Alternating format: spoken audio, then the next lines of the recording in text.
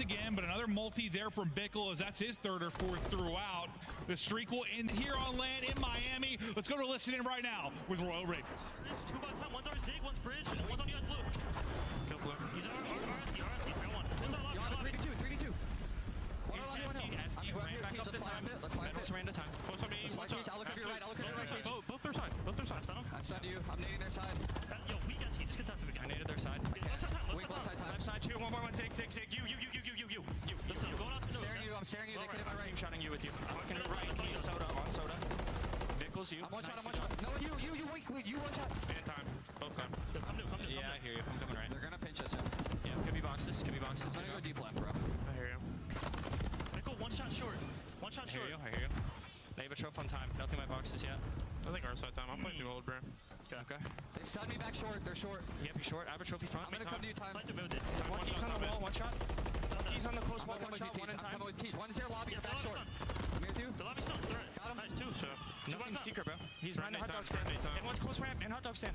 And hot dog stand channeling. One's close side. One shot, shit's blue, in blue, one shot, and one on hill. I did hot dog. In blue, one shot. Absolute time. Blue, one shot. I'm looking blue. Dead. Time and top wall. And dead. One more on wall. Nice. I'm nading deep, Kim, I'm nading deep left. I have secret. Look at my left. Get cop car and get my left. I'll get cop car. I'm getting a trophy now. They're on your left, I'm side. I can't look at it. For a moment there, it felt like Heretics maybe starting to rally. Just a little frustrations from Royal Ravens, but then the comms started to hit, and on that rotation, Felony, dude, what a good job staying alive through that stretch. Yeah, he stays alive, and I mean, with his position, that means you can't push forward like Eric Boom is right now, but here we go. Maybe a chance here for Miami. There's no more cruise missiles in the back pocket of Carolina. They have slowed things down here a bit. It's still a 60-point game, but looking a lot better than it was a couple of minutes ago. No, it certainly is, but yeah, still a mountain to climb. Maybe now a hill. It's gotten a little bit closer, but it will be Royal Ravens once again inside the point. Metals looking to get freaky, but it's Gwyn with another double. He started out, Brian, slowed down a little, but now getting right back to business as usual. As their Boom just trying to look for an angle and opening. Around and around we go, and he's able to get the kill, but in the objective, it's still Royal Ravens. Yeah, but you're so staggered, right? Because of those 2-2 split spawns. After Gwyn gets that double, you're going two at a time. You have to slow down here if you're Miami. Look at this. It's just two and then two. This is not how you are going to break this hill. And Carolina are making them suffer.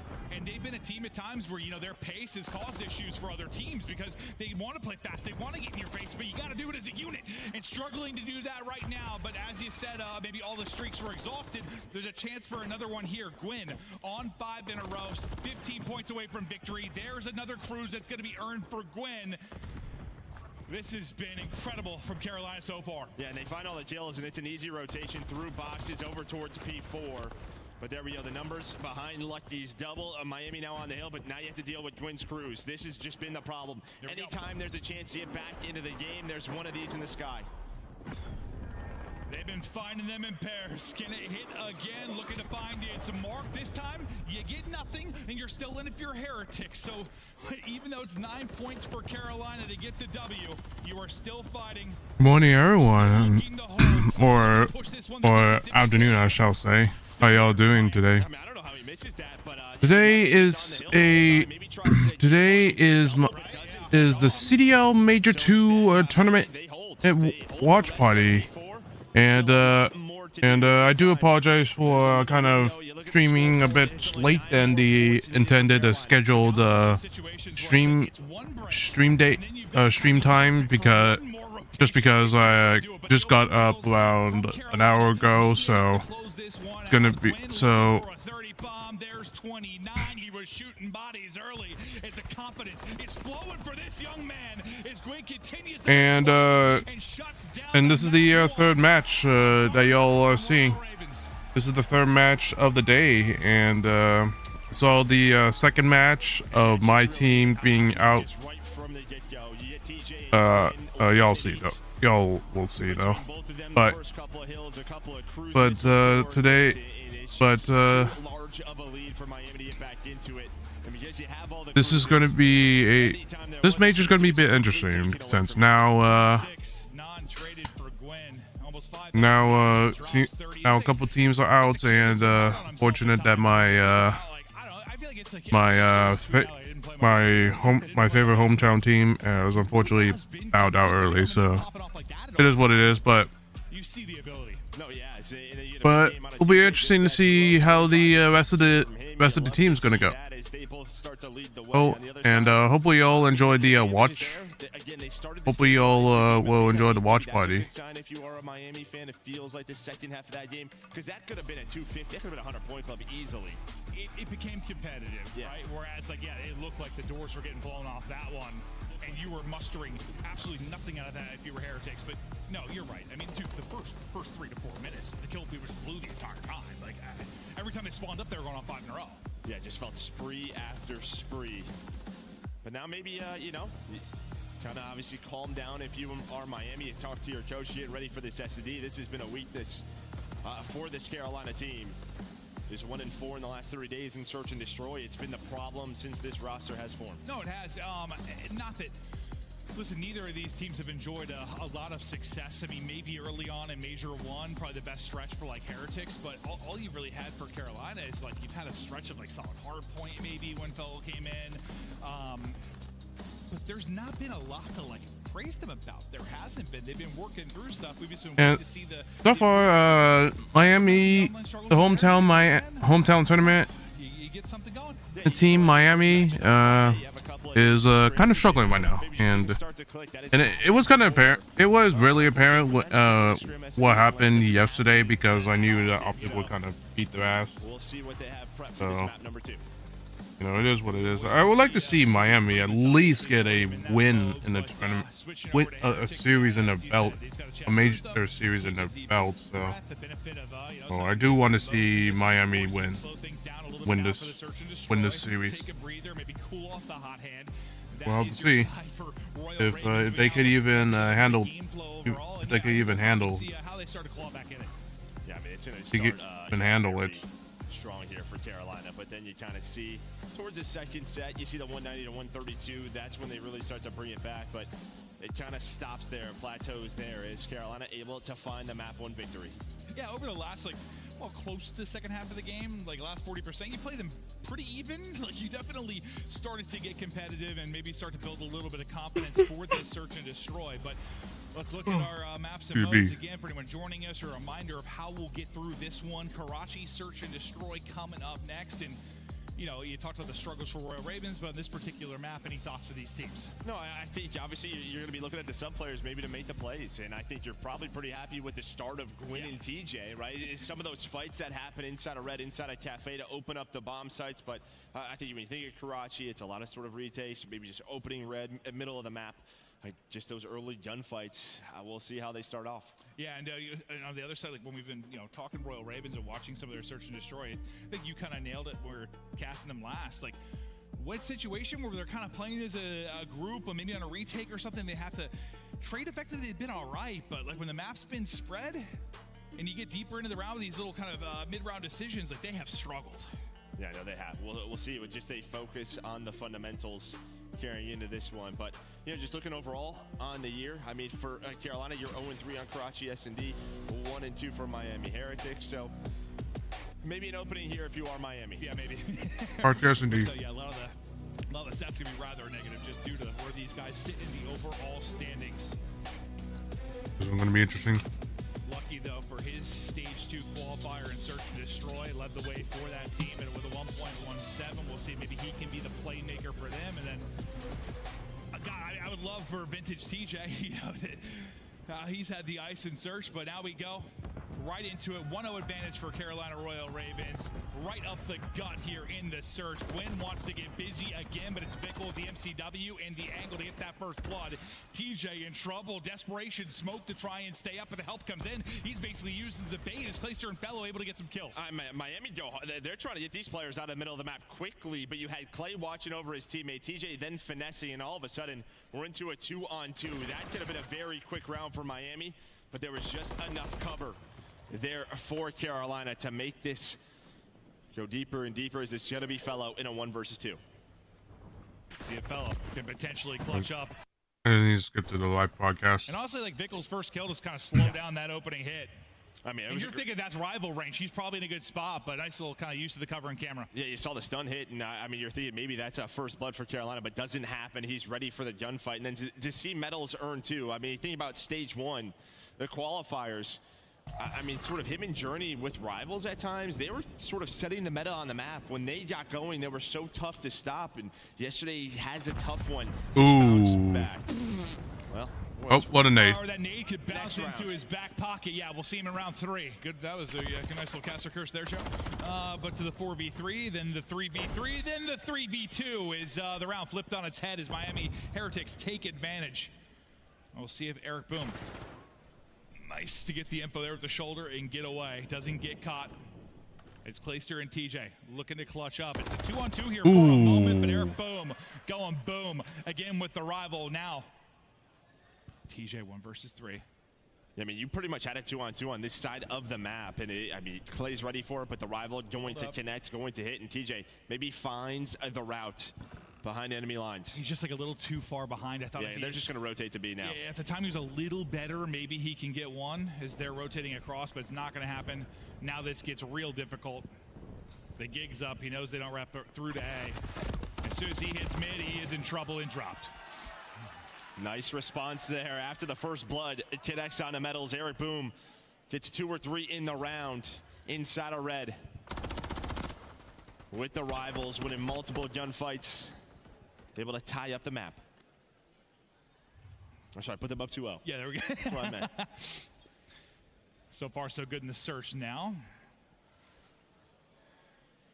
Clay really, he's got 2, but not much to talk about on the Royal Ravens side. Eric Boom, though, yeah, 3 in the round. Carries this 3 streak through. We'll see if he can keep that. Maybe build towards something, but still a ways to go. He'll be kind of a lone man over towards A. Last time you're straight up the gut if you're Royal Ravens. This time, a lot of action mid-map again. They're trying to bring the pressure. As Vickle that slowed this down. This time, though, he's going to be sitting over by B. Yeah, I mean, obviously, this is a very common spot. You kind of have a crossfire with Lucky to help him out. But there you go. Shots are in, and now there you go. You're going to reposition on both sides. As well, they're going to be asking for teammate support to get them out of trouble, and they do just that. Damage all over the place, but it's Vickle that's ultimately going to drop. He had those opening shots, but it's Gwyn this time getting a little bit of revenge from that round 1. Eric Boom still up and working on this streak. He just saw TJ. Nice shoulder there to get info mid. Stun, not going to hit, and the damage comes through. He's 27 HP. He's a bullet. He's got to get back down. Yeah, while this is going on, bomb being planted. Ooh, nice shot. Not with the rival, but with the MCW, and then Lucky to bring it back. So they opt for the retake. They give up the B bomb site, playing for mid-map, and they find 2 picks. And this is twice now. You got in a first blood if you're Royal Ravens. You're in a 4v3, and you blink your eyes, and it's a 3v2. Will it happen again?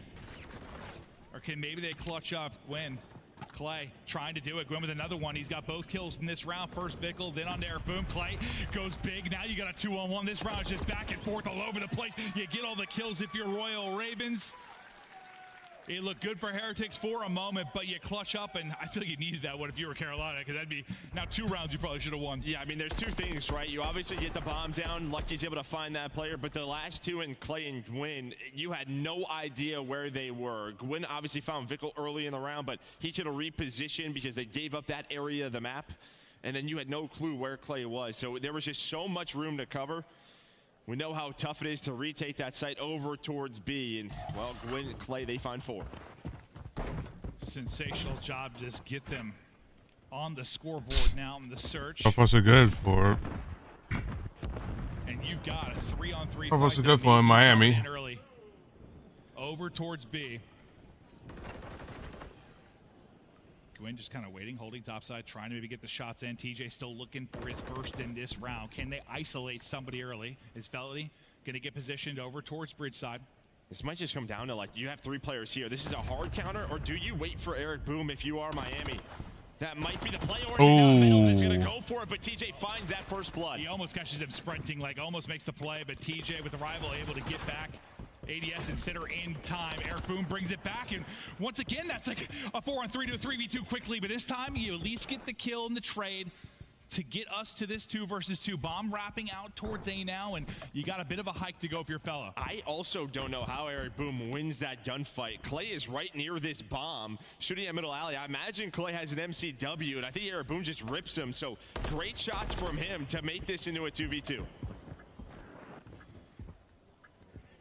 We didn't hear. Position, he gets heard, though. I think Didn't hear the door. Gets the kill then to Vickle, now last alive in the 1 versus 2. 30 seconds to go. Nade for info, not going to connect, so he's still lurking. All that timing. Not going to come up with a clutch. It's Fellow with the shots in the back, and we are tied up 2-2. If Lucky didn't shoot, he would have been able to somewhat escape. But then again, he didn't even look behind him. He didn't even look at the door. Only has to worry about, like, I mean, the top red, right? You can kind of watch the dumpster hop as well, but it kind of all relied on him and his position getting away from the bomb. But as you said, Gwyn hears him, and then you just have so much of the map to look around. He's just right. The timings don't go his way. He's just right on the other side. He's here like slide in. I'm like, whoa, that's probably going to be a kill. And no, you're right. If he gets there safely, you're probably okay. But doesn't happen. And now Gwyn, 4 straight for him. He earned a cruise in about 45 seconds in the map 1. A little more difficult here, but he's working towards it, and you fired right back into this to tie it up. Now looks like a heavy hit over towards A. Eric Boom gonna be the lone man here. We'll see how quickly maybe a rotation comes in. It's coming through now. 1 all the way back through Dumpster Alley, 1 kind of through the mid-cut. As you're looking for the opening now for your Royal Ravens. I mean, it's a very odd push here from Royal Ravens. They kind of go through A towards middle in top red. And they get TJ into this position, and it works out. It's almost like catching them on the rotation. You still have Eric Boom in the spot, but he gets picked. So man advantage. And meanwhile, Lucky is all the way in the attacking spawn, and they're trying to hunt him down. They're trying to rotate and find Lucky. See if they can wrap this back. Can Lucky get Lucky? The answer is a resounding yes. Clayster with his back turn. Lucky gets the kill. Now the timing works out on the other side. It's luck all around the place as the Vamos is in, and now it's Gwyn last alive. He's been clutching these rounds. Can he be clutch again? Yeah, has to be spotted there, right? He has to be spotted. He was right above Lucky, and there's the comm. So a 2 versus 3. And maybe one of those rounds where you overthink a little bit. 100%. Like you have the sight, you don't opt for the bomb plant, and what happens? When the bomb's not planted, Lucky, he doesn't overcommit to the flank. He just waits and waits patiently. He finds the first, and the one-on-ones go their way. Exactly. And they're thinking maybe they're going to catch him on rotation, right? Just take that 2-on-1, but instead, it looked like, yeah, Clay, right as he turned around, just unfortunately Lucky got the angle, and that's a frustrating one, but you continue to battle. Now, it is all 4 from Royal Ravens going to be at this B-side. This is the definition of a potential hard counter, depending on how these fights will go. But you've got bodies here. Eric Boom going to be the lone man, not really in this fight early on.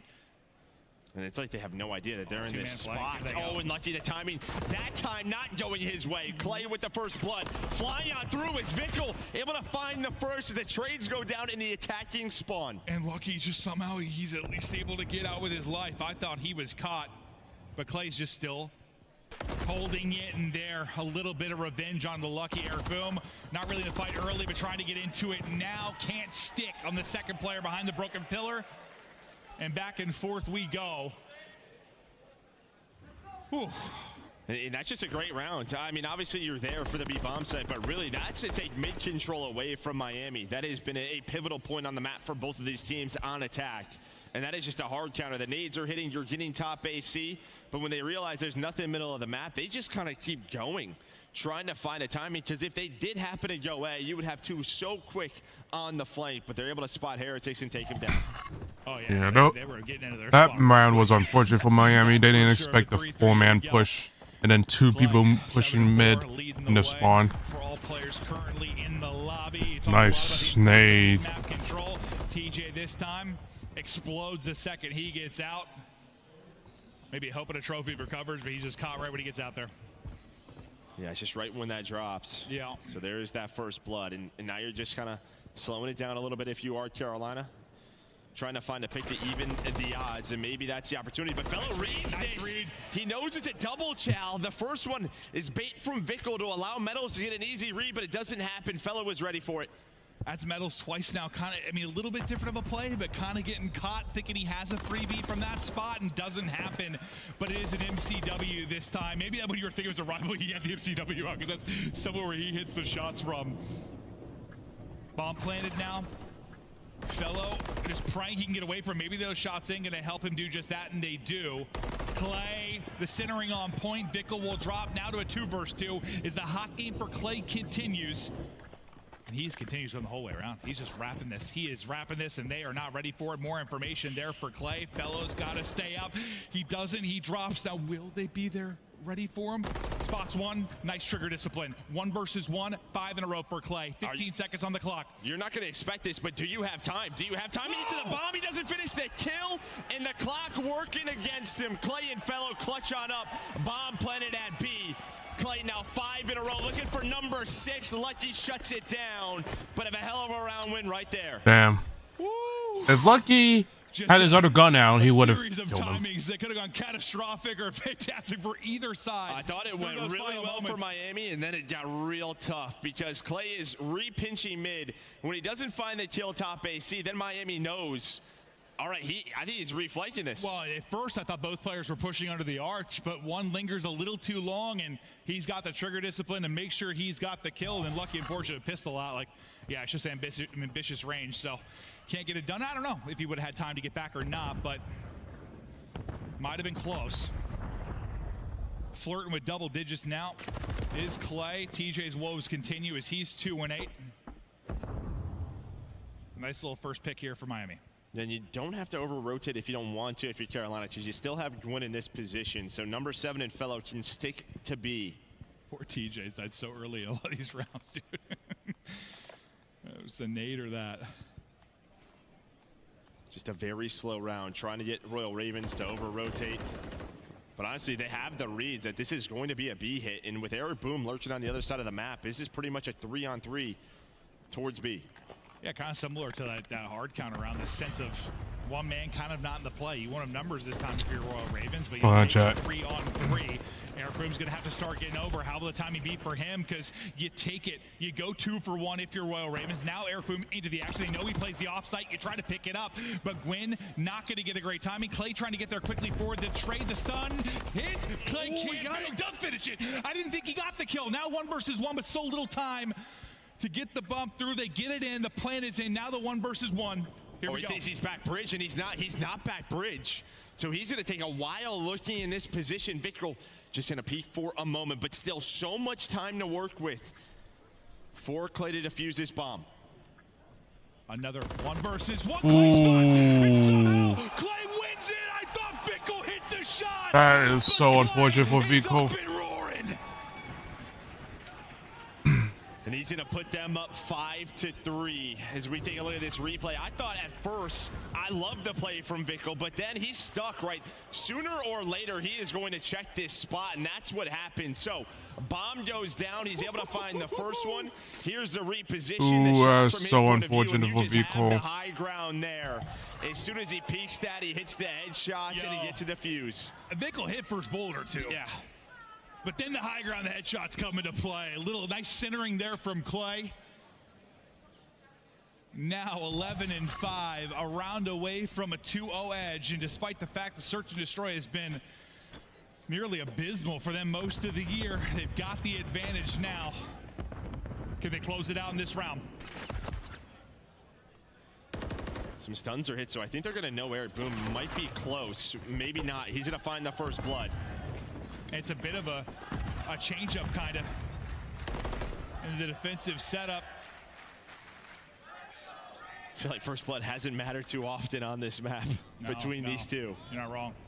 But bomb is down, so Clay's going to have to recollect this, going to do that, get that objective, and now it's just a question of what do TJ and Gwyn find through the middle of the map. Yep, they're out and hunting. How efficient will the hunt be? So far, so good. TJ gets the kill. Gwyn, finesse, tries to stay up, but Metals able to just get the shots in around the pillar. TJ, who's had a bit of a rough game at 3-8. This time it might be real. Okay, so he doesn't go middle of the map, but he's going to be in a spot to help his teammate. He's going to spot Metals. There we go. Now it's down to Lucky. Can Lucky clutch up in the 1 versus 2, or is this a 2-0 edge for Royal Ravens? Bomb. Well, this is not good for Miami again. If you are lucky. As we hop to see the plant, we'll get back to Lucky here momentarily as he tries to take this 1 versus 2. Here we go. Yeah, Clay's able to get away from the bomb after planning. Now, how do you want to set this up if you are Royal Ravens? Looks like TJ's down low and then Clay over towards Ticket. So you have the 2-man set up and Lucky has so much to clear. You're not wrong on that. So many different spots to check. Time is dwindling. The kill is through. Royal Ravens take another map and a massive advantage in this best of 5. They love him. Yeah, Clay getting fired up. A big map too from him. Hey there, how are you? Hey, sure, Cutie Bean. I'm still pretty tired, but I'm doing fine so far. Give me a sec though. I just need to bring something in. No, you're not wrong on that one, but you pretty much every single kill is non-traded for Carolina, outside of 1 from TJ. Right? Yeah. Yeah. Okay. Well, that works out. It seems, yeah, pretty efficient when you're finding those picks. But like Clay, just, you know, he has these moments where he takes over. He's able to do it there. You have the fantastic clutch, obviously, in the 1 versus 1. So many moments where, you know, maybe a round they almost threw away, but they're able to bring it back once they get to a 2 versus 2. Some resilience certainly there from Carolina at times. And yeah, I know Miami's won this series before, but now it's looking rough. Yeah, no, as you said, 2-0 on the year for Miami versus this Carolina team. But I don't know, just you look throughout that map, there were a lot of chances. Anytime they had numbers, the bomb was planted for Carolina. Carolina just seemed to clutch it on up. And yeah, they get the big map out of Clay. Get the energy from the crowd on his side. Absolutely. No, the crowd gets going. That's what you want when you're playing against the home team. You know you're going to have a battle there, kind of on the energy front in the venue. But Clay team's hit a little bit different. You saw the reaction when he's up and roaring. They're fired up. They're looking to close this out 3-0. Can Carolina make a run, or do the hometown heroes of Miami Heretics battle back? We continue on in control after this quick break.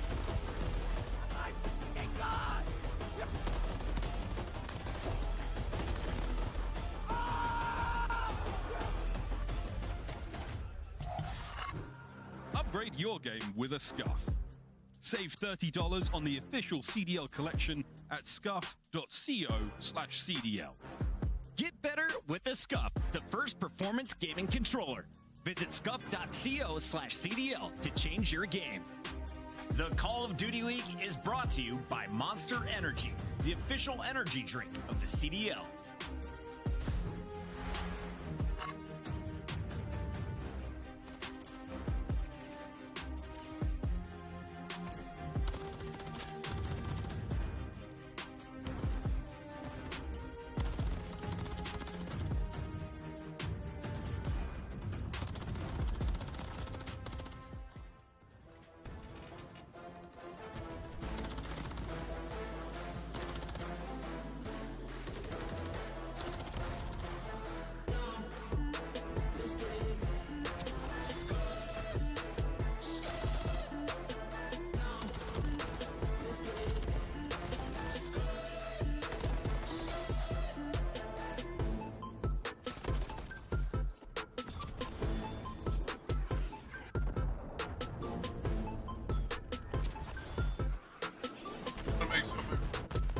Make something real quick, chat. I'll be right back.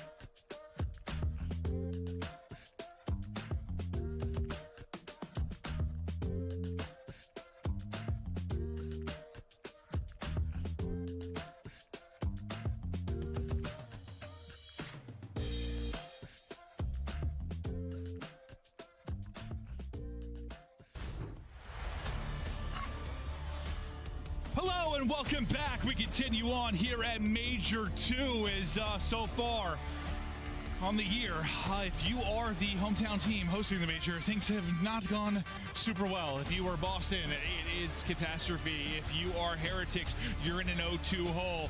They need you. They need the Vamos at home and in the venue. They need you desperately. No, they do. Yeah, I mean, you're going to a high-rise control. You just played this team a couple of weeks ago, and it's been a 3-0. It was a 3-0 for Carolina. So, I mean, by the map one, maybe this is an opposite series, so you never know. An opposite series, yes, yeah. I like that. I like that. But no, we'll see. I worry because, you know, you and I have talked about this a lot with Clay, and it's been a thing kind of over the course of his career. But is that a Maven shit? I don't know. Is it? I don't know. Ravens? Probably not. Oh, Maven and Raven. That rhymes. I'm going to pretend that was a Maven chant. Yes. Yeah. Thank you so much. It works for me. But no, Ravens makes a lot more sense. Yeah, we get ready. We're loading up. It's going to be control on high rise, as you mentioned. 3-0 for Ravens last time. They got the ice to close out here, but as I was saying before, they started chanting my name. Clay, just you know how it is, dude. When he's hot, like when he's up, roaring, playing well, like usually he kind of continues that through the series. Yeah, but at times he's kind of cooled off, right? The next map. We've seen that where maybe he just starts to lose some challenges. But yeah, you would imagine. Oh, hi. They are feeling it as. Oh. You can see right there, 50% for both of these squads on this one, but Carolina strong and attacking. Yeah, the hula hoop. Yeah, I saw that way before the broadcast did. I was looking at the wrong screen. I started getting excited. I'm like, wait, we're looking at stats. Their hips do not lie. Oh, God, neither do yours, Joe. They call you young Italian Shakira as they light it up on the feed. Carolina Royal Ravens finding all four early, and that's an opening on to B. It absolutely is, and you have Gwyn in a great spot to find some spawn kills or just piss them off, and instead Eric Boom is going to punch him in the face. Yeah, that didn't go exactly how I thought it was going to, but now over to Clay. Nade in his back pocket trying to snap, but it's Vickle finding the kills, and that's a good answer to get out. Yeah, you get the point.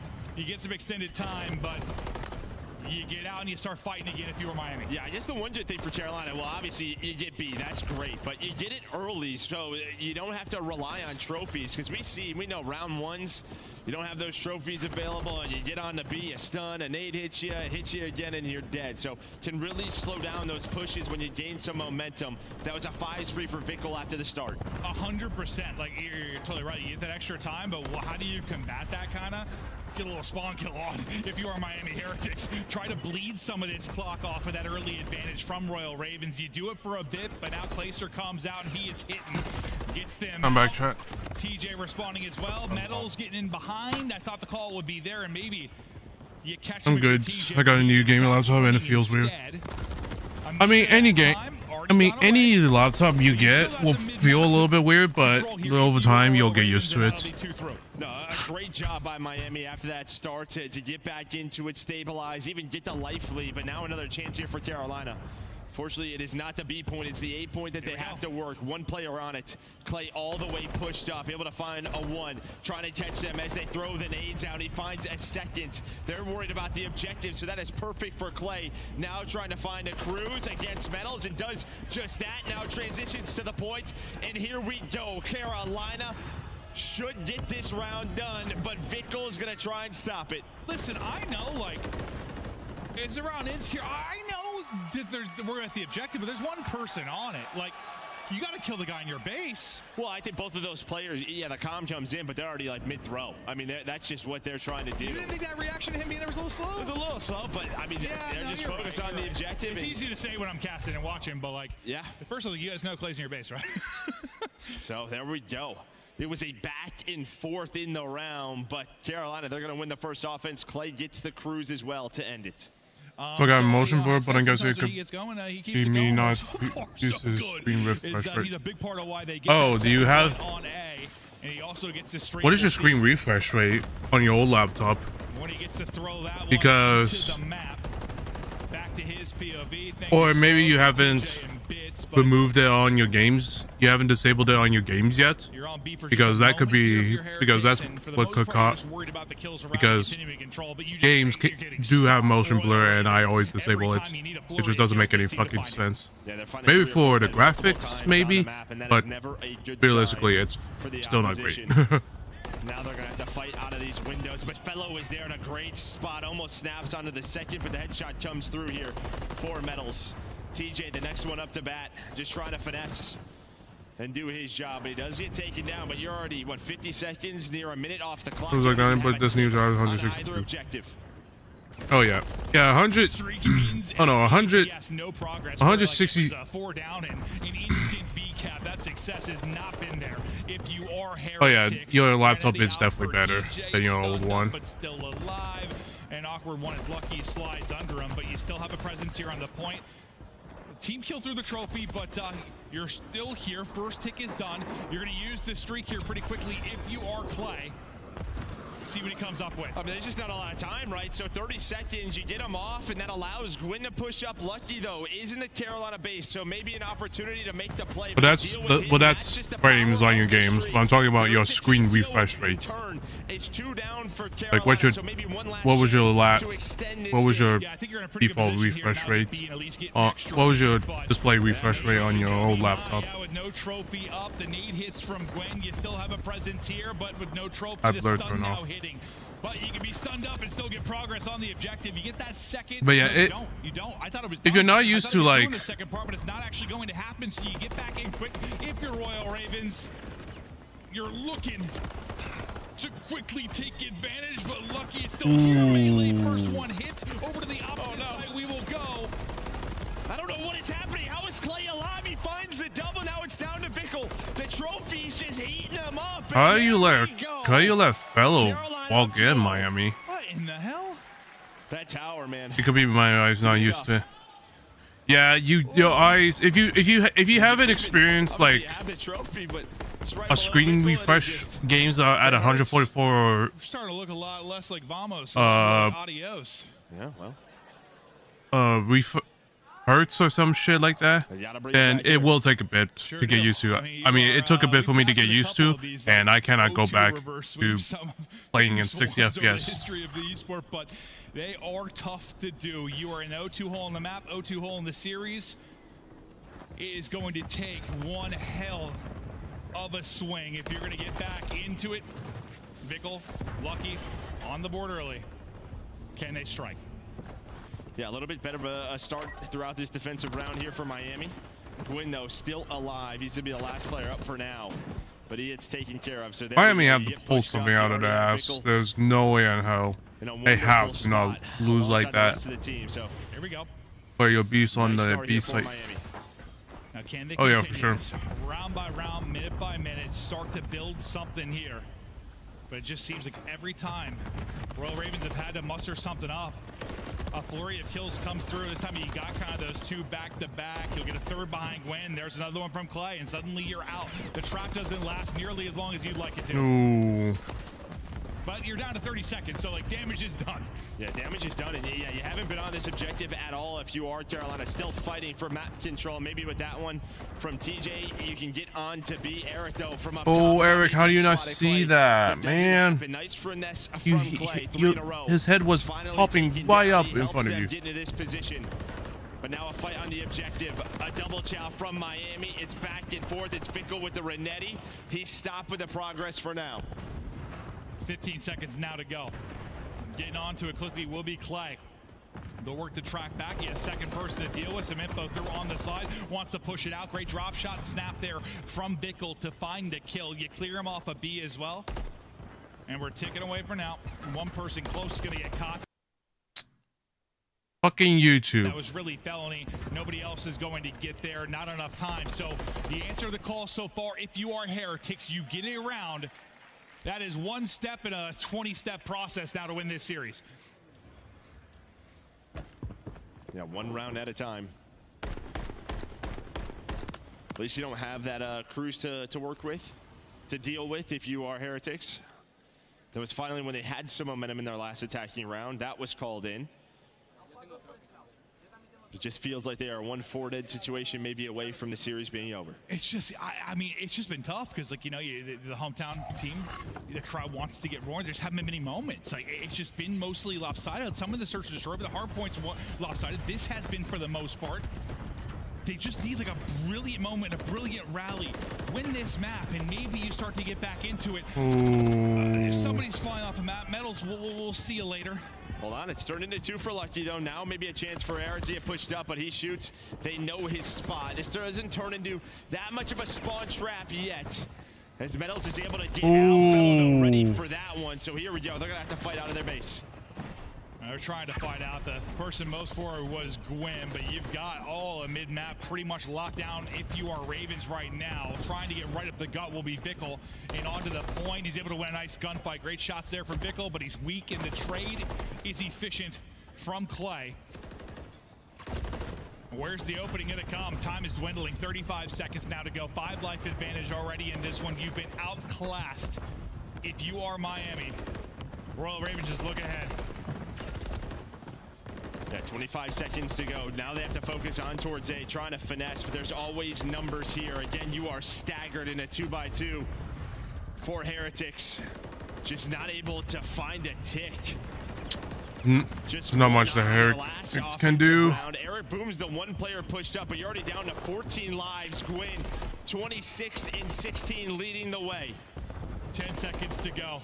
Lives dwindling, as you said. On the objective for a moment, but cleared off. It's desperation, a flurry of it to get forward. They're not able to do it. And it's Carolina Royal Ravens that come through with the victory on their feet with the 3-0. And Miami's out of here. It's beach time. And I think the good thing for Carolina, right? I mean, you win the S&D, you win both respawns, but this has been a matchup that they have struggled with, at least online, against Miami. Yeah, and maybe they can get some momentum carrying forward. It's not a stat I looked up before this one because it's not really a result that crossed my mind. How many 3-0s do you have if you're Royal Ravens on the year? Like that's not really been a thing. You know, they've gotten some wins, obviously. They've made some runs. There's been some improvements, but usually it's longer series, extended series where they're finding their wins. This, they come in, and that's just our most dominant win on the year. They look great. Yeah, it's very clean. I mean, you get the SMGs rolling in map number 1. Clay steps up in map 2. That is a team effort out of the squad, starting with that round 1. Just right from the break, they get that objective work in, and that leads to a 3-0. Unfortunate here for Heretics. You know, you'd love to see, whether it's Boston last major, them at this major, you'd love to get the fans behind them and maybe make that kind of dream run, but you're not able to do it. The crowd taken out of it completely as Royal Ravens, literally from go, came out and dominated. From go. I mean, just right into that hardpoint. You have, what, 2 cruise missiles earned in the opening hardpoint or 2? Like, started hot, didn't look back. Yeah, you can see if you're just joining us, 250 to 176, 6 to 3, and 3 to 1 is Carolina going to move on into our top 8. At Miami, we know this is a squad. I mean, you have Real now. There is a lot of choices. We'll see how they want to move forward. That'll do it. Royal Ravens dominate, and on stage for the winner spotlight, we've got the sexiest fingernails in the league. It's Clayster. Yeah, no, his fingernails are pretty good, Maven, okay? Miami, make some noise for the Carolina Royal Ravens as they stay alive in this tournament. Clay, last time I got a chance to talk to you on the Miami stage, you were just winning the championship and winning this city over. How does it feel to be back in Miami and still winning? I love this city. Miami is so much fun. Florida's such a good time. Crowd's awesome, man. It's lit in here. It definitely is lit in here, okay? Now, you know, some of the crowd heartbroken. You took down a hometown team, a 3-0. What was the game plan going in that one? Because it looked effortlessly up there. Yeah, we've been working really hard. It really hasn't shown in the online qualifiers too much, but we've been really working on a lot of our weak points. And honestly, we put them all together here and got a really good map set. And honestly, I'm just really happy we won the search. Yeah, definitely there, okay? That's something that we know that you love to take down, those 2 and those 5s on the map pools. Now, as you go forward, you're going to have another matchup tomorrow. So still playing here in Miami. Hey, Junior KB. Hey, Jago, how you doing? Welcome, welcome. In the crowd who's been cheering your name since you stepped foot on this stage, plugging up your controller. Each and every single time I step on this stage, do an interview, get the crowd hype and love, I walk out here, you guys are tossing me love. It means the entire world to me. Thank you guys so much for supporting us up here and making this dream a reality. Remember volunteering. Ooh, nice, Jago. Are still in this tournament. You can catch them tomorrow. Chris, let's break this one down and get to the next. Clayster, Clayster, Clayster. I'll never get tired of that chant as it continues into what, his 14th career. The young man gets it done on land, and he has since the beginning of time. Nameless, we had a lot of faith in a potential Miami upset here. But the Royal Ravens shook off whatever rust they had coming in. Absolutely. I mean, these guys came to play. That first map, they absolutely dominated them. Gwen and TJ Halley were super frying, and we were talking about somebody to step up alongside Gwen. Well, you got it there, and it just felt like that momentum and the preparation leading into this one went into those next 2 maps, man, because this was the most dominant match that we've seen so far here at Major 2. Carolina looks so much better. And that was such an incredible map one to open up the series on Real, because that's what they lost to Miami Heretics last time, and it's because they couldn't hang with the slaying department. So what Carolina Royal Ravens do, they were quad stacking these points. They said, you know what, if we're going to slack on rotating, we're at least going to work on our holds, and they were making sure to outplay these trades every single time. And then like Clay said, that search and destroy, that's been an area Carolina Royal Ravens have been struggling. Is what does he do? He goes and drops double digits, and there was even some mistakes made by the Carolina Royal Ravens. Not only did they win it, but they could still learn so much from it as well. Nameless, how much of this do you credit to being all in the same room for Carolina? Exactly, and that's what I was going to bring up next. I'm glad we're on the same train of thought. You know, these guys, they don't have a facility at home. They don't play side by side. So when they get to Atlanta in a major environment, they can talk through things. They all have an Airbnb, and they're going over VOD together. That adds to your chemistry. We see teams like New York, all these top teams that are in a facility, they're able to work through their issues. So for Royal Ravens, that means a lot. Miami's struggles continue. They are now eliminated in 9th through 12th and will not be in the tournament anymore. Carolina, though, back-to-back top 8 finishes, and they look to stay alive in that elimination bracket. For now, we got a visit with our scum player of the game, and guess who it came from? It came from Clayster in that map number 2 during the search and destroy. He was simply that guy. You know, at first, this was a very, very close matchup. As you see on your screen, 3-3, and it is Clay that breaks this tiebreaker. They get the bomb down, and they're in a 2v3 situation. He spots one, gets the Dude, like, why would Vico push that? It makes no sense. Work that clock when it comes to these bomb plans. So he makes an entire wrap. Nobody on Miami hops it. He gets the kill and plays the time. Yeah, Clay had a bunch of huge 1v1s, some nice adjustments too later on. There was a 2 versus 3 clutch by TJ and Clayster. What I'm proud of with the Royal Ravens in this is coming into this series, they were dead last in the league at converting their first blood into round wins. Yeah, they fixed that. They got 5 bloods here, and majority of those were round wins. So some of those small things they've ironed out, obviously, in a LAN environment. And now you look at Ravens, you're like, hey, wait a second. These guys could do some damage down here. It's kind of fun because I'm getting the same vibes as Vegas. And Vegas plays Surge next for a potential Carolina-Vegas showdown tomorrow. All of that is ahead of me. So let's just slow things down, though, and recap this. Allie, out of the matches we've seen in the elimination bracket, who do you think are your favorites so far? Favorites, like my favorite to go team, deep, yeah, like dark horses. To go deep, ooh. Because Thieves are out now? That we've seen. Boston is out? That we've seen, right? Yep. I have to go Carolina Royal Ravens then. They look good. All right, Nameless. We still have to find out, though, who is moving forward. Surge, Legion. Can Surge do what the Ravens just did? I don't think so. Legion look good, man. I really do think that they're still a top 6 team in the world at this point in time. They just got to go through the Surge first. Chad, if you're enjoying the show, let us know on Twitter at COD League. We're going to a quick break. When we come back, you're going to see Attach and the Vegas squad taking on Arcitys and the Surge. Don't go anywhere. This is the CDL.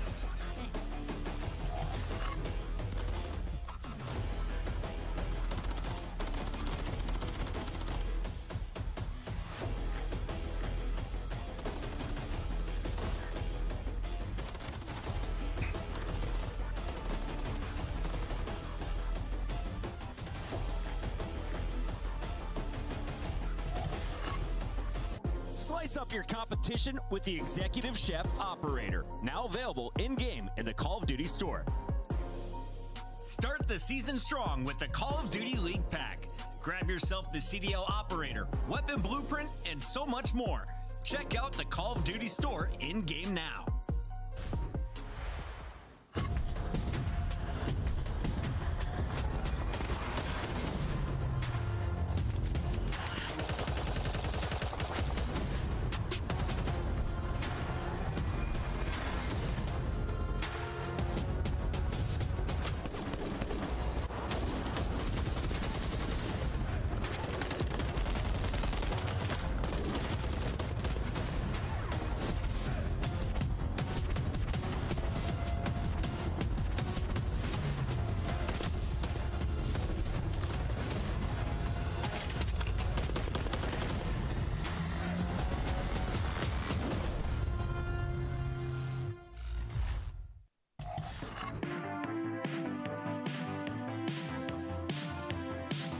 I'm still mad that LA Thieves lost against LAG.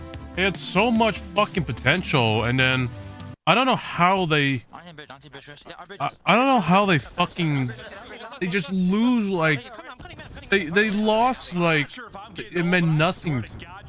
Like they had so much potential. LA Thieves has so much potential, and then they fuck it all up by just, you know, doing dumb shit. You know, finds the kill.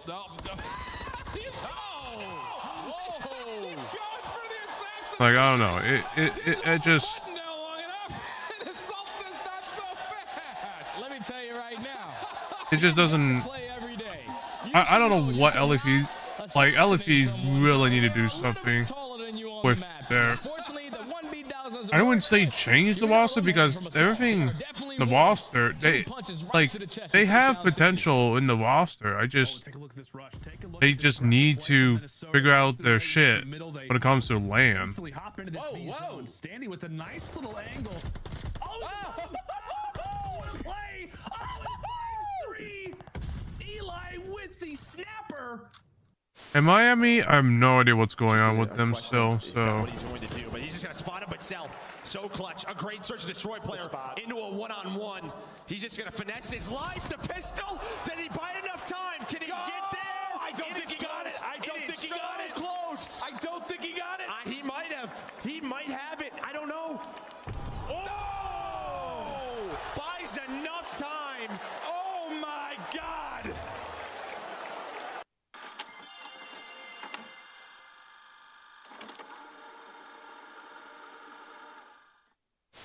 But early in our 7th circle here, there's still 30 teams left. You don't have any resources. Get to the zone if you can. Win your gunfight. Maze somehow sneaks through. You see a lone Nubu Spartan running around like a chicken with his head cut off. There were so many squads. This is unprecedented. Being able to see this from the Concaster is so special. There's our first moving zone. It's up and about, as is tradition. We're going to fly towards that ring, that first hard point, as both teams will jostle for position. New York in first. Over to Celium, who finds 2 right off the rear, makes it 3. FaZe will take those points. All just on the outside. But Nate Dogg team was in 6th. Going big here, finding one. Tapa gonna try and take down Watch Waldo, but falls. The trade from Nate Dogg, it comes through. 10 eliminations. Look who's last alive. It's Huskers in a final 1v1. They eliminated each other. Who wins the gunfight? Huskers pushing the fight. Zoning off with the grenades, finding it. Swings around the corner, no place, but chows it anyway. Nate Dogg gets the better of Huskers for the win. Nate Dogg with 11. You have both players from LA Thieves trying to attack this from the middle of the map, but this might play right into Shotzi's hand. They're going to get completely caught off guard, and the bomb is going to be able to go down at B. LA Thieves, let's see how quick they do realize this. Dashy just fell off the map. Share your life. They actually went for the challenges and gave us an opportunity, which is just something I hate seeing. And what the hell was that? He's got That's the best gun in the game. That is the best gun in the game.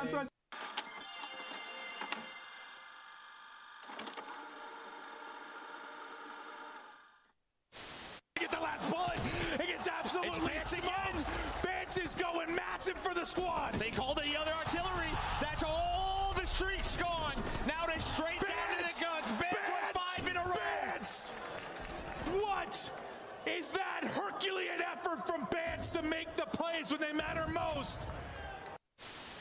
One clean break, one set of kills there. Afro sneaks in and steals the victory. Welcome to the Esports Report. On this week's show, we cover the current COD League standings.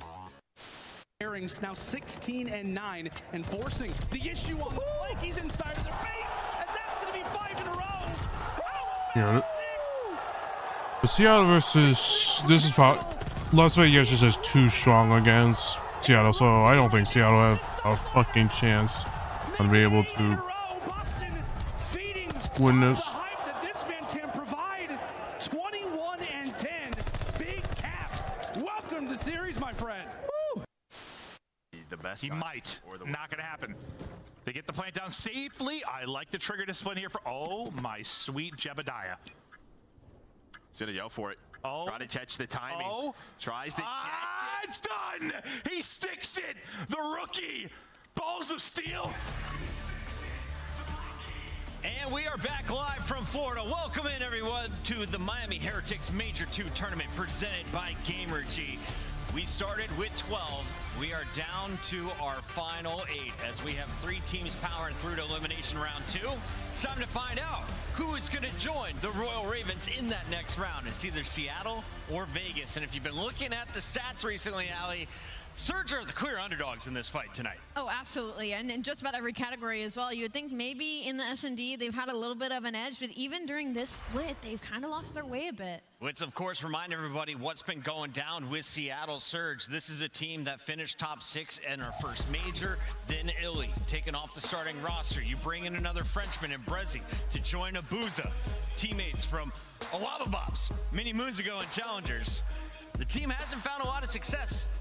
Yeah, I mean, listen, shout out Decimate because Illy must have been Thanos. These guys fell off the face of the earth. They have not been great. 3-14 across the respawn game modes. Their only win of this stage coming against LAG, who are seemingly in the biggest slump that we've seen so far for Surge. They're a team that was strong at search and destroy and could get it done at about a 50% rate when it comes to hardpoint. Has not been the case. Brezzi So the Ultra 3-0, the Legion. Oh yeah, that's no surprise at all. Legion, even though they may be strong on the bottom team, they are not as strong at the top team. But also, you got to go back to old reliable, right? Arcides is a world champion. Does he still have it in the tank like Clayster showed he just did? Absolutely. I think he's just in a really tough situation right now where you're on a team where there's not really a lot of chemistry. I mean, the respawn has been very hard for them. He's been trying to do his thing in search and destroy because sometimes you can one-man show it, but if you're not putting it together in the respawns, S&D will only take you but so far. You know what's crazy, Al? You saw the 12th in rotation percentage. Remember, for the first 4 weeks of this game, they were #1, which gave them opportunities. And, you know, as far as Arcides goes to, like, take over games, I don't know if he has that in him anymore to take over games. A lot of these maps are seeing low engagements. The KD's there, but really, like, damage, it's on par with the rest of the team. They're all sitting at about 3,500 to 3,800 at hardpoint. Of course, we got to talk about the opposition. Why are the Surge the underdogs? Because you're going up against Vegas Legion, and we never said the Legion was a threat until this stage. I feel like they have clearly shown they are right below tier 1. They're right below our top 4 teams, maybe the 5th best in this tournament that's still alive. So you're right there with everybody else in the top 6 right now. I think the fact that Vegas Legion's even in elimination is just very unfortunate for all the teams finding themselves down into that bracket because they are top 16 right now, especially in that respawn. Their hard points have looked unreal. Like, they're breaking their engagements, the pace that they play on top of Nero being so consistent has made them a terrifying 17-2 on control defense. For Vegas Legion. That was amazing. It's just going to be all good things because their respawn has been, again, insane. Their defense has been on lock, 17-2 on control defense, and their average life margin, meaning they're getting that kill and they're getting out. There's not one player soaking up the lives for this team, and even their search and destroy has been a lot better. Their opening duels are bottom 2. They can work again. I said it earlier that Nero's been struggling getting those first bloods, but once they do get them, first in the league overall and converting them. Yeah, and you see great hardpoint fundies. They're top 4 in all the fundamental hardpoint statistics. And then when you talk about, like, their matchup yesterday, they had huge opportunities to win that series. You're talking one of the closest games that we've had so far in this tournament, just a blunder in that search and destroy. And in that hardpoint, they were up 100 points. That's against our Major 1 champions. Attach Geo and Nero, you can see on your screen right now, all top 10 when it comes to hardpoint. These guys have turned it around, man. They come to play. Let's do a vibe check here, Ali. I see Purge at the end. He's got the hand warmer. He is all smiles. Attached, really the only veteran. Skid, hi, invasion. Wow, 3 fucking invasions. Like, this is also great for the Vegas Legion because one, they get Skid Row, which the fundamentals have been on point for this team. 2, they get high rise, meaning that they get to get behind enemy lines. I'm looking at Nero and Geo for that. And then they get that invasion where they went to a round 5 versus Toronto yesterday, and it was just an unfortunate battle of the defenses. So again, Vegas Legion feeling great in this series. As we take a look at these lineups, they've met up online in the past. I think Vegas has the edge coming in. But the one thing that Surge has on their side is they're yet to play. Well, Vegas didn't win a single map in the winner's bracket. So if you're going to take a lesson from that win from Toronto over Vegas, what can you take away here and maybe implement into your game as a Surge member? I would say in that control, I thought it was very winnable as well. Like when you get in their base, especially we have the same map, we have invasion. It's like take your time. You don't have to force that challenge right away. Be a nuisance, and I think that they can take this one, man. I think they get it done 3-0. I'm going with Vegas. All right, it's time to make our Scuff Pick'ems official, and I'll go ahead and go first here, Ali. After picking incorrectly for the first time this weekend, I go back to the correct pick. It's going to be Attach, leading Las Vegas Legion. He's going back to his top 5 numbers, Nameless. You're not going to catch me in this one, unfortunately, because I'm also going to be going for the Vegas Legion in this series. We're unanimous. I'm going with the Vegas Legion. I think they get it done in 3. Walkouts are not ready, audience, so let's talk a little bit longer as we get ready for Vegas versus Surge. Real quick, remind me why Surge is a threat. Before we saw the roster change, we came into the season saying this is a very talented roster. This is a team that could do damage. Where do they still have that potential, Nameless? It's search and destroy, I'd say. But in terms of respawn, they have been relatively hopeless. You know, when they did have Illy on the team, he was a guy who could sort of play like a superstar. We saw it at the last LAN. He could take over hardpoints. They don't have that anymore. So now they're asking guys like Hoop to step up. That has not been the case, especially in control. Seems like they have assigned spots at times to go to on the map. Like their whole thesis and strategy towards respawn, it has not been working out. So if they play a little bit more free, maybe they'll find success. Ali, the stats wizard chat wants to know over or under for Vegas players. Do you think we have close hard points for game number 1? Absolutely not. Last 2 times these teams matched up, it was almost a 100-point deficit in favor of Vegas Legion, so I would certainly take the over on that one. And if you're looking for hardpoint performances in the past, well, Vegas has had some good ones. Let's take a look at their road to the Major. Everyone playing 7 matches before Major 2. They started with the win over the Gorillas, a game 5 that went the distance versus Miami. Really set them on the right track, though. Absolutely. They beat everybody they were supposed to. They did not have a strong strength of schedule overall compared to the rest of the teams. The difference is, though, is that they got the job done that they needed to get done. Save for the match versus the LA Thieves that was surging through the later half of that qualifier. Vegas Legion has just been on the up. Yeah, this could have potentially been a 6-1 split. I mean, I think the match versus the Toronto Ultra, just as close as the one that we saw yesterday. It was 3-point hardpoint in map 4, 18 points in map 1. So for the Vegas Legion, extremely confident and comfortable. And what we've seen with each and every match from these guys is improvement. At times they can look like a top 4 team in the world. And you look at those dates, they just played Surge March 15th. Ali, it's the 22nd. That was 7 days ago. You played your competition recently. Are we seeing anything new at the maps? Is Surge willing to play the same set? Surge has to be willing to play the same set because they don't have a map pool really at all. Well, it is a little interesting. I mean, you see in this series, Las Vegas, they pick high-rise S&D. Seattle are 2-0 on it, but they haven't played it since the first split. So a little bit of interesting map set here. Game 4 as well, 0-0 for Seattle. They haven't played it since Major 1 split as well. So it could get weird. Yeah, we'll find out. It's very interesting. Could get weird. Yeah, the maps are very interesting for sure. You got the skid bow, high rise, and then all evasion, then all evasion for the last 3. Yes, Chris, we are officially ready, and these players are locked in and ready to get this game started. Now, our first squad coming to the stage, we're going to see them for the first time this weekend, ready to drown out the competition. Get ready for the storm. Here comes Seattle.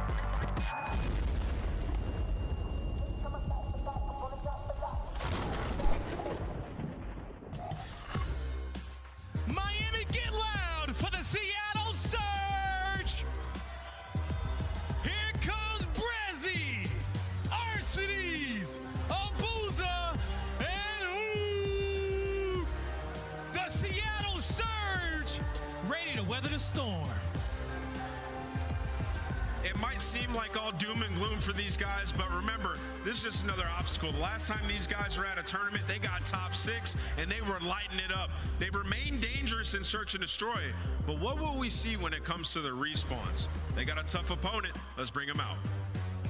Yes, and map 1 is definitely going to be interesting.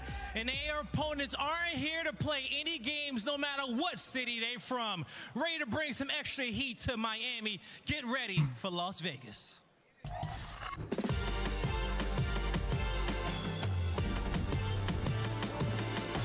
I mean, we're dealing with just God mode attach right now. Attach right over the top of the car. Oh, it's clean. A 1v3. Arrow is not slowing down. Finds his third of the map. Make it 4. Let this young man get hot. It's gonna be hard to stop him. Finds an ace on the round through the middle of the map. Purge gets the double kill as well. Geo pops off. Oh, okay, Geo, I see you, baby. Nero is all across the map. 7 in a row for him.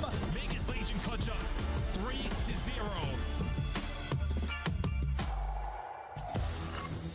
Miami shows some love to the Las Vegas Legion. Here comes Purge, Attach, Geo, and Nero. Ready to go all in and leave it on the stage. The Las Vegas Legion.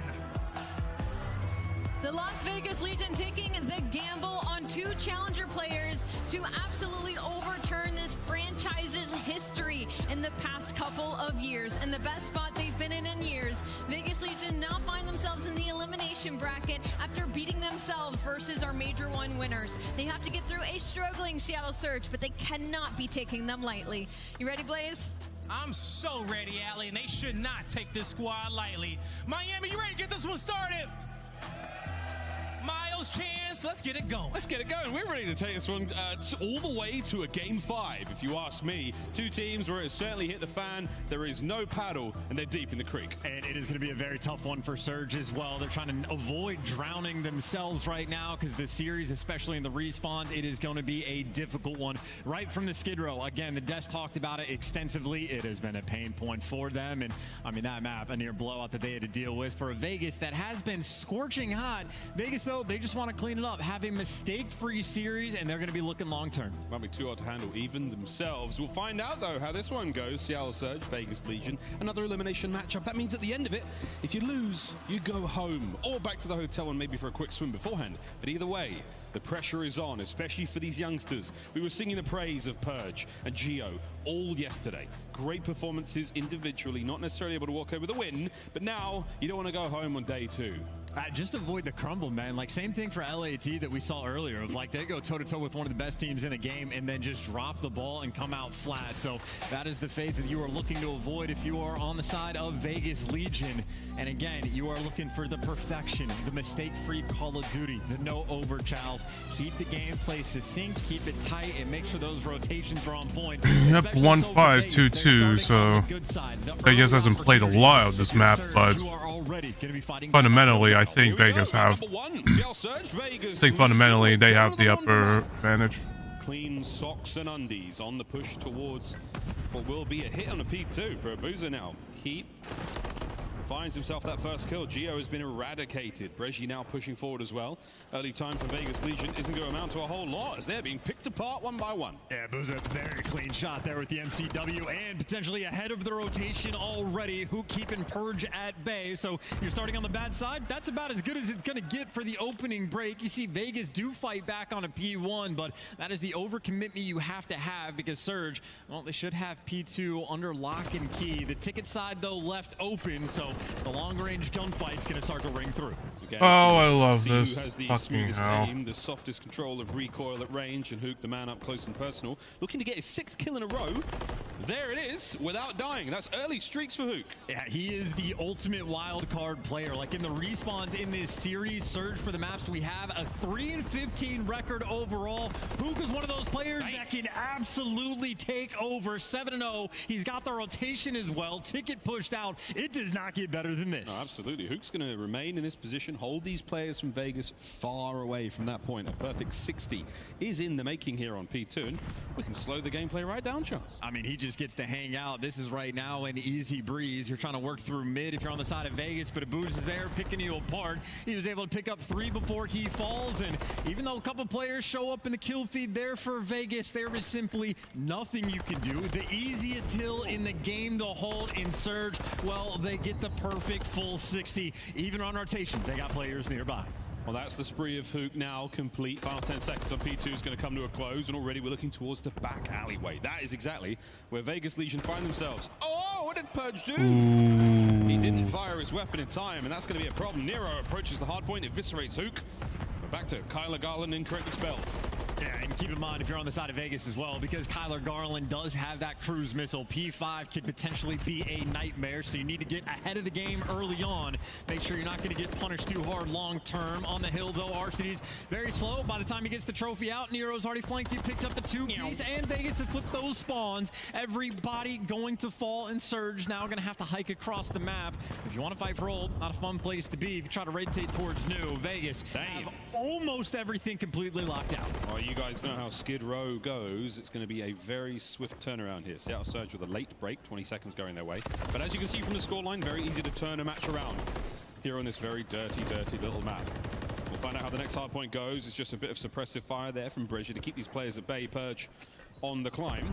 He and Gio trying to make their way back into the apartments. Oh, I gotta say, that's a big moment as well for Surge to be able to flip those spawns. Vegas, instead of getting that momentum, end up tossing it away. And right now, just a little bit behind on the pace. Arcity's cheeky angle over by the God Steps to try to keep these players at bay. And Gio taking his time. They're not even going to deal with it. They're trying to go around through playground, looking for that avenue. And Arcity as well might have to give up the angle and help out his team around the actual hill. Fighting forward now. Attached from the back line. This is the contest. Dips a toe, slides it. Never going to be able to take the 2 of them. Good job out Seattle, but Purge with the pinch. He and Nero find the kills. It's going to be the break now from Tunnel. It's only Breggi. And the team kills are so easily done here on this side of the map. Close quarters engagement. But at the end of the day, Vegas come out on top. And Surge not going to fight for that scrap time as well. You had an opportunity maybe if you wanted because you have the cruise missile, but they're playing the safety game. It's going to be a near tied up game in towards new. And I mean, hey, if you don't have to burn the cruise, you could save it for the second P5 of this game if we even get there. But right now, rotation perfect. All 4 players for Seattle grouped up, left side of the map, power position secured. Hook has made his way out towards P2. This is as good as it is going to get for a P5 hold. Surge doing the little things right. How long can they hold, though? That's the question. Nero punches a hole. Now on the approach, they're flying forward. Abuza doing the best he possibly can. Damage dealt all across the board. Is it enough for Arcities now to stay alive and or find these kills? Gio with a patient play. Here comes the streaks, though. Hook doesn't want to go up this 35 seconds. And he won't have to.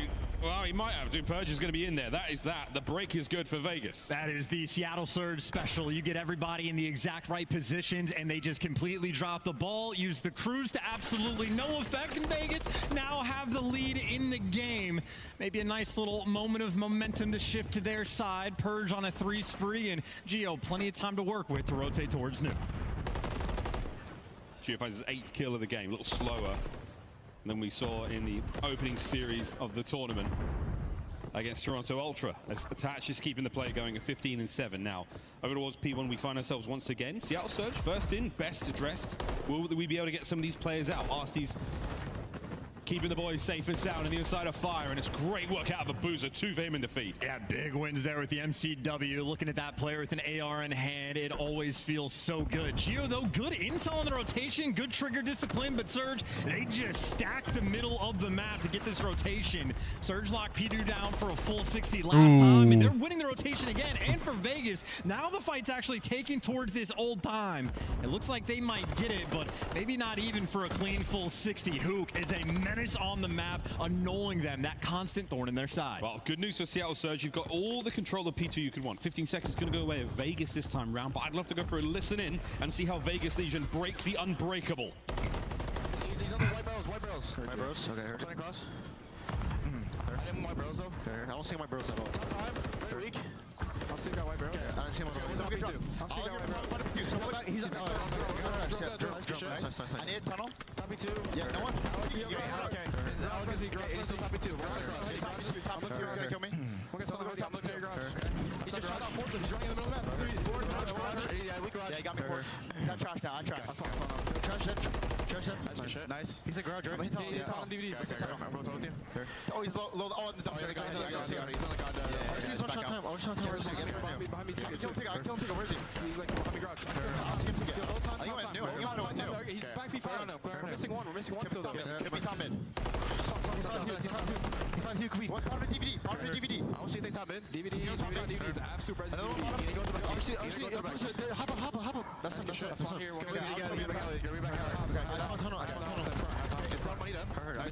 missing Hugh. Could be laundry. Bottom garage. Come be time. I went to Hugh.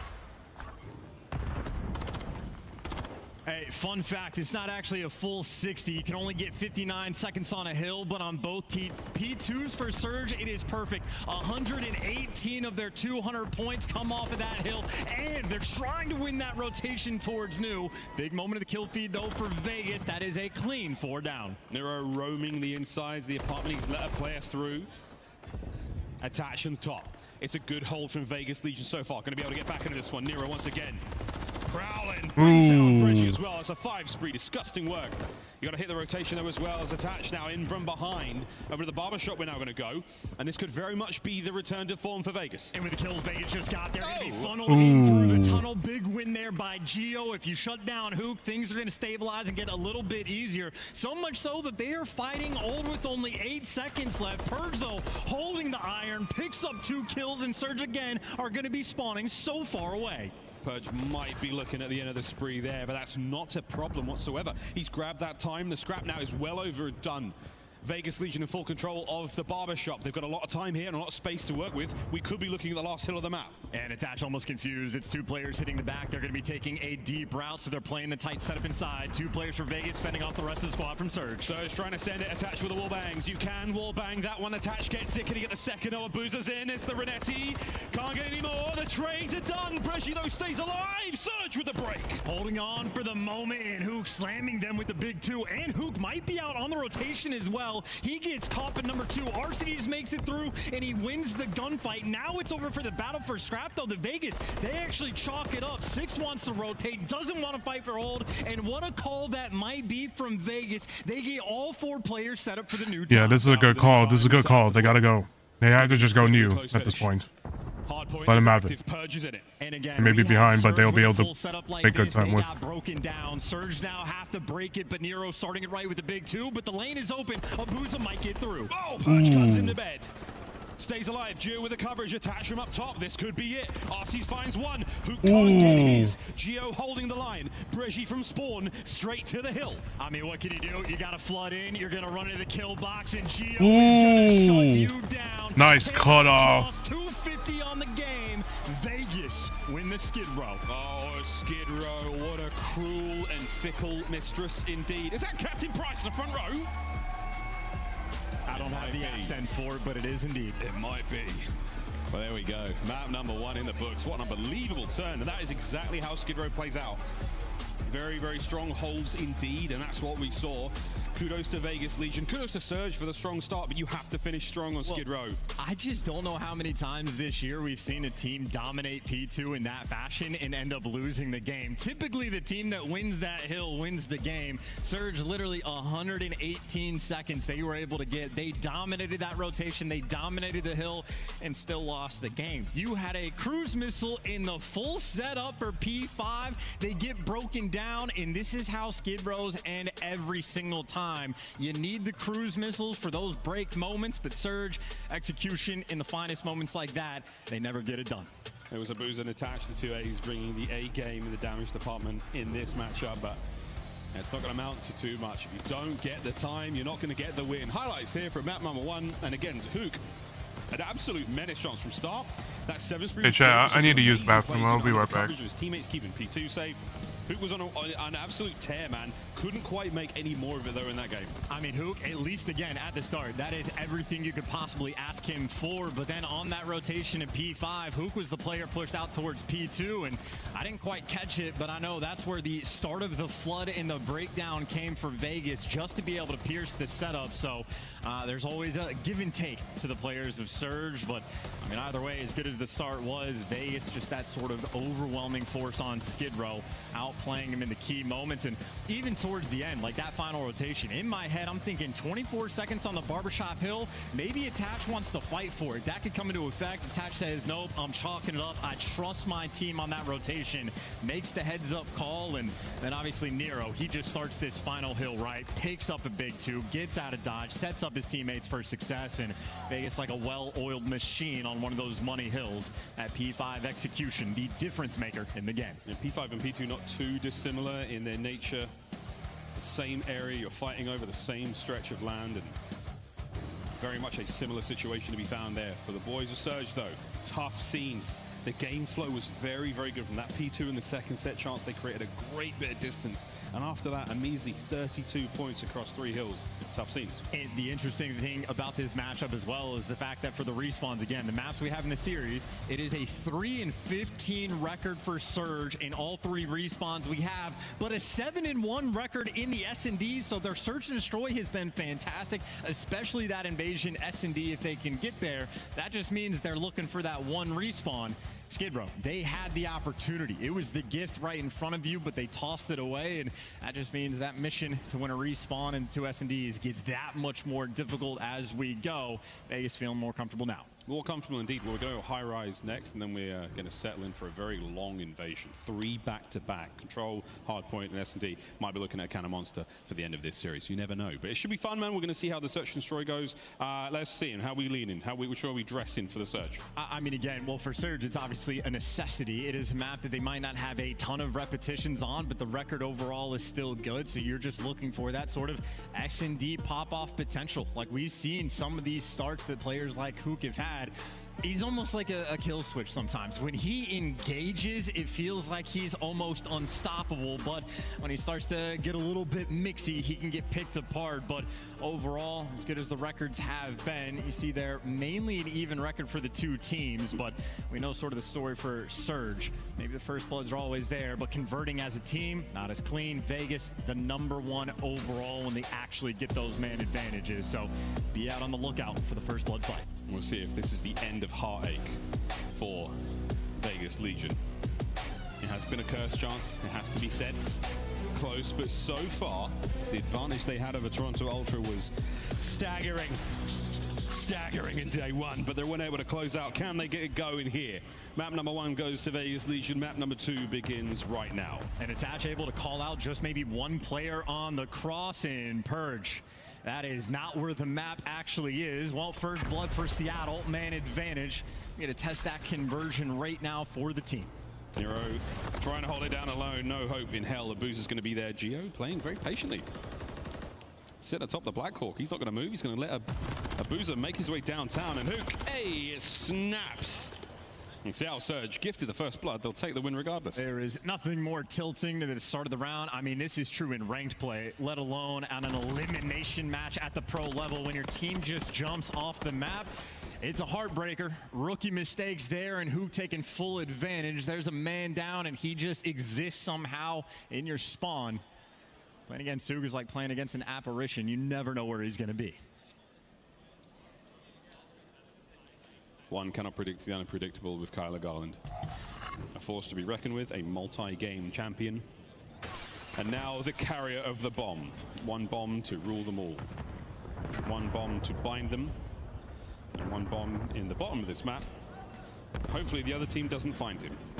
Well, 2 players on the cross. There's a bullet fired, so they might have spotted Nero down low, but now you're working for some jump-up spots, seeing if Nero wants to overcommit. Stun for the intel. Barrel might explode, but that is just going to slow the pace of the round down. In the meantime, Attach able to snip out and find that first blood from the power position. He's over by elevators, locking it down. We were looking towards that A-bomb site, but Geo's got great coverage here. There's another player lying prone by the bomb. That's going to be Purge, and the smoke was enough to rustle their jimmies. Attach on the outside, cleaned up. Arsties gets his. And that smoke is perfect, too. That is the distraction. Gets a couple players to wrap over, and now you even up the odds. 35 seconds, but that's the salt propane tank, and Hook wins the big one. Another strong start from Kyler. Arsties can't get away with his life, and his teammate loses the fight as well, so the round explodes as Vegas Legion tied up. Not prepared for the flank in that moment. I like the activity there from Vegas as well. The smoke comes out and a couple players from Vegas sort of fall towards the bait, but once they see nobody's home in the smoke, they just continue to push through. Nice aggressive play call, nice bounce back round, and again, credit to Attach for the first bloods. Vegas, their #1 conversion rate in the game throughout the stage. They maintain it. See if they can keep it all going. Cool focus across the players' faces as they dial into round number 3. Nero with the bomb. Not a whole lot of love towards the A-bomb site in the tournament so far, let alone in the matchups at Chance Knife Cast. And I always love the adjustments teams make. Purge this time mixing things up, staying on the map, underground even so, away from the edges. Now trying to clear out the site, maybe a little bit worried about the jump up, feels the presence of Hook and not making his move just yet. That got a chuckle out of me. Hook's got control of the bomb site, Breji and a boozer on that B streak. So lovely setup right now for Surge. Not going to let anyone get near that side of the map. Can you creep in? Purge. He creeps in. Nero. Nothing quite about it. Can't get a kill and he's going to chase it. Breji stays alive. A boozer gets 2. Seattle Surge are smiling. They take the lead. Big wins there out of the old duo. That came between Abuza and Breji making their guest appearance in that round. Nero thirsty on that red dot chase, and frankly, lived a lot longer than I thought he was going to, but the coverage on point.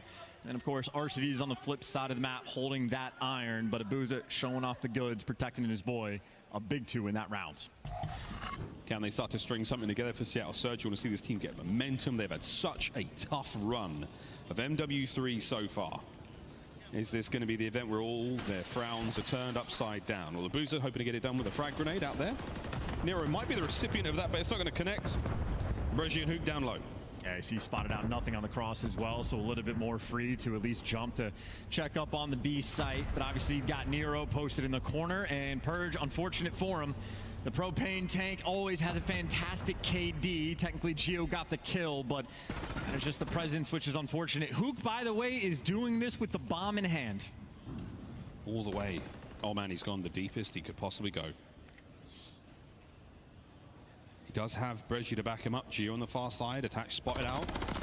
Hey, why not, dude? Yeah. Why not? Hook takes the shots at great range, as does Breji. RC's, can he close the round out? No, but Nero doing the best he can to stay alive. They took the very much the scenic route. Seattle Surge, string 2 back-to-back. Yeah, those are the types of gunfights I would never even think to take if I had a rival 9, but Hook, as many pros are, simply built different with that gun in hand. And that's also 2 different rounds where it has just been an unfortunate first blood that gets given up.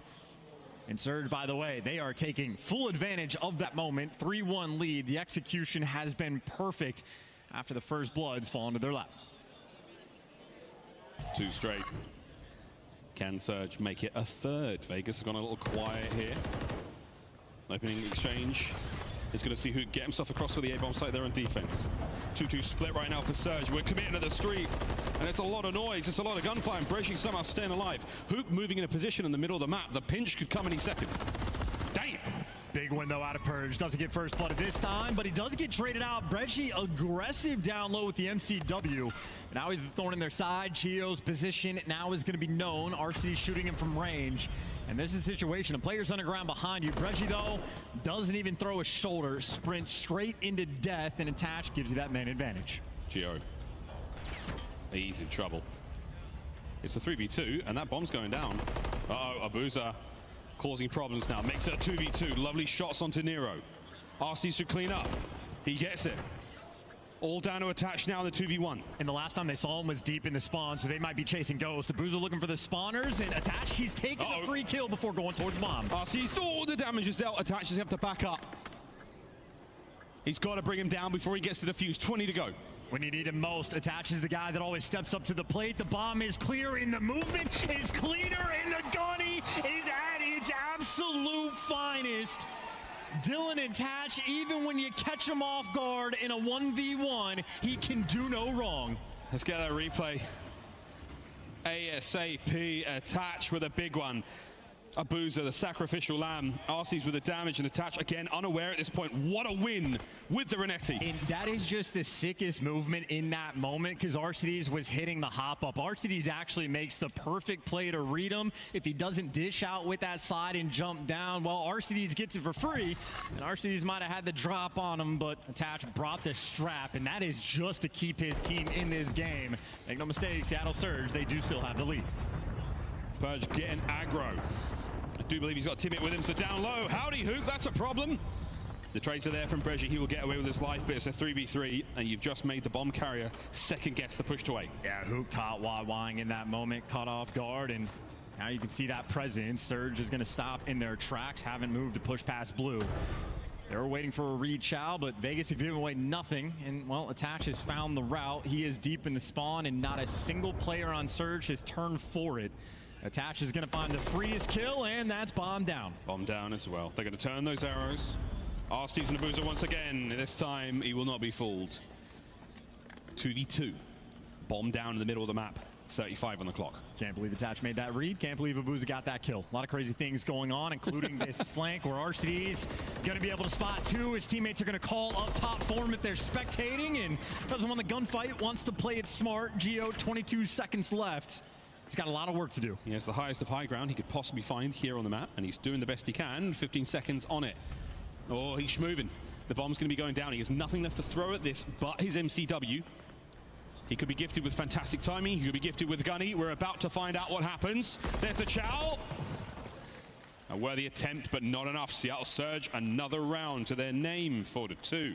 Shout out to the tight setup and credit to RCDs for making that play. Attach is making one flank. Well, RCDs has one of his own.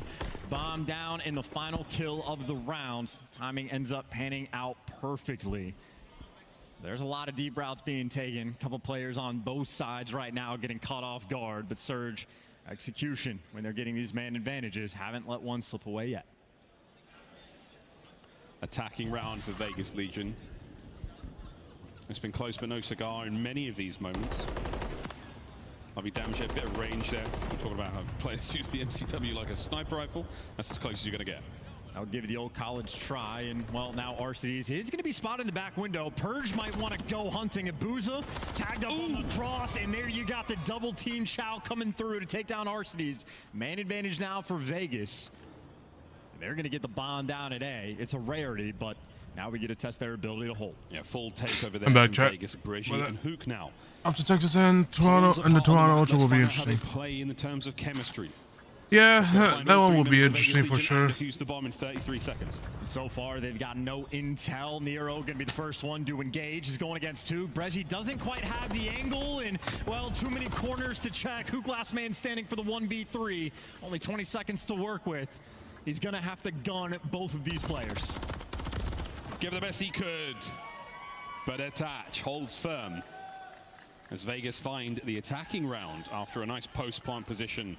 4-3. And make no mistake, we've seen Hook's gun skill at range, so Attach gonna hit him with the old one pump, make sure he guarantees that fight, because you slip up against Hook, he will absolutely make you pay, but that is nice play call. They had the extra information, make the aggressive call to go straight towards that A site, get RCDs out of the window before they get the bomb down, and no time wasted.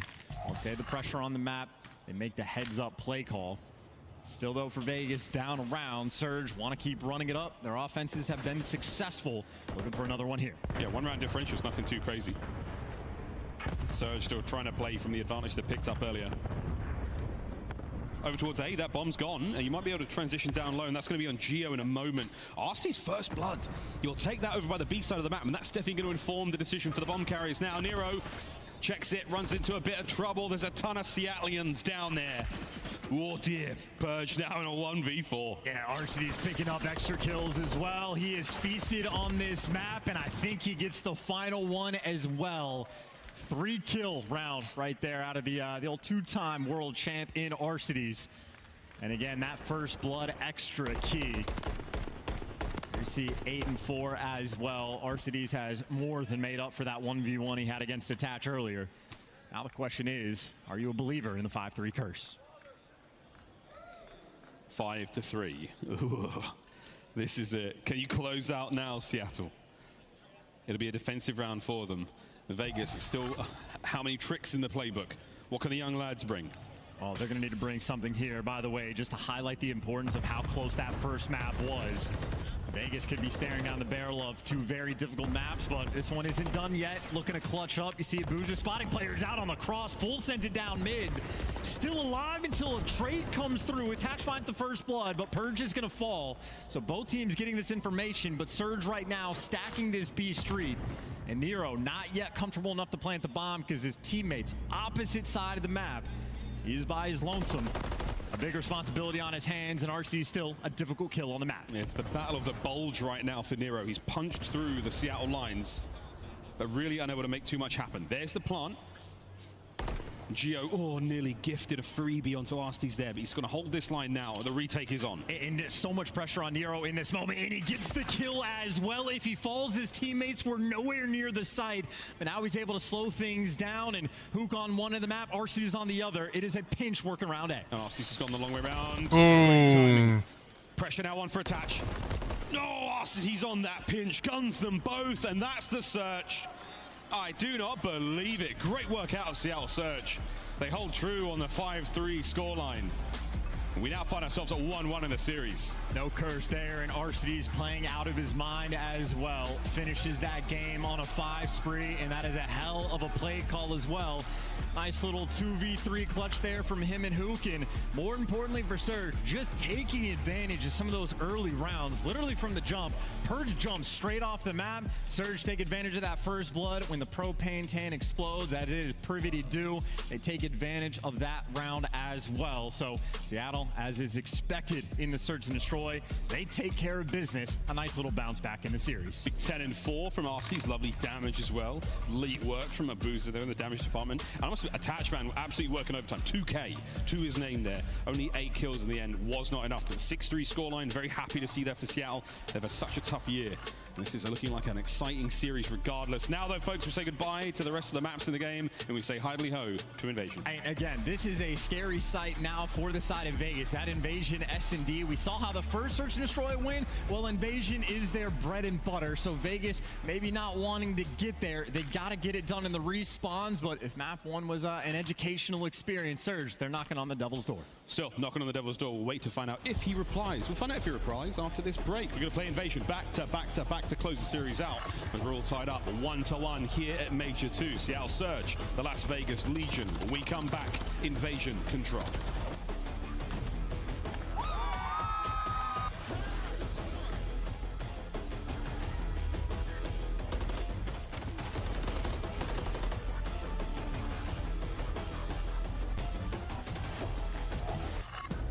Upgrade your game with a Scuff. Save $30 on the official CDL collection at scuff.co/CDL. Get better with a Scuff, the first performance gaming controller. Visit scuff.co/CDL to change your game. The Call of Duty Week is brought to you by Monster Energy, the official energy drink of the CDL.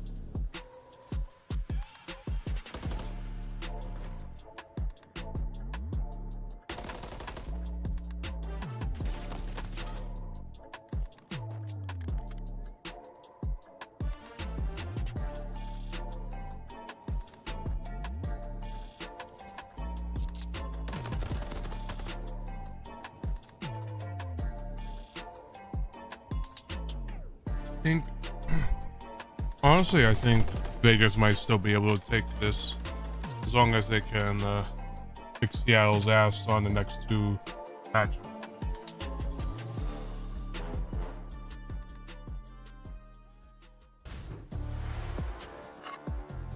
What's up, everybody? Blaze here at Major 2, the Miami Open, hosted by Heretics. Now, where am I? I'm at the Passion Pit. This is COD Challengers, the path to pro. You want to make it on the main stage? You gotta go through these guys. We had 68 teams this weekend playing for $100,000, but even more than the money, playing to possibly get their chance to be on a professional roster. Now, if you want to watch this broadcast, it's going down on YouTube at COD Challengers Saturday at 1:30 Eastern Time and Sunday at 10 a.m. Eastern Time. You don't want to miss out on none of that action. I'll see you there.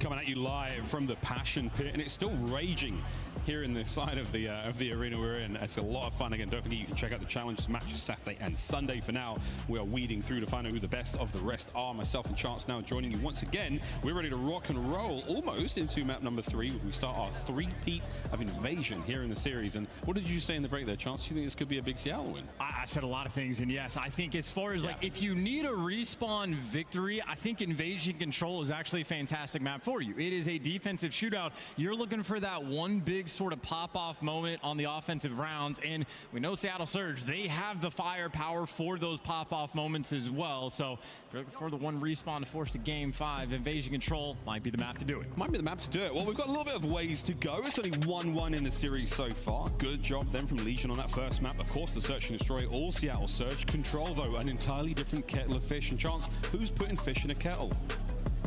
Is this a philosophical question? I don't know, man. That's a big one. I got to think on that. I don't have many experiences with kettles. I'm a Ooh, 1743. Too many of those Yep. over here. But again, if you're Pretty looking much, there is one thing. pretty much Vegas got this in the hands. Unless they choke it. Unless they choke this match. This match.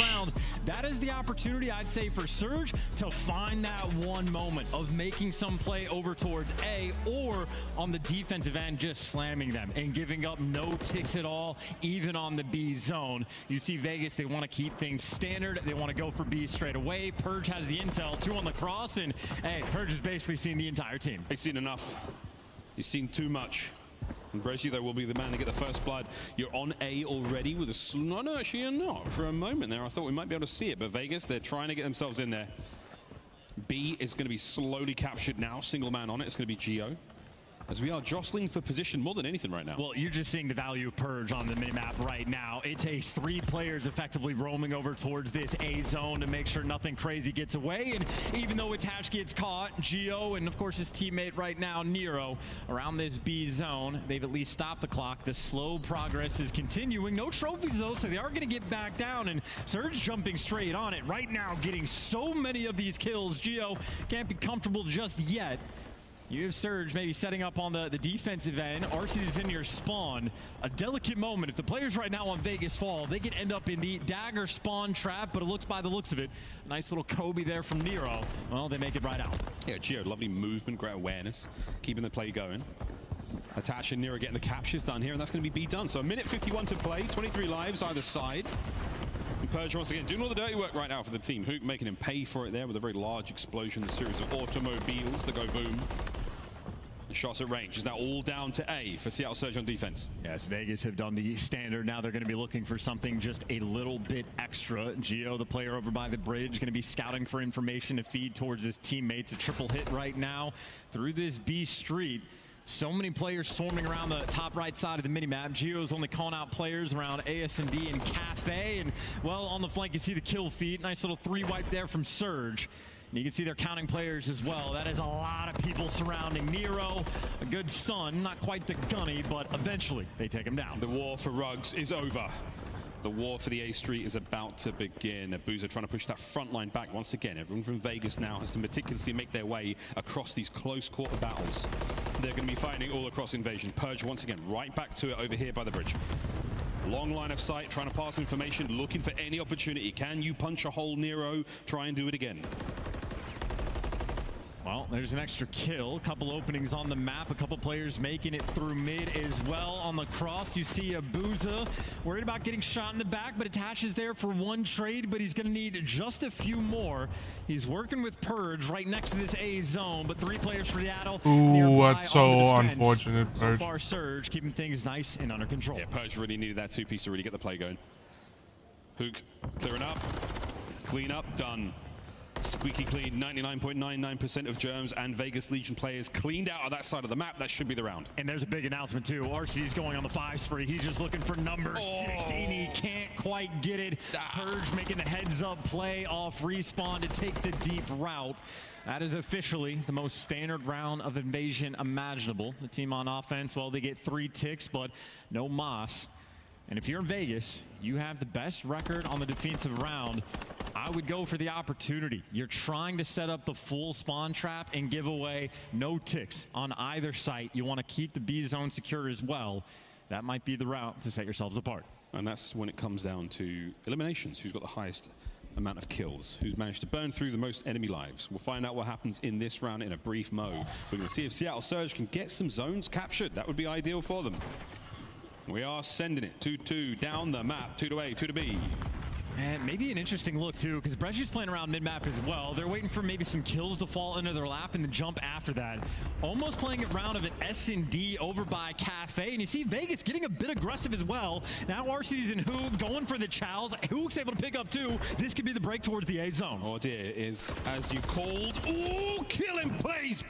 Purge now able to push on out, getting on towards Astes. The slow cap on A, it's not going to last much longer. Geo cleans house. Bresci trying to move forward, plug the holes under the watch of Abuza. It's not going to be enough. And you have the opportunity to go towards A, but now because you lose those fights, this is Vegas's opportunity now to not give away ticks on either zone. Abuza finding his way through the middle of the map. The defensive line of Vegas Legion still holding. It's getting a little shaky. They're not trying to let anything through. Gio has to double back. Abuza runs him down. 50 seconds to go. Purge with a perfect push at that right time. Arcity's taken care of by Nero. An opportunity still. They can't win gunfights anywhere. They are struggling, and now it might be the full commitment or maybe half commitment. Hook's not even played towards his teammates over by B. Hook's looking for an individual play, and his teammates are losing the gunfights on the other side of the map. If you can't find an opening, you are running out of time, and you are getting gunned down. Could be another one here. Less than 20 to go, and Brescia's in the wrong part of town. Wide open in the middle of the street. Attach is going to be able to get it any more from the spawn. They're all lined up on him. Attach. This is damage dealt. This is just burning the clock, and he's got a nade there as well. Oh, his teammates should be able to push on through and hopefully clean up these kills. The final 10. Is Abuza going to be able to get on the zone? No. Oh, Attach on a 5, looking for streaks. And that is the type of round that might just decide the game. You had a nearly perfect opening break there from Seattle. Hook picks up 2. You get Arcides to the point, and then Hook gets gunned to bed by Purge, and the round collapses after that. When we were watching that player in Ice Cream, you had a 26-17 in the life count. There was a long stretch where nobody on Vegas died, keeping everything secured. And Seattle simply biting off more than they could chew. They are massively disadvantaged now. And if I'm Attach, honestly, I care so much more about this cruise missile, almost more than I care about the round. You can play for it.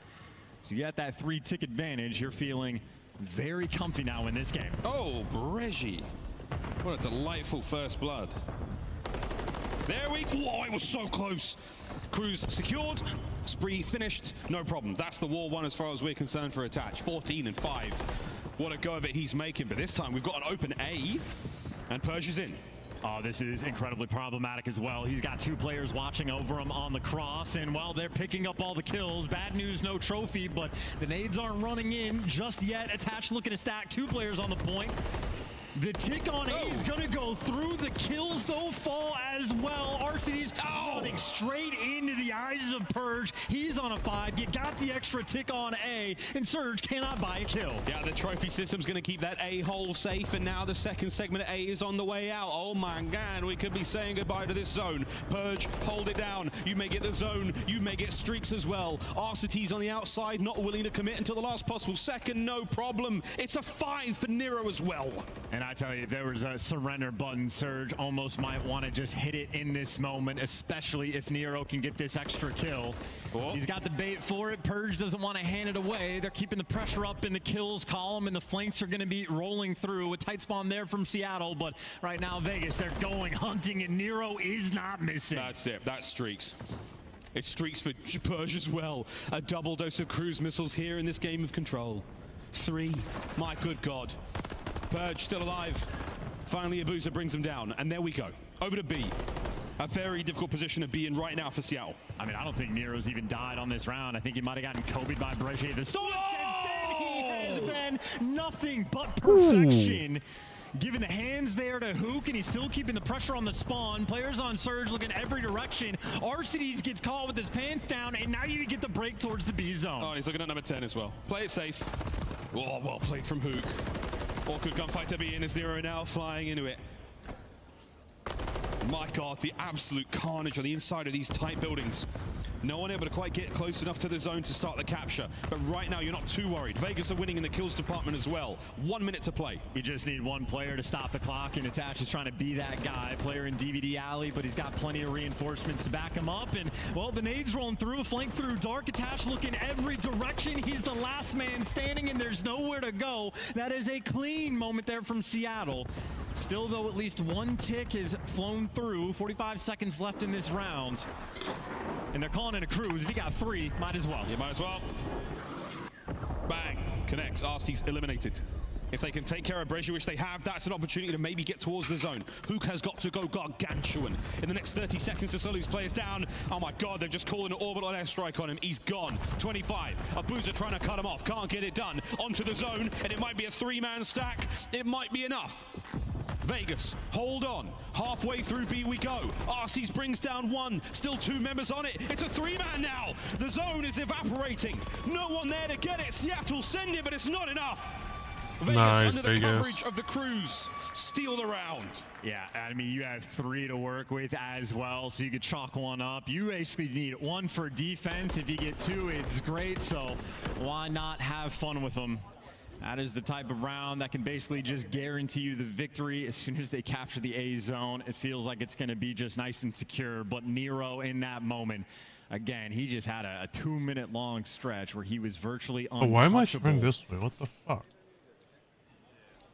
And now for Vegas, you got 2 cruise missiles, and you have to win a defensive round of invasion control. There you go. Now I'm facing the proper way. Easiest sentence of all time. I was going to say, didn't that sound so simple? Well, we'll find out if Seattle have got any dirty tricks up their sleeve. Some surprises to throw the way of Vegas Legion, because so far, the odds are good. Abuza on the slow capture. Nero playing his life very quietly, but it's not going to be enough. Hook hears him and deals with it. Slow cap, 1 segment at B done, and Hook's still going. Oh, they're going to go for the early investment as well. How many kills can he get with it, if any at all? Not good on the curve there, so that's 1 cruise missile out of the way. It does absolutely nothing except maybe give Purge time to flank. But he's not going to get there in time. The B zone's gone. Extra minute to the clock, and, well, at least Purge is picking up the kills. 2 players from Surge going to be spawning Palace, and, well, they got a long way to go. Nero still has his cruise missile. You were just saying, Ian, how easy it is to win a defensive round with 2 cruisers in the back pocket. Gio's going to do what he can from this front right-hand side of the map, but Surge are finding the angles, they're finding the openings, and they are creeping through. Gio hold it down, middle of the map, looking all Vegas as well. Yeah, invasion defense so strong, a caster curse can't even ruin it. Gio in prime position, you got Nero over by B control. They got a nice little handle on the map so far, and now you got roamers as well for Vegas. And with the pace this slow, they're going to be able to think it through. 2 players right now, Purge and Nero, just trying to slow him down as much as he can. Slow things right down. Slammed. Nero, somehow, with a hot hand he has had, has just fallen prey to Bregier in a simple drop shot. Hook through the middle of the map. Eyes on anything and anyone. The comms have got to be so clear right now as Gio He's still alive and kicking, still a problem. He has been traded, so an opening now for Surge. And Gio over aggressive, so he gets caught. So, well, the close spawn doesn't come through, but you have a quicker route to actually get to this zone. Breggy behind enemy lines, and Vegas, a couple players are falling. So this is a mixing moment where the chaos, well, it makes you second guess, but as Breggy falls, Vegas stabilize. I wonder who will be eliminated. And even though the A streak got I mean, everyone is Surge predicting not able to take Vegas advantage. to eliminate Seattle since you got this situation where Seattle is getting absolutely pissed on. No problem. Nearly gets the pair hook heavily damaged in that engagement. He has to slow down now.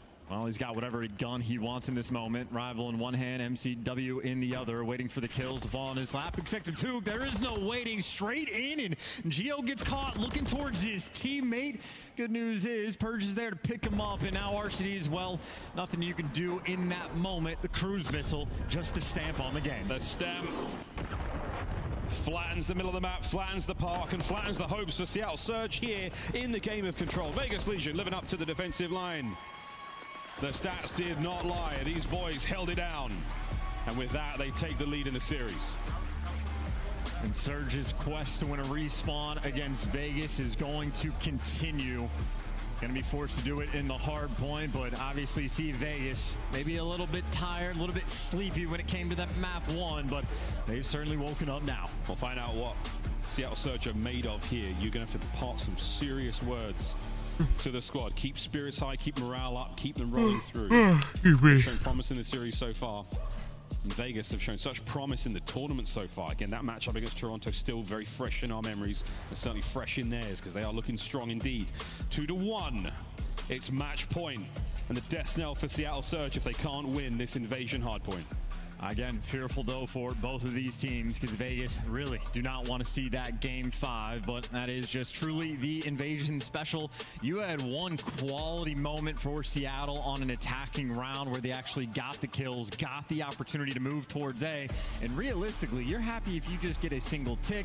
They drop the ball, lose some key gunfights, can't secure that, and that's the round where they get daggered. You lose the map pressure, Vegas have time to swarm and even push out up over towards B, and once you get suffocated in a round like that, well, it is going to be a decisive one long term. Eyes on highlights, where we talk over the final moments of the invasion control, our first in this invasion trilogy towards the end of the series. We'll see if the boys of Seattle Surge can bounce back here. But Chance, one thing that I want to bring up again, Attach has had such an amazing performance in this qualifier up until Major 2. He has looked so solid in nearly every single respawn game. This one, absolutely no different. 4K plus damage, has still put up a great banner working the kill feed. He has truly been one of the best players in the game. I'd say almost unequivocally throughout this stage. His numbers across all game modes have been fantastic. He's a playmaker. He's clutch when he needed him to be. I know to actually get that title, you're going to need to see some more wins, but this is definitely a team to be feared long term. They got to get past Surge here, but if they do, it could be the start of a decent losers bracket run. I mean, they're almost like firmly in the 5th spot over. Yeah. Of course, execution on LAN is a different story. 2 fresh faces to the CDL. Not a massive amount of LAN experience, certainly not on the main stage. Hero and Attach trying to buffer them up just a little bit, but outside of, again, maybe 1 or 2 very small moments, Vegas have looked clean. Vegas looking clean. If they can keep it going, they walk along into the tournament, continuing onwards in that lower bracket. Pressure now on for Seattle Surge. This is it. Been a really, really rough qualifier 2 was tough, qualifier 1 was tough. Team change is not helping them out. They still need some more time to really find their groove. That 6-3 on high rise was a very promising show. I mean, there was only, what, 3, maximum 4 rounds where they looked really strong for Vegas side. Otherwise, all Seattle. If they can find the invasion hardpoint, we go to that search for the final game, and God knows what happens then. That's when Seattle could find a big comeback. We'll see, though. Invasion hardpoint first. Which dressing, brother. Again, you keep talking about the respawn victory for Seattle. Is it here? It has to be. Otherwise, the series is over. Yeah, a 3-15 record on the 3 maps we have for respawn for Seattle. Obviously, that is now 3-17 with the 2 losses that they have. So again, the odds certainly not stacked in their favor. But if they do, that is the big question. Invasion, still a nearly perfect record for the squad in the game 5s. You got to be on the lookout for them. So Vegas, again, also feeling the pressure. Could potentially be the map that decides the series in either direction. Oh, yes. What a story for Vegas as well, for the Vegas Legion roster, for the organization. I mean, this has been the most promising roster they've had for a long time, the most promising position they've found themselves in, winner's bracket, albeit against Toronto Ultra. But they've put up a great show so far. If they can keep it going, it is a historic run for the organization. And now for Seattle Surge, it's the revival, it's the comeback, it's the rebirth. Can they get it done on Invasion? Force the game 5. And look, you had for map 1 Seattle Surge spawning into the bad side of Skid Row, and it was still a perfect opening break where Hoop goes 7-0, gets a cruise missile, start to dominate. Similar story that we had on quite a few of these maps where the opening breaks for Surge have been very strong. So the game plan on that front has been on point. If you get a strong opening break, when you're spawning on the better side, setting yourselves up, Surge, an opportunity early. Invasion, not the craziest lopsided map when it comes to the good side, bad side, but if it's a little advantage that you could try to get, you want to milk it for all it's got. And again, the opening breaks for Surge, they have been clean. Oh, so clean, man. I mean, whether it was the stun to assist on the other side of the building, you name it, man, they had it all going there. Hook's spree, though, is done. We're going to see that hard point only have a single second earned from it, and that's Seattle Surge get the job done. Arsty's now with the pressure on the point. There's the teamwork from Vegas, 3 in the feed, and now like push out. Yeah, Seattle Surge got 3 out of the 4 kills off the opening break and converted it into being down at 2 seconds. You still have that rotation over towards P2, but right now for Vegas, you can keep things a little bit slow, see if the kills flow your way. Final 12 seconds, rather, they're going to collect, and a little bit of time to try to set yourselves up. There's not a single trophy right now on this hill. I don't know how many stuns and nades that Vegas have left, but at least off respawn, Natasha will have a couple. We're going to find out real quick, but the trophies are on their way because the production in the elimination categories have been solid. There's the pinch. The spawn awareness not necessarily there for the boys of Surge, and you're in a bit of trouble now. Still no trophies in play. Arsty's he's going to spawn right behind these boys. He's going to make his way into the feed and hopefully get back to the hard point. And this is an interesting moment for Seattle because the POW spawns get left open, but they don't actually get any of that time. Now you're trying to get Purge off the hill. RCD sliding in first, able to pick up the first. Certainly has a little bit of coverage from his teammates. Okay. And able to get the second as well. Can he get the trades? Yes, Breggie is there, and he get Vegas off the time, and Seattle, well, they should have that rotation to P3. Granted, the rotation they had to P2 didn't really net them any time, but at least they're winning the rotation battle. Gio's going to soak up as much of his final time as he possibly can. His teammates are all around him. No one there from Paris, or Vegas. I did it. Maven, word to You're Maven. fired. I'm fired. Word to Vegas, as no one is near that new hard point. That's all going to be Seattle for now. And hey, you don't get any time on P2, but this is a much easier hill to lock down, and you are there so far in advance. Vegas absurdly far away from actually getting this rotation, so a stronghold here for Seattle, and they might even just take the lead. See if they can do it. Arsty's keeping him back through the middle of the map. Over to Purge, trying to find his opening, and it's not going to be there. Once again, Seattle Surge finding the kills, and look at that time, soaking it. Running it up. Breggie cuts down 2. Oh, I can't believe he got the pair. 30 to go here on the hard point, and it should be Seattle's. Oh, yeah, he's running it down as well. Off spawn, challenge like that, getting the big kills, and yet the lead is going to flow their direction. And more long-term good news for Seattle. If you're talking about staying ahead of the game, they want the right side spawns for the P4 hill as well. Ooh. And they're getting all the kills. RC's here's a double kill. He's on a 5 spree, can go for that cruise as well. Just gets caught running down the A street, so no cruise, but at least you got the right side spawns. Hey man, these things happen. This is the way it goes. A solid lead right now from Seattle Surge after a very productive P3. Over to a very difficult hard point to find any time on, and Vegas Legion are doing their very best to do so. Smack bang in the middle of the map, the park. Not a fun place to be, but right now, not a terrible place to be as Vegas are holding it down. Well, you have Surge working like, what, up the angles of the street? Only one player's actually gotten towards the tank, but who gave him pick up 2? RCD's in the actual power position, and Surge at least get Vegas out of the time. Big question about whether or not you can collect any yourself. It is so many square up gunfights where a lot of damage is going to be done. The question is, how many kills can you actually get, and can anyone step foot on the hill? Maybe not. We might just sort of play TDM around the outside, see if anyone can get a streak maybe at this point in time. No one really looking too close to it, but I will say kudos to Gio there. He dived in for a moment before being eviscerated by Arsty's. Final 10 seconds of this hard point, and no one really walked away with a whole lot of time there. So we're going to say hello to what's called the hookah lounge towards the top right of the map. And maybe saying hello to a surprise Purge. He doesn't play the more typical contest spot. He's found his home deep in the back of the map, and the question is when he wants to strike.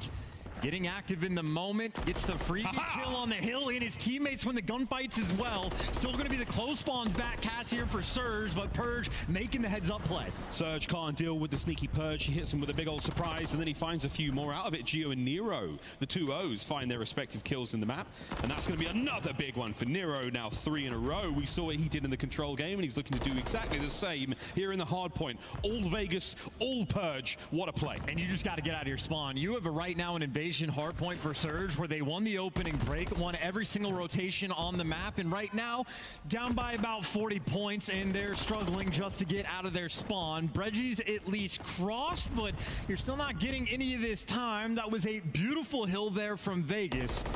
Credit to the rookie as well for the heads-up play, and Nero might have started slow, but he's on a 4 spree now. Yeah, he did a great job of keeping those players from Surge deep in their spawn, no one getting out there. This dead silence is going to count to not a whole lot, as that stun slows him down. Double back, are we going to hit a play? Are we going to do anything? We're going to slip slide, just sort of hope for the best at this point in time. Back to P1 we go, Chance, and not a tremendously high-scoring game either side. Not even remotely close to being a high-scoring game. The game clock might absolutely come into effect, just like the Palace spawns are. Breggy spawns next to him, the unreadable, at least you get the trades. I'd say the scary thing for Surge is if they were ahead of the rotations, they're still losing the game. If Vegas actually get a setup on any hill, it could be scary hours as you are a map away from being eliminated. And we're 1 kill away from looking at a cruise missile there. No hands this time from Attach as Arceus finds his. P1's looking solid so far. Seattle Surge learned the mistakes of the first go around. This time a little bit more productive. Problem, Nero is already in the new hard point. He's found himself a sweet corner, and he's nestled up for more than just the winter. He's looking for a 2-piece, and he gets it. This is the problem. Vegas finally able to be nice and secure on the rotations. Not a single Palace spawn coming through. Everybody from Surge as far away as they could possibly be. And as soon as number 5 spawns up Palace, every single player on Vegas knows it's guns forward. Guns forward at the ready, lads. Drive. Push them back into the streets. That tank is immaculate cover. The hard point as well. Now the trophy's working overtime. You'd name it. It's all looking up for Vegas Legion. 40 seconds to go on the hard point. A Boozer with the opener. Is this enough to get his boys forward? As Purge laying suppressive fire from the middle of the street, and Nero soaking away. Yeah, keep your eyes open. It's been the longest time since he's taken a gunfight. By the time he gets one, the trades there coming through. Breggy right now a nuisance in squared, and if Surge can keep him pinned back in the map, it's their opportunity to win that rotation. You see Vegas though winning a couple key gunfights, and for Surge, delicate moment. You don't want to fall out and end up spawning towards Palace. They're going to chalk it up, rotate over, and Breggy picking up some massive kills along the way. Vegas, that is a very strong hold on P2, but back to showers we go. And for Surge, it was a decent hold last time. Once again, a full 60. You are right back in the game. Very much so. Vegas Legion good looks on that last hard point, able to deny the spot for Surge, deny the climbing score, but it might amount to nothing here unless they can get the break. Geo, one building at a time, one window at a time as he creeps forward towards the hard point. He may have gone undetected. Now the jig is up and he's been pinched and taken care of. The defensive hold still working out for Seattle. The clock's still ticking in their favor. Yeah, Geo hoping for a scam, but Surge right now looking clean on the Showers Hill. The trades are there as well. Nice little wall bang from Abuza, and Arceus, well, and gets to hang out next to his teammate, the A duo, getting it done. And they needed that one strong hold to get right back into the game. They do it perfectly, a near full 60, and almost tied up as we go in towards new. You got Vegas, though, fighting for these right side spawns. Nero always round blue. A delicate moment now in this game. Here we go, Seattle. This is a huge turning point for you. A Boozer spree, the scoreline changing. Let's go for a quick listen in with Seattle Surge. One left feet, one deep left feet. Don't tank, especially left feet. We can see on the left, especially guys. I'm gonna reflip this. Ice cream, never eat ice cream, okay? Yeah, one speed 3 guys on me. Never eat ice cream. Is it in cafe? I'm weak from my tank. Okay. Freeze on me. I keep playing my life. Nero's ice cream pillar. Yeah, I don't know where you are. We got time. Very weak. He's not clip. Geo, we got time. He's not clip. Leave this guy on the left. I'm already here. He's still back. Geo, we got time. Make sure we need back. I got our left. I need help. He's back. We're taking back. Two ticks off. He's low on everybody. Go on with me. I'm playing Viper. He's like rails. JCD 1 HP, bro. I'm pushing fast, bro. No, back cafe. Yeah, he's gonna be cafe fast. We gotta play aggressive. He's in rugs. Stop less playing streets. He's in rugs, Jays, okay? Yeah, one straight behind you, guys. I'll spam PT. He's dead. Bird one behind us, guys. Back gas, he's 1 HP. Okay, back gas 1 HP. Dead. I'm spawning out. Back gas again? Yeah, back gas. Come P2. Yeah. I block P2, bro. I don't know where they might be. Gas on you. I need help. Yeah, I'm trying to go fast. Dude, and back gas, top gas. On time. Team kill. He's still back gas. Solid plays, maybe not enough in the feed though. It's again the scoreline for Vegas Legion. They are marching towards victory here. Can Seattle find the comeback? They're reading these spawns, but this is just so tough. Invasion can get insane. They're trying to stay on point, but there's just not a whole lot you can do. RCD's trying to walk in with the MCW, but 2 players keeping them at bay. And again, Vegas, when they have the opportunity to hold, they make it look so clean. A near 80-point lead as we go back towards P1 and Surge. They got the left side spawns. This is what they want, but they need some more kills. You can see Nero already going on the flanks. Might just be here to pick you apart. Or RCD's continues to be heads up. Surge, the opportunity to stay alive, it's still here, but such a long way to go. Very possible. Again, if you can hold on here at P1, you make your way over to the building site, no problem. You can hold that. You get down to the showers, you maybe even win the game. This is not over yet for Seattle Surge. Geo and Vegas now peeling them apart 1 player at a time with the approach to the hard point. 30 to go. They can win it here. It's got to be down to a boozer. He has got to go huge. Those wins are massive, and maybe a player spawning out and Bredge can shoot some of these players in the back. Surge need a moment where they get a nice little wipe, and they get exactly that. 4 down. Vegas spawn on the right side of the map, and the opportunity is now here. They cannot lose on P1. They have the rotation of P2, but again, it's a couple things Surge have to do. Got to take 2 hills back-to-back after this to win this game. We'll see the resolve of Seattle Surge. This is a massive moment for them. Damn, Abuza's trophy doesn't save him in time. Bresci, oh my god, attach. What shots at range. Pressure now on towards the hard point. You've been forced out of it, Seattle Surge. Here comes the hit from Vegas. RCDs wins the first one, trying to keep these players at bay. Nero spawns with 2 of his own, and RCD is now the last man standing. Can't fight off the entire team. Vegas get the break, and now you beat them down. Hold them in the bay, and Ice Cream Purge with the nades over the top. The last hit from Surge. It is done. It is sniffed out, and they have drowned. Vegas Legion continue their campaign through the Miami Major. And that's 3-1. Nice. Nice, Vegas. Spawns when they needed them most. I'm not kidding when I say that Skid Row might have been the deciding factor in this series. Vegas iced up in the map 1, and after that, the execution Good win for Vegas, indeed. They were being out-rotated like crazy on Invasion in the first half, but as soon as they were able to get a setup on a couple key hills, they ran the score up, and again, never looked back. No looking back whatsoever. Vegas, congratulations. Further into the tournament they go. We say goodbye. We say adieu to Seattle Surge.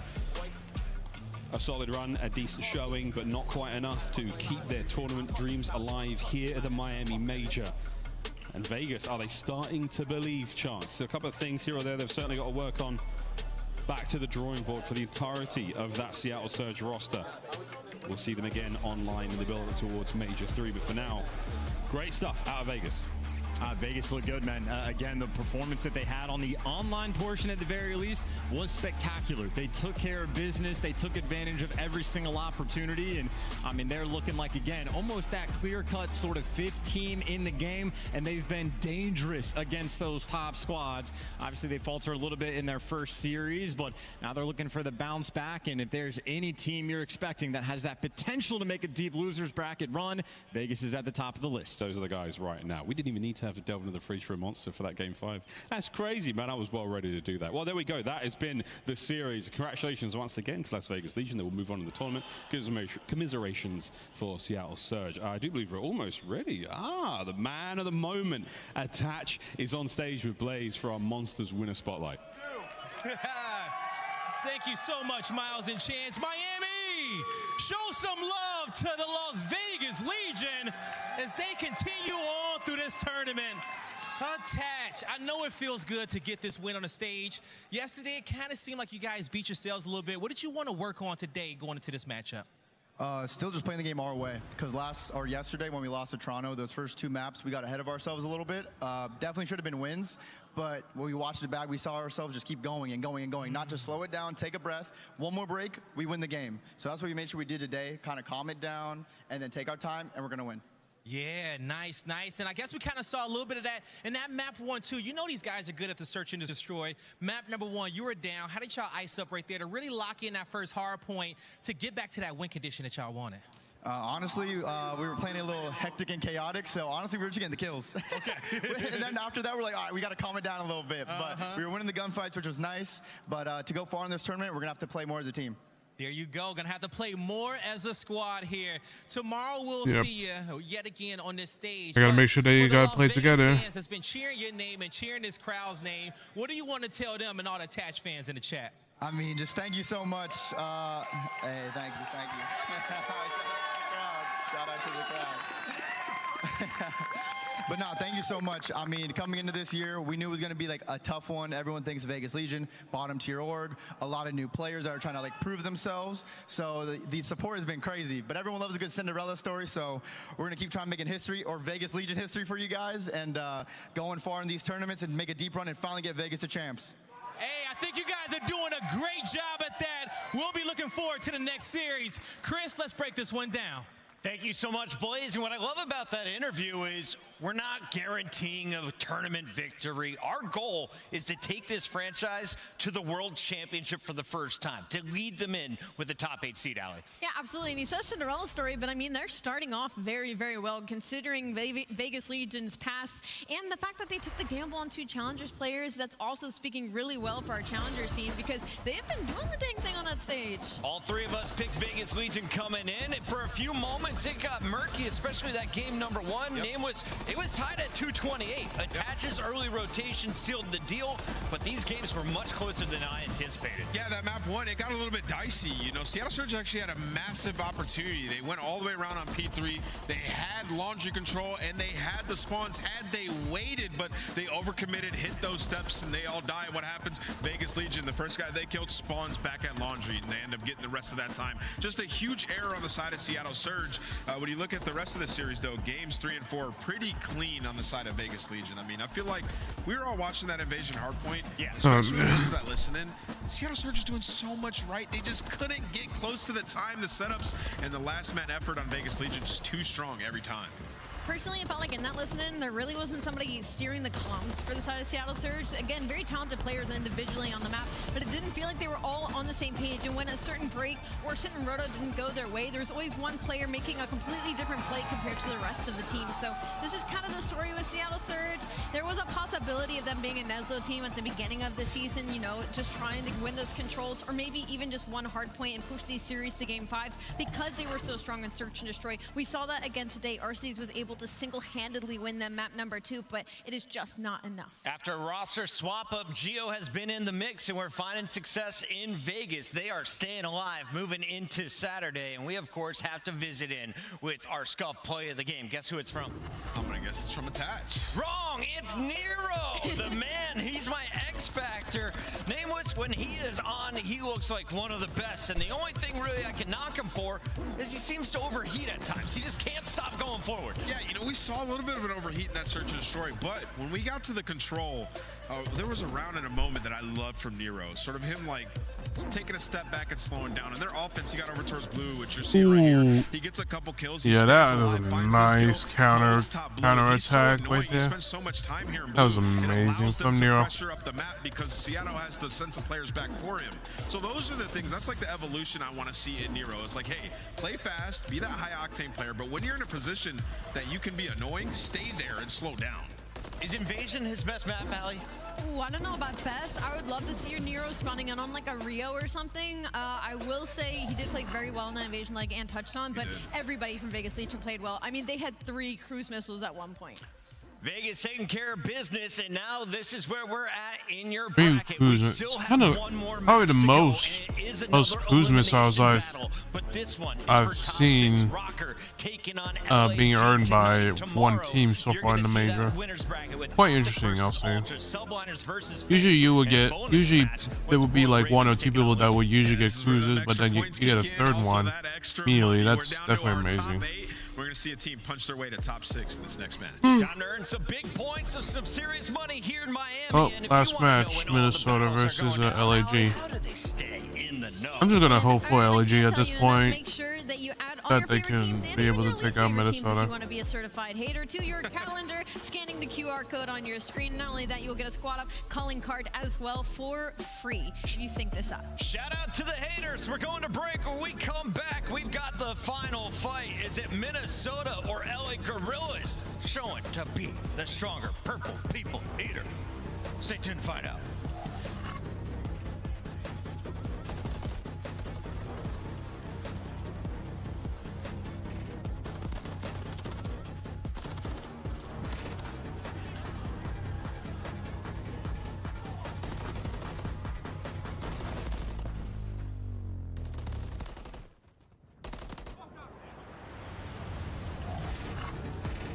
Slice up your competition with the Executive Chef Operator, now available in-game in the Call of Duty store. Start the season strong with the Call of Duty League Pack. Grab yourself the CDL Operator, Weapon Blueprint, and so much more. Check out the Call of Duty store in-game now.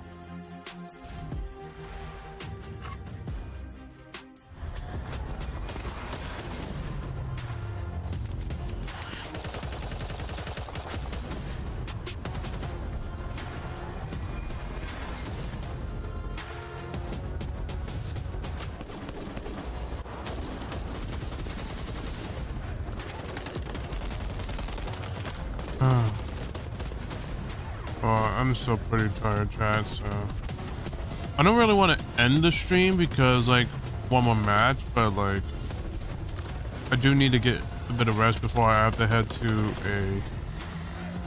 my school in about a few hours, in about a couple hours or so. So a while to see.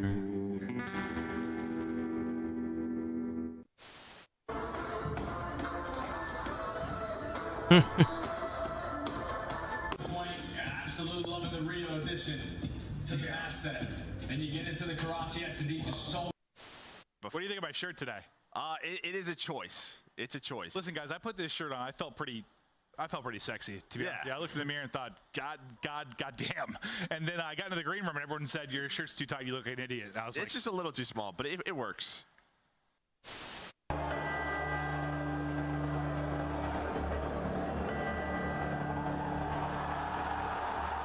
Hey, number 6.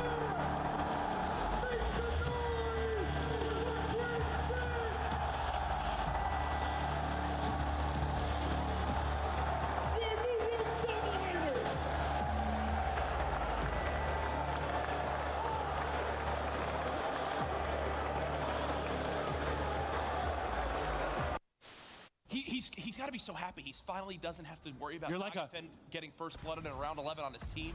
You're like an adamantium werewolf. Oh no! Oh no! Oh no! He couldn't get out, but he can do front flips. Oh, Daddy's hungry! Oh my God! Finally takes him out. But it's dog-on-dog warfare! No! That was the most intense round of S&D that I've ever casted in my damn life. Get the last bullet. It gets absolutely smoked. Bance is going massive for the squad. They called it the other artillery. That's all the streaks gone. Now they're straight down to the guns. Bance went 5 in a row. Bance! What is that Herculean effort from Bance to make the plays when they matter most? Oh.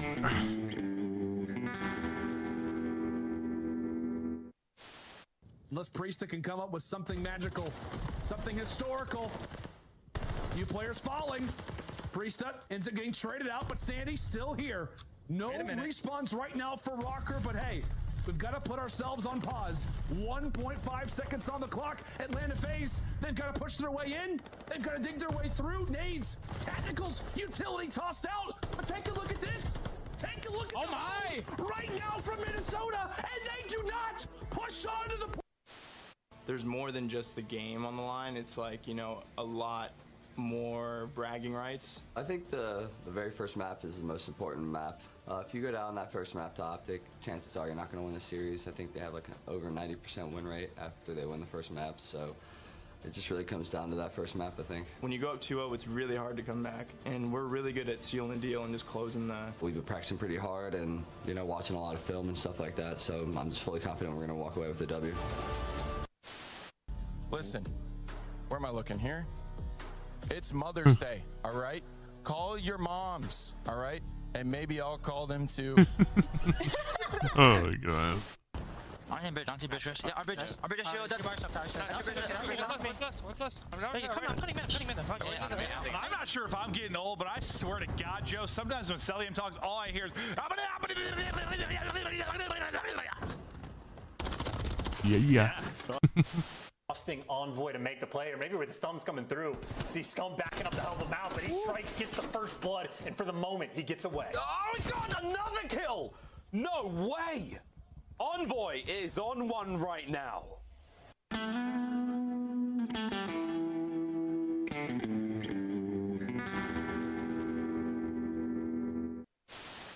One clean break, one set of kills there. Afro sneaks in and steals the victory. Will, 25 seconds left. Now there could be a timing here if they rotate off of this. They might, but RC's just watching the cross. Wow! The headshot, RC's absolutely deleted. Now the shoulder in the spot. Yeah, he spotted him. He spotted him. Oh my God! Fancy again! Let him know! Try and work someone on the flank. He's able to find by Criminelli. The Kriegs, they're able to get 2 headshots. They know that Formal is gone. Vivid. Ooh, I think that's a bit of an over challenge. Envoy, he goes to the defensive side. Nobody able to check the bomb. Crim ready for it. Nice shots. Or Criminelli now going to find all 4 kills. This is Formal for the ace. Third. 4. Illy wraps back, and it's Formal with the ace.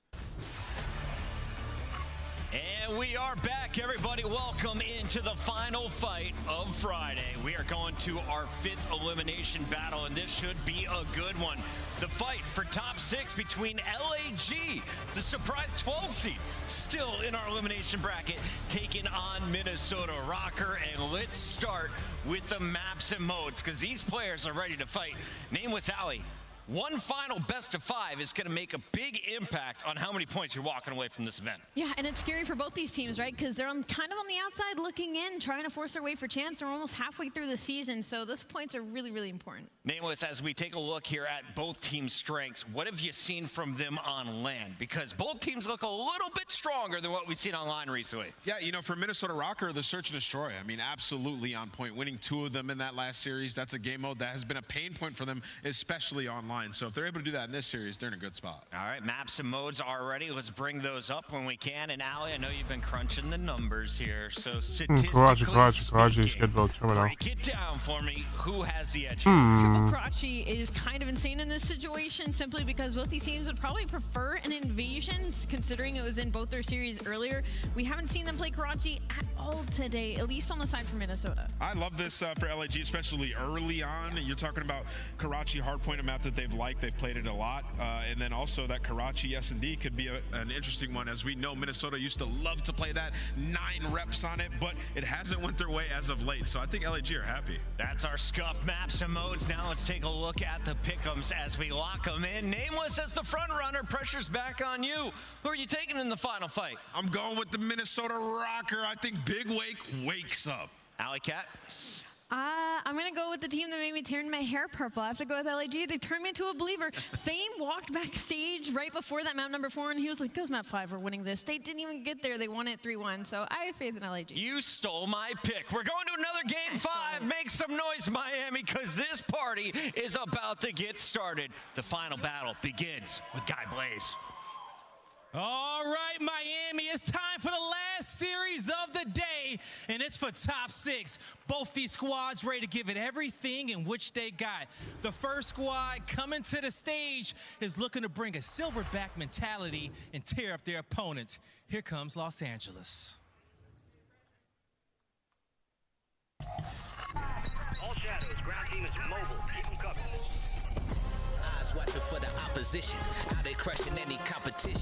Long range, I got the vision. When I'm in the trenches, anyone can get me. I'm with the team when they need me.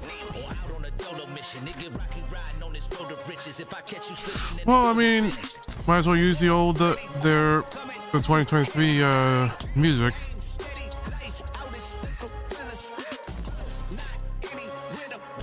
Finally got a intro. That's for sure.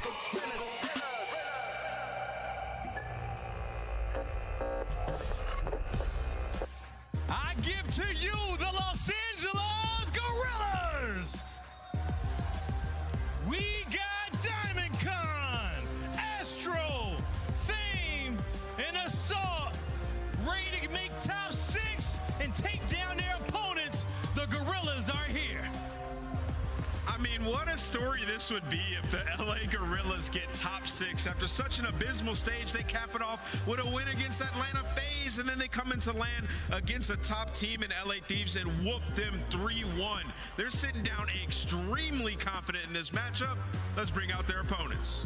And as we know, all that matters is how you perform on land. And this next squad knows that one all too well. Without further ado, let's bring out those boys from the north.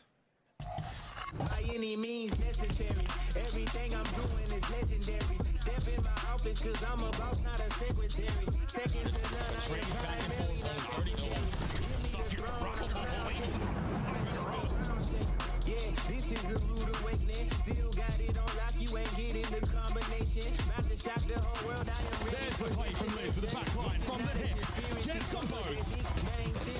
I'm just getting started, time to turn it up. Going off in 5, 4, 3, 2, 1. Pinch, the pinch, Vivid! All 3 of them gone!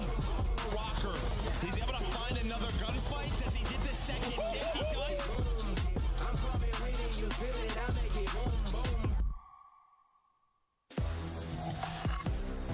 Ladies and gentlemen, I give to you the Minnesota Rocker! We got Vivid, Awakening, Accuracy, and Lens. The Vikings ready to go. The Minnesota Rocker here to rock the stage. Your front runner for Rookie of the Year, Lens, takes the stage for the second time today. But for him to continue that lead, he's going to need help from the rest of his squad. And I'm looking at the way Vivid performed earlier for this continuation. It is the last match of Elimination Day. It is the last funeral on the day. And it's time to see which purple team gets sent home. Let's go, Blaze. Let's get it going, Allie, and blow it up in the chat. It's the last match of the day. Get loud, Miami. Your casters are Merc and Maven. Time to get it going. All right, final match of the day. It's been a long one. We've been having a lot of fun. The action is going to continue all weekend long, but let's get through our last one. And yeah, battle of the purple squads. But listen, this is, you go back to Major 1. This is the battle for top 4, right? Gorillas make a run. Assault's out there shaking stuff around. Remember, he was that was his magical run. That was his superpowers. Remember? No, it was. He was doing it earlier as well. Yeah. Yeah, it was great form on it, both hands. But yeah, you're not wrong. It was Minnesota in Game 5 that was able to take and get top 4. Practice makes perfect, Joe. But ambidextrous. Yes, sir. As we look forward to this one, though, yeah, maybe a little bit of a revenge game, even though time has gone past. I think we've been waiting to hopefully see a Rocker team that resembles something of that top 4 run. And we cast them earlier. They're able to get a win. Finally get that kind of hump off their back with that map 5. You got him here?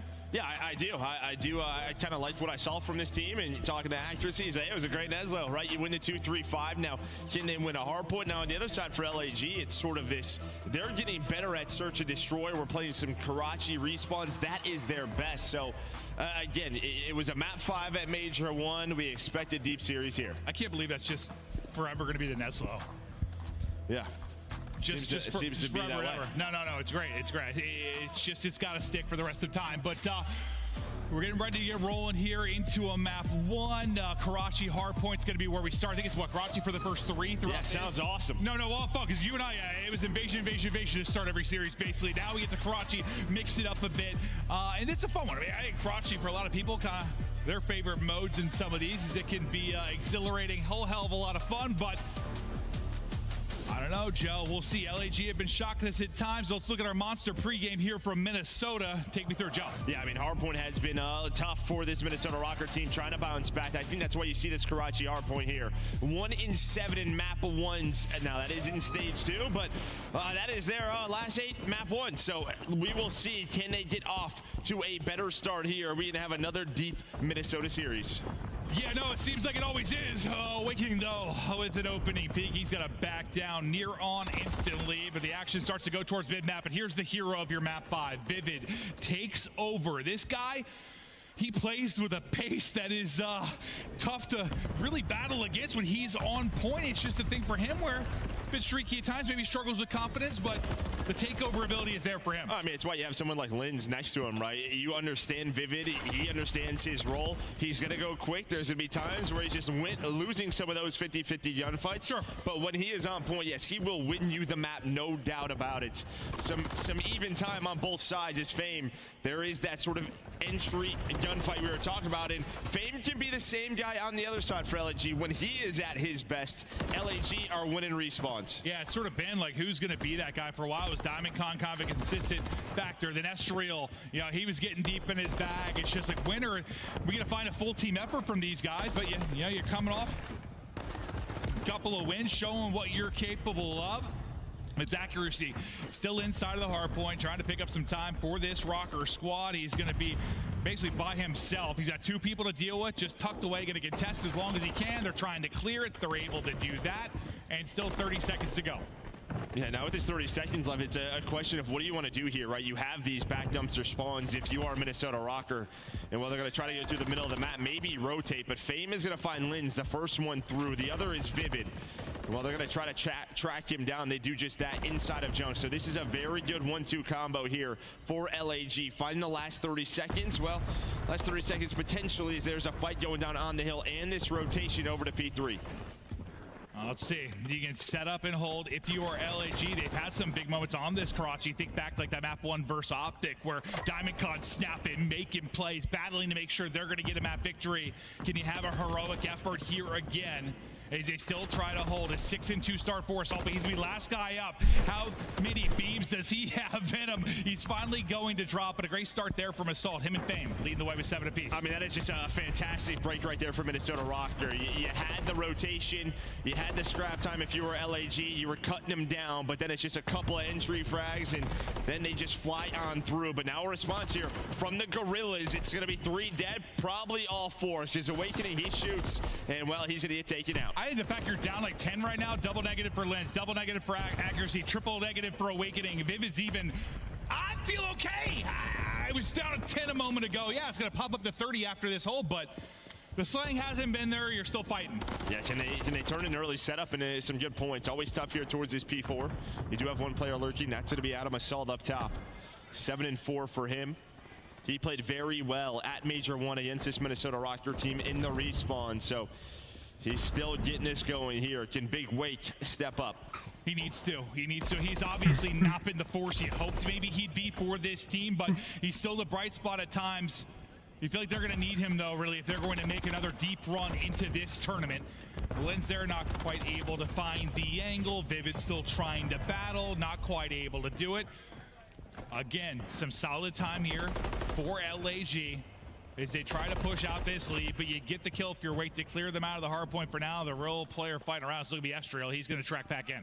And now over to P5. Fame is back here. Did he get spotted on this cross? Did Vivid see him? Nope. Did not see him. So that's going to be a freebie. Now it is a foot race over towards Junk. You have Assault in position. He's going to get stunned up. Diamond Con going to help out Fame for now, but there are the trades.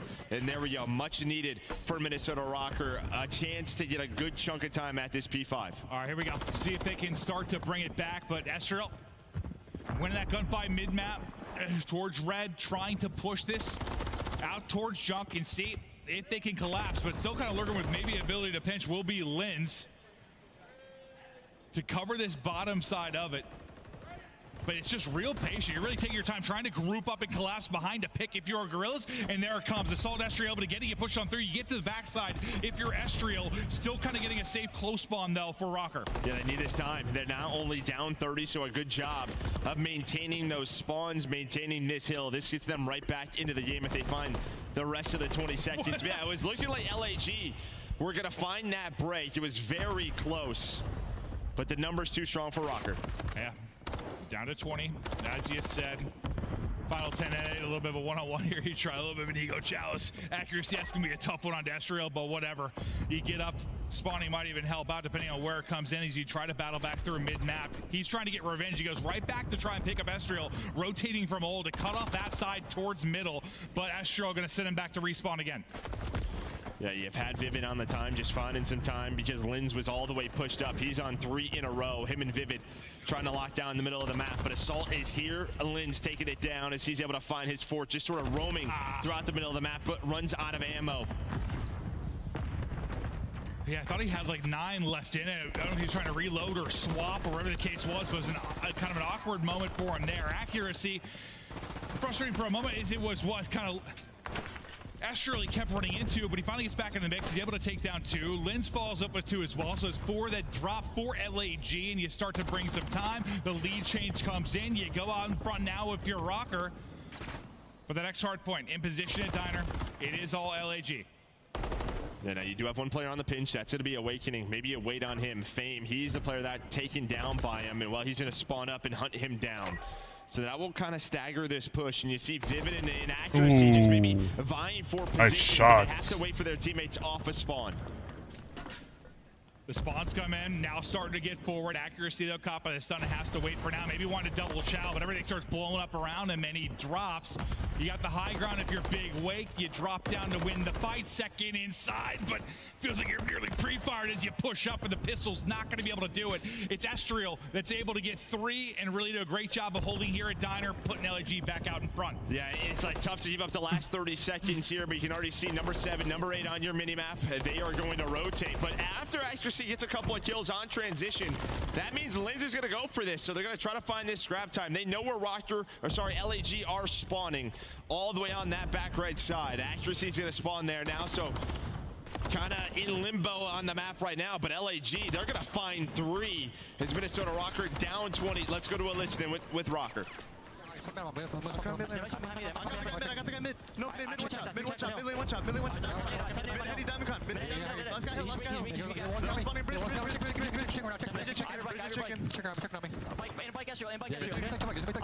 crossing the back. I need a bike, I have HUD. Nice. What, not that. Watch out, back steps. You watch out, third steps. Tell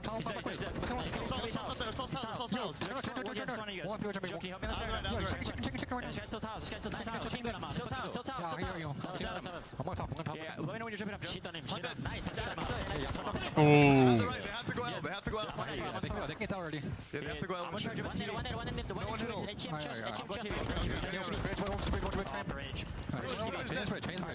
going trips. Asher's going trips, I'm pretty sure. Yeah, are you? Okay, I'm gonna flank top PC. Top PC. Are you? I'm seeing PC, okay? Silver child, man. Yeah, so. Stop 3, silver bridge somewhere. Low back, chicken. He's still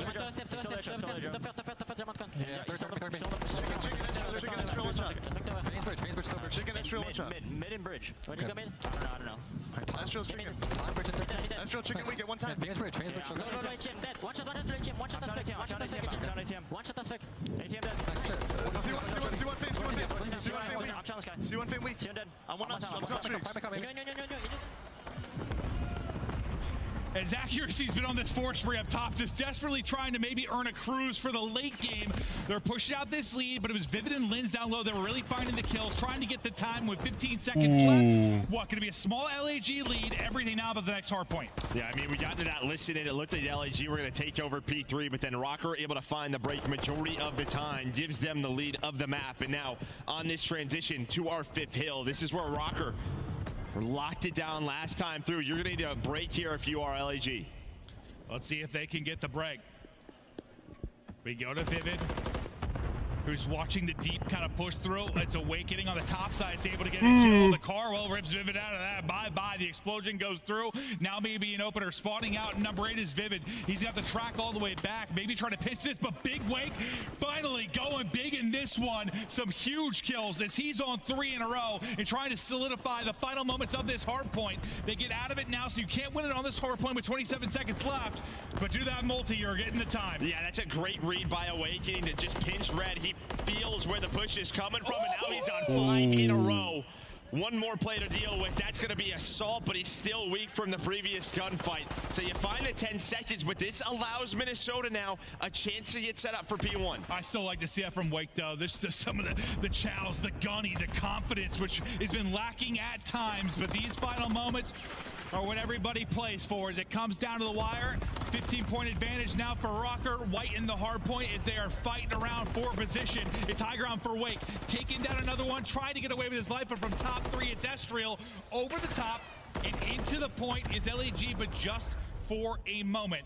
Now we kind of reset, vie for that map control, and as you got the lead, if you're Rocker, you can kind of bait them into this. Pressure on LAG as they're down. Now you get inside of it, you get trophy down, 20 for the dub. Yeah, I love that trophy from Accuracy and the detonate middle alley. So here we go. LAG gonna have to try to get on through. It looks like it's gonna be a big AC push, but that is locked down right now by Rocker, but that's gonna be 3 dead. Down to Vivid. Just 4 more seconds needed, but that is the break as the transition over to P2 is there. Yeah, this is where it gets hard. You need 5 points to win if you're Rocker. LAG, such a difficult task. You've got mid-map. You're going to have to funnel this and hit it as quick as you can over towards P2. Awakening has gone nuts over this final stretch. So many kills for this team, so many in big moments. An entry into the point, but the trade is there for Lens. Assault up trying to finesse, can't quite get in, and Rocker will get the map 1 victory. An opening maybe for Gorillas for a moment, but fact is you just needed 5 if you were Rocker. Sure did, and it's a map 1 victory. They have been they are not used to this, going up 1-0 in the series, but they've been trying to find a hard point. Maybe a bit of a surprise when you look at the map vetoes, allowing LAG to play on Karachi. They've only played it 1 time on the year, has Minnesota, sitting at 0-1, but they've just been like, we need something. We gotta find a map, and they do it here. And I mean, I know at the final point, I think Awakening got one of the kills kind of staggering that push from P1. It was a big one, but before that, like, he was finding them in flurries. Like, I felt like he was kind of quiet for most of it. Like, not a lot of big plays, but in the final 2 minutes, he erupted. Some excellent stuff there from him. And God, it's just that's what it just feels like. I just feel like if you had Wake like that, you know, we're talking like Giga Wake. You know, there was a time where Nameless in the green room said that he was going to be the phase killer. Now we're going back years, but like if they can just get a bit of that, he can erupt. God, man. Yeah, you're getting that here. They can be. Almost 5,000 damage, leading the way, 24 and 22, but just a very balanced effort, really, from both teams. Just came down to some execution. I think the big plays from Minnesota Rocker really came around that P3. I mean, even LAG, they allowed the break to come in, but then Minnesota fight on back and then over towards P5 both times through. They won rotation, and I mean, it was clean for the most part, and that is where they found a majority of the time. Yeah, and this, all right, listen, when you talk about, you know, playing online, playing on land, like a lot of times historically, even though, you know, players will complain and, you know, fans will, and everyone wants to be on land all the time, sure, typically results are relatively close historically, but like where I feel like it is a real big mental advantage is when you're like a Rocker who has all those game 5, all those close series, you know you're better than that, and like I just feel like getting here, it is sort of a mental reset. Give them a little refresh and start making plays. Get a couple of wins under your belt, and who the hell knows what they can get going. Yeah, who knows? Yeah, I mean, they got a top 4, so I imagine just getting that first win was everything they needed. I'm sure it's all you're thinking the whole time, or saying if you're trying to be positive, like, oh, well, don't worry, boys. We top 4 on land, we get back to land, we're good, and so far. Yeah, I mean, that's pretty much all they could really. That was the last story. They pretty much went through everything else. I mean, it was just such a stage 2 qualifier for them, but doesn't matter. They shake it off. Back on the stage, win the first match, now up 1-0. Up 1-0, a rare map 1 victory in the stage 2 qualifier. Here is how the game flow went down. It had a ton of lead changes, early advantage of about 60 or so, 50-60 for LAG, but when the going got tough, when the clutch is what mattered, when they needed the ice, it was Rocker. Yeah, I assume Rocker's blue there, right? Yeah, you can see that P5. That's when they really take that lead at the end of the first set of hills. And yeah, and it was just a back and forth battle. LAG really controlled P2 multiple times, but it was the P3s. Every single time they needed a break, Rocker, they had it. Well, the hard point, it is done. It's a 1-0 lead for Rocker. They get that tough victory. They're able to do it and, yeah, kind of throw that, what do you say it was, 1-7 record out the window. Now looking forward to Search and Destroy. You know, I mentioned, obviously Vivid had that monster map 5, big part of why they were able to do it, but what do you think just about the Search? Because there's been some subtle improvements here from LAG. No, it has. Yeah, over the last couple of matches, LAG, this is what they have been winning. This is kind of their comfort zone. So LAG getting better and better at that game mode as the nighttime dawns upon us, and we're starting to get freaky here on Friday. Yeah, I'll be honest. I yell at our production team to dim the lights when I'm casting because I'm so old that the lights hurt my brain, and I need it. So that's my fault. But yeah, and I look better when it's dark. Yeah, that's true. Less reflections off my head, Joe. Thing is a spotlight in its own. Yeah, no, it really is. You want to get flashbanged? But now to the map 2. I mean, they beat what phase in 2, right? They've had some moments in Search and Destroy. For Gorillas, though, we're going to take a look at the Monster pregame. Let's check it out now, Joe, as we get ready to move forward onto this map 2. Yeah, and again, we're going to be sticking on Karachi, Search and Destroy. We're taking a look at those stats. They're coming, I swear, Joe, I promise. I was told they would be delivered to you by hand. There you go, Joe. There we go. Monster Energy pregame there for LAG. Great when planted, but yeah, we'll see what they can do. First, a post-plant win percentage, 92%, but 11 getting plants on attack. So when they get the plant down, fantastic. The problem is getting that bomb down. Joe, I love it you simplify it for me.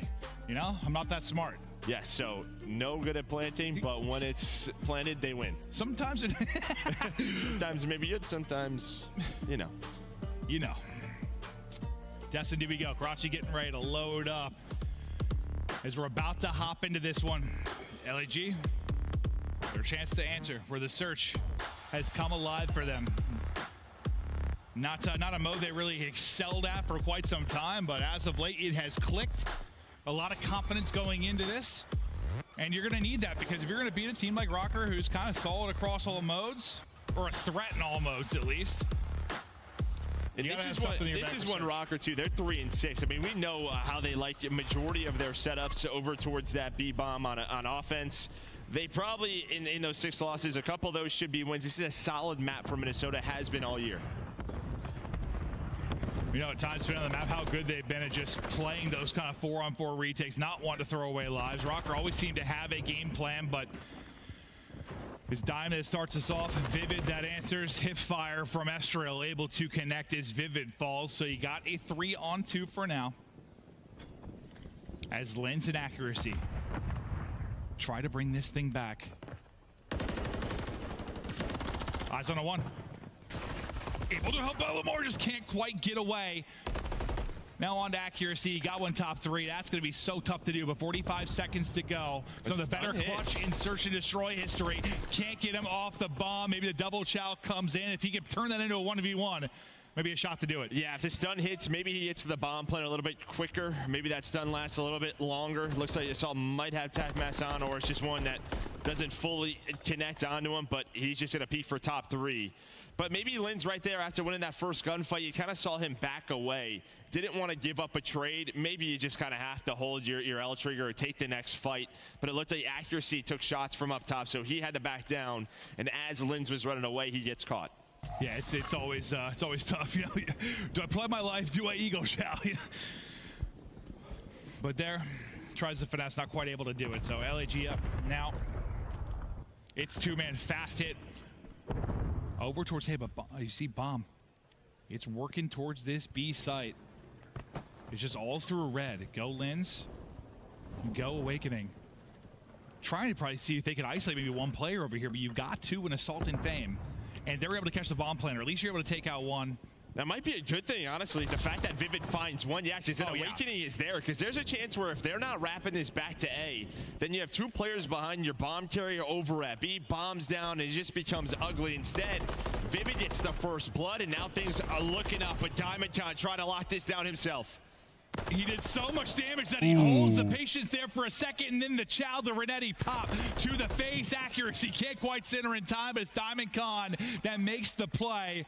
That was not much of a first blood, and the fact that it's an instant trade. I think you're right in the sense that typically if you're on offense, if your point man gets a kill, usually it's going to give you numbers on that bomb site. Unless you've got some like hard counter 4-stack.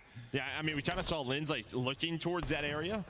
But here's Diamond Con in that replay. Nice shots on No Awakening. And again, he had Linz weak on the cross. I thought he was just going to slide on it instantly because he was so weak, but he was worried he'd just get caught.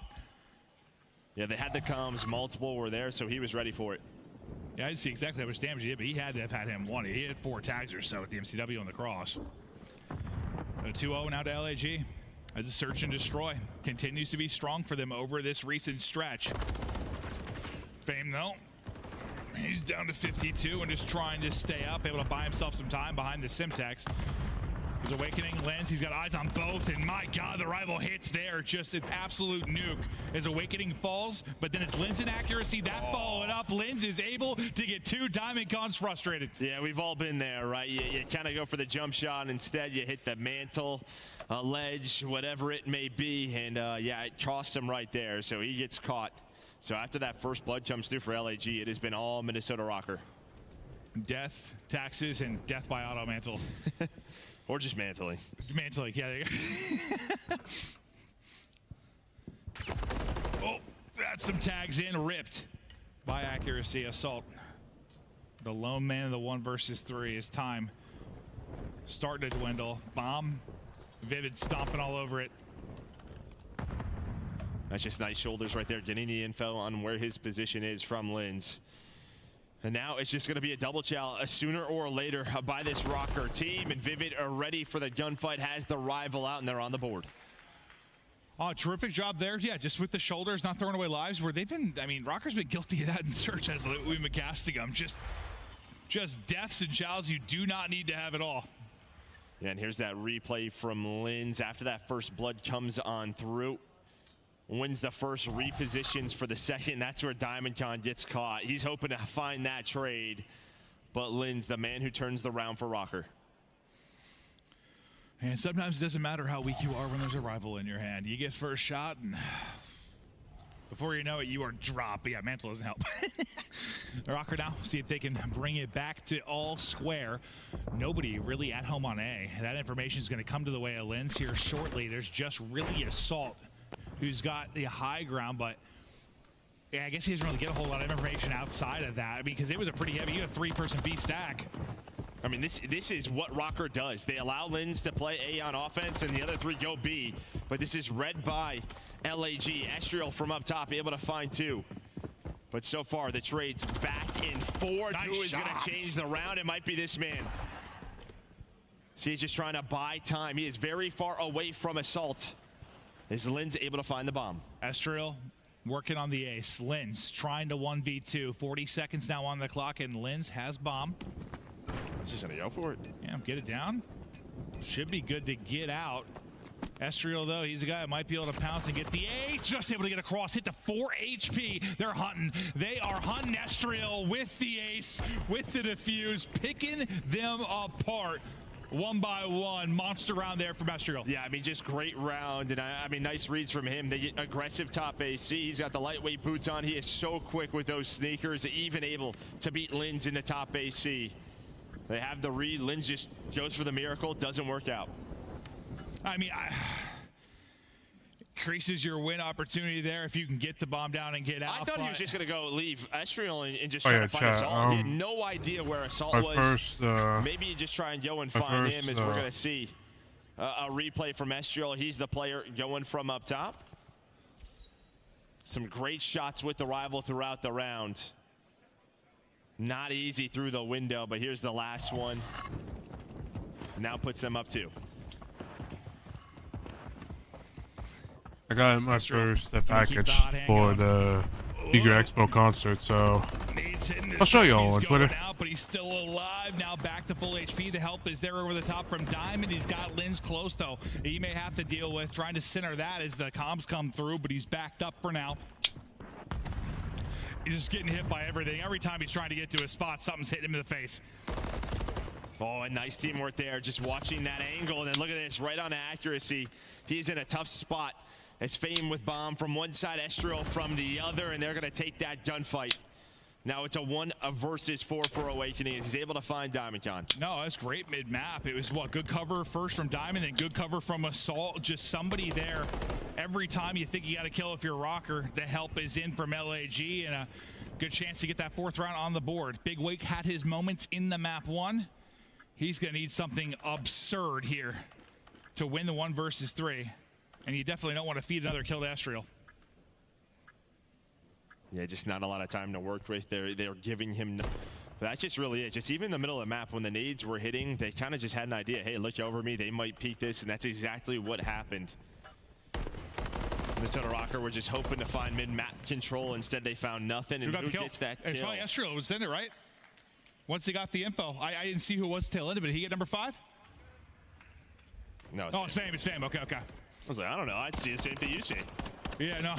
Well, I was just sort of talking out loud. Like, who was it? Yeah, I wasn't sure, but no, it was Fame. Okay, okay. I thought maybe they were like, screw it, go get. Once he got the info, try to get number 5, but Fame gets the kill. Awakening hunted down, 4-1 advantage now. Okay, so he'll still carry that 4 spree off the ace if you're Estriel. And Rocker now. What can they do on offense? You need something because you're just getting outclassed here currently in Search and Destroy. It's going to be 3 over towards A. Fame going to be here by himself until the rotation comes in from Assault, but Vivid able to get the kill before the help really comes in. Now what can Assault do from up top? Just trying to get some tags as they're trying to get the plant. Has to cover both sides as the rotation comes in for the help there. Nice gets number 5 behind the nade then too as he's 1 off a streak and suddenly a 3v3. I mean, you were here fast if you were LAG. And quick on that rotate. So yeah, bomb not planted. Bomb is down at bus. Estriel going to reposition. You had accuracy watching the flank, so pretty much around the bomb. It was a 3 versus 3. Now with 45 seconds left, what do they opt to do? Just kind of taking their time, maybe trying to force LAG into thinking this is a rotate, but Estriel is there. He's making sure they can't get to B. Diamond just trying to see if he can get the angle. He goes for it, trying to catch him before he gets away. He's able to do it. Diamond gets the spot, gets the info, hold him for now. It's accuracy and lens. Trying to play the clutch. You want to collapse on this if you can, but a big kill there from accuracy. Now Estriel, who's trying to get this streak. He's able to win it there. Right onto it he goes, but it's Lens through with the check. You lose the round, but you get the cruise. I mean, honestly, it looked like Diamond was just going to walk up after getting the first kill and start to defuse right away, and it would have worked out. Accuracy was just playing an angle. Prone in a corner, was not going to check the bomb, but I bet they wanted to try to get Estriel that streak. And you're guessing, too, like how he's going to play, yeah. Yeah, but it's a 2 versus 3 clutch in the post plant, and, well, Rockers stay alive. Yeah. Big around there while being down a man to stay up. The cruise, when will that be thrown into the map too? Estriel hold that in the back pocket. Lens again will be the lone man at A. As the other 3 from Rocker try to give them an advantage early on, push it up quickly, will be Diamond. Yeah, this is where they've been so good, right? LAG right inside of the middle of the map, but a lot of cover here. We'll see if this cruise is able to get anything, but you would hope to work a bomb plant behind that. Trying to go for a crazy angle, but not going to work. Now Vivid and Accuracy get a stare at this B bomb. Looks like bomb is going down, but do they take him out beforehand? Doesn't look like it, and he gets away. So Cruz doesn't find a kill, but it earns you the plant. Exactly. Yeah, allows you to get across and at least get this down. Now, what can you do from the post plan as Estriel continues to wreak havoc? He's triple positive, tippy tap onto Lens. Neither player going to get dropped from that, but it's Accuracy that'll fall next. Now, could Vivid be the hero? He was the map 5 hero, but you got 20 seconds to go, and still 3 players up for LAG. Make it just Lens now. He will drop. Great job there from Gorillas. Quick plant Good behind stuff. the streak. I'm LAG. 5th round on the board. Yeah, I mean, just their teamwork has been fantastic on these offensive rounds. Using the streak, getting the bomb down, and then having a great setup here, watching that flank, not allowing any openings and putting them on match point. No, you can tell they've been putting in work to search. Like, yeah, 100%. Yeah, it is obvious. Now, one more. This series, yeah, it's got all the makings of a Game 5. We are likely going the distance in this one, but still got to close out this map too.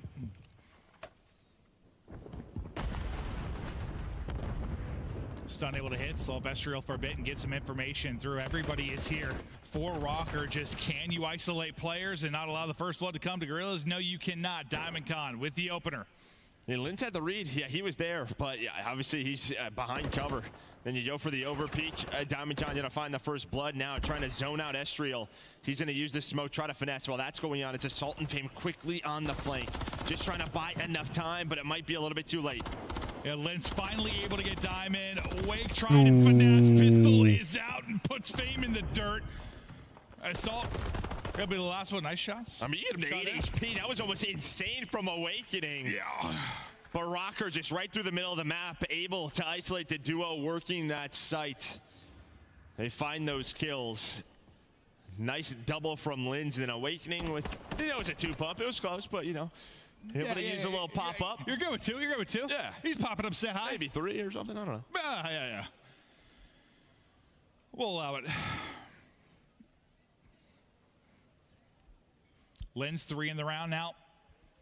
I don't know. Can he get to a cruise? Something to help them bring this comeback. He'll have to pull off 4 straight rounds. Well, 3 now. Starts now with a defense here. A little bit different in the sense you have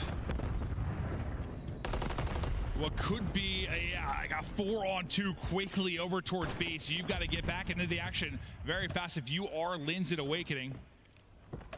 And do it again from man down. You've had to do it before. If you're a Rocker, can you do it again? Estriel looking for him, and the timing there on Real. Right as Linz goes to pop, he drops. Then Estriel gets out, and you find another Awakening so quickly on an island. This one likely done. I mean, what a play from Estriel. Wow. What a map from him. He puts up 11 right through the middle of the map, able to find that first blood. The stuns, the nades connect on a 1 player from Rocker. And then able to finesse top AC, jumps up top, has the rival as well. The man was doing it all. Yeah, I thought like at first it looked like I thought he was gonna get caught. Like Linz is laying there at the doorway, but like right as he went to reposition, it looked like right as he went to stand up, he just gets caught. Unfortunate timing for him there, but nearly 2,000 damage and 11 and 4 for Estriel. Hell of a map, pushes up to get that streak 2, which maybe doesn't win the round for you, but it helps significantly to get that bomb plant. So a massive game from Estriel. Yeah, it's just one of those maps for Rocker. At times it feels like it's their best S&D, and then other times it's their worst. Now 3 and 7, they play it a ton. And a lot of times, again, on offense, they work these slow B hits. Maybe just trying to switch it up, find some other success elsewhere, but just did not work out. No, it didn't. It really has felt that way when we cast them in search sometimes. Like they look like such a great 4-man unit. You can really tell what they're trying to do on the map. They're so decisive. And then at times I'm like, their post plans are abysmal. They threw away life after life. This should not be around, but somehow it is. Just the consistency needs to get there. You see glimmers of it, but that kind of applies to their entire game right now. Yeah, but you can see how the series is tied up a 1 apiece. Rocker win the hard points, then a response from LAG, and we're staying on Karachi for map 3. Yeah, we stay on Karachi, tied up 1-1 with the control. We'll see how it plays out, but yeah, I was just thinking, anytime it's Rocker, obviously, you're thinking maybe this one's going to go 5. It's looking that way. You think we're going the whole way? Seems that way. Yeah. You never know, though. Sure does, absolutely. But Rocker will look to respond now in the map 3, but we will continue on. Final match of the night. For those that have hung out with us all day, we appreciate it. It's been a long one. There's a lot of CDL action this weekend. We continue after this break. Don't go anywhere.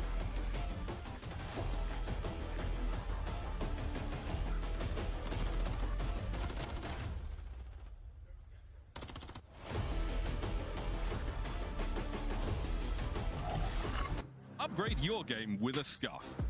Save $30 on the official CDL collection at scuff.co/CDL. Get better with a Scuff, the first performance gaming controller.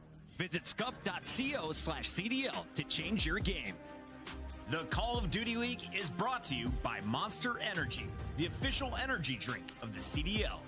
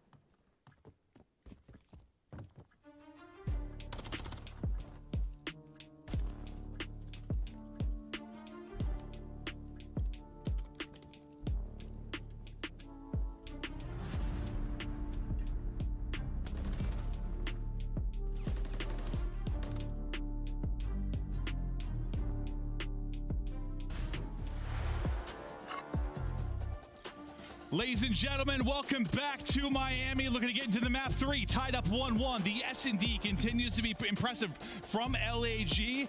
And these improvements have come rapidly these last couple of weeks. The big win over FaZe.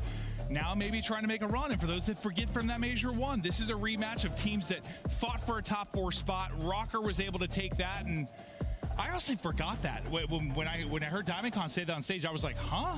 I forgot that was the matchup for top 4. I think it was the last one, Saturday night? Saturday night. Yeah. Rocker, though, they kind of did it through the SCDs. They were able to win a hard point in map 4, but they win map 2 and they win map 5.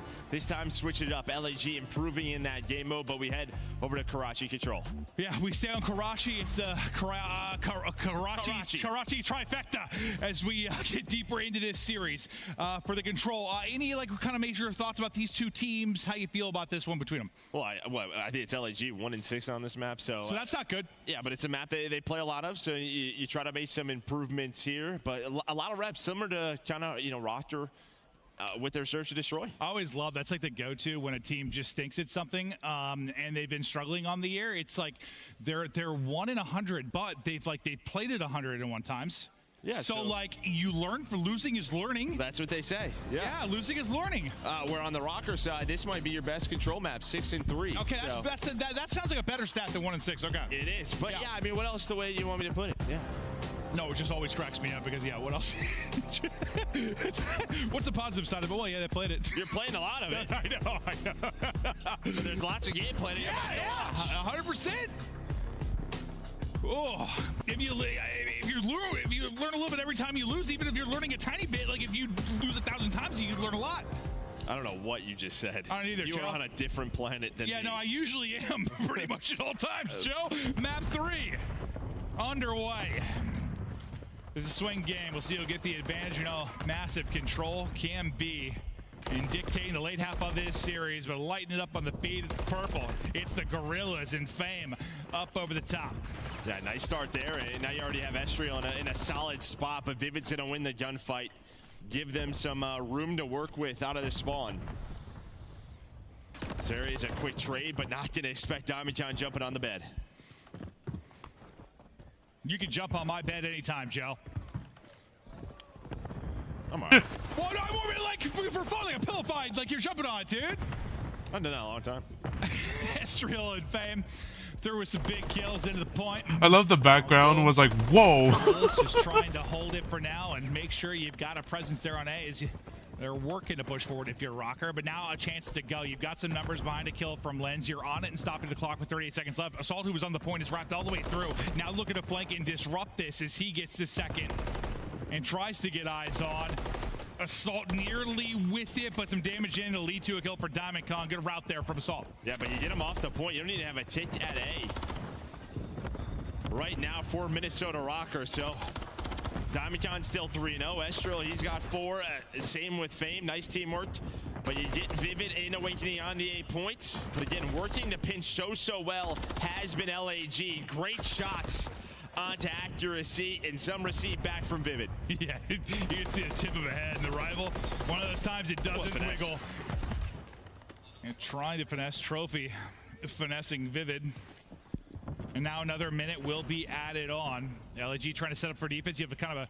Well, they don't know. They all spawn jump. They all spawn jump. They got to be careful here. They have to be careful. At least a team kill comes in, but the point is wide open. Your last 2 players are working the pinch. Well, yeah, you didn't think they were all going to spawn right in between all 4 of your players. You saw they were looking out, like kind of spinning in circles. Some of the arrows, wondering where they're going to be. Now you get on to B, working towards progress for that first point, but the wall bang through on to Vivid gets him out of the point for now. Accuracy like a sloth trying to get through. Is the stun able to hit him? And Estriel gets both that are near the point. So you survive a really awkward moment there if you're LAG. Yeah, I mean, the team kill helps out, and this has just been dominant, though. You have 4 lives remaining, only 3 ticks in the round. And with what we have been seeing online, I mean, this has been pretty offensive heavy. And at times. It certainly can, because even though, the live disparity was like that, had you not had the team kill, had you got through a little bit cleaner, that spawn, and suddenly you're 3 stacking this thing. Maybe it's done quickly, but not how it's going to break down. Still always a chance, and dear God, here we go. They gotta get on it though. They just gotta stack this. Why not? You only have 4 lives remaining. They do get picked though. Assault finds an angle. Still 3 here. Trophy down. A little protection.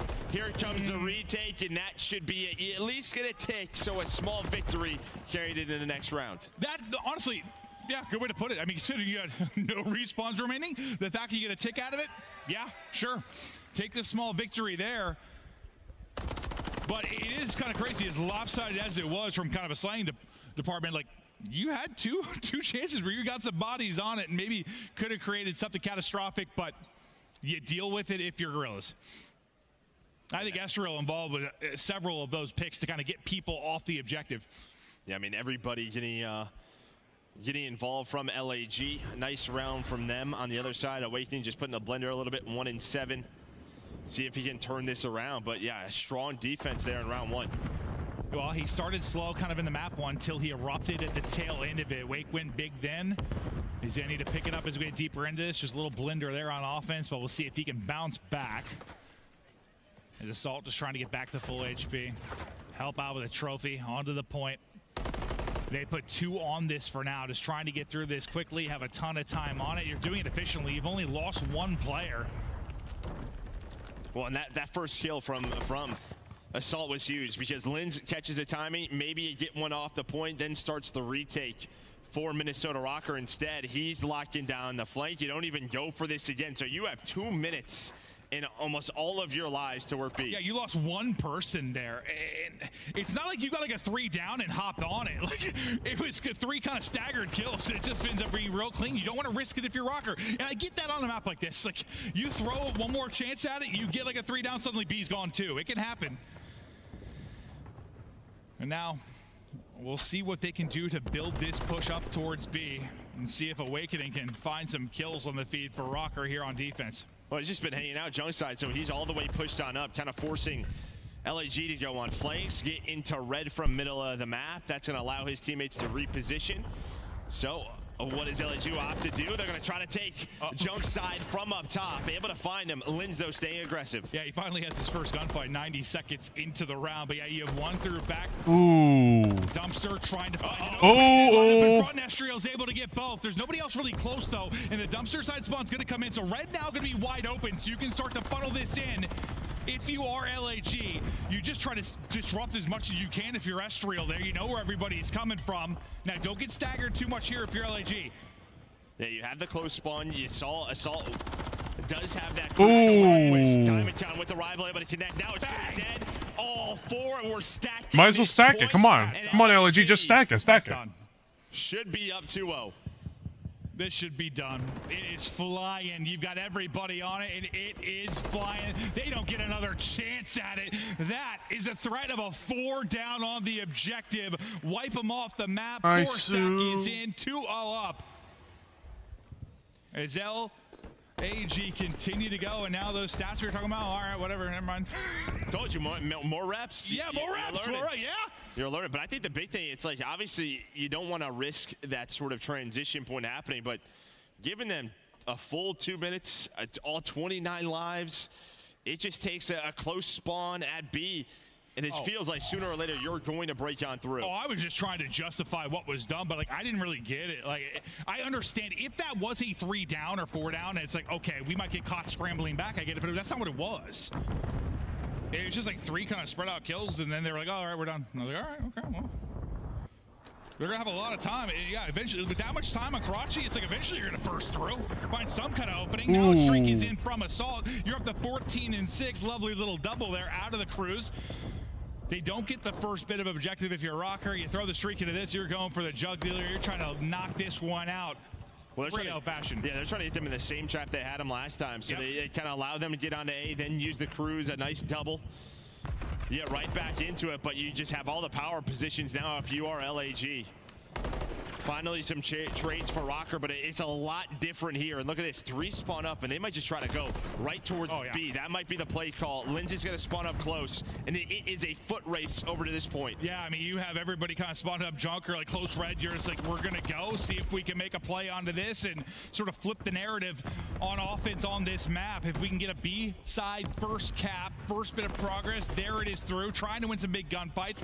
Wicked at least takes down one before he drops, but then it's LAG that are working the retake. You still have 2 people here, and you're spawning out pretty deep if you're Rocker trying to track back to this. So accuracy's not going to have any help. You survive for a moment if you're LAG. Yeah, Fame, he works the long flank. I mean, he was all the way over towards the A point. And well, you had a couple of players red side, but they don't spot Fame. He's the man that finds the first kill onto the point, and that just opens things up for LAG. But you get to 2 ticks, and now you're on to A. So it's looking a lot better than the start of this round for Rocker.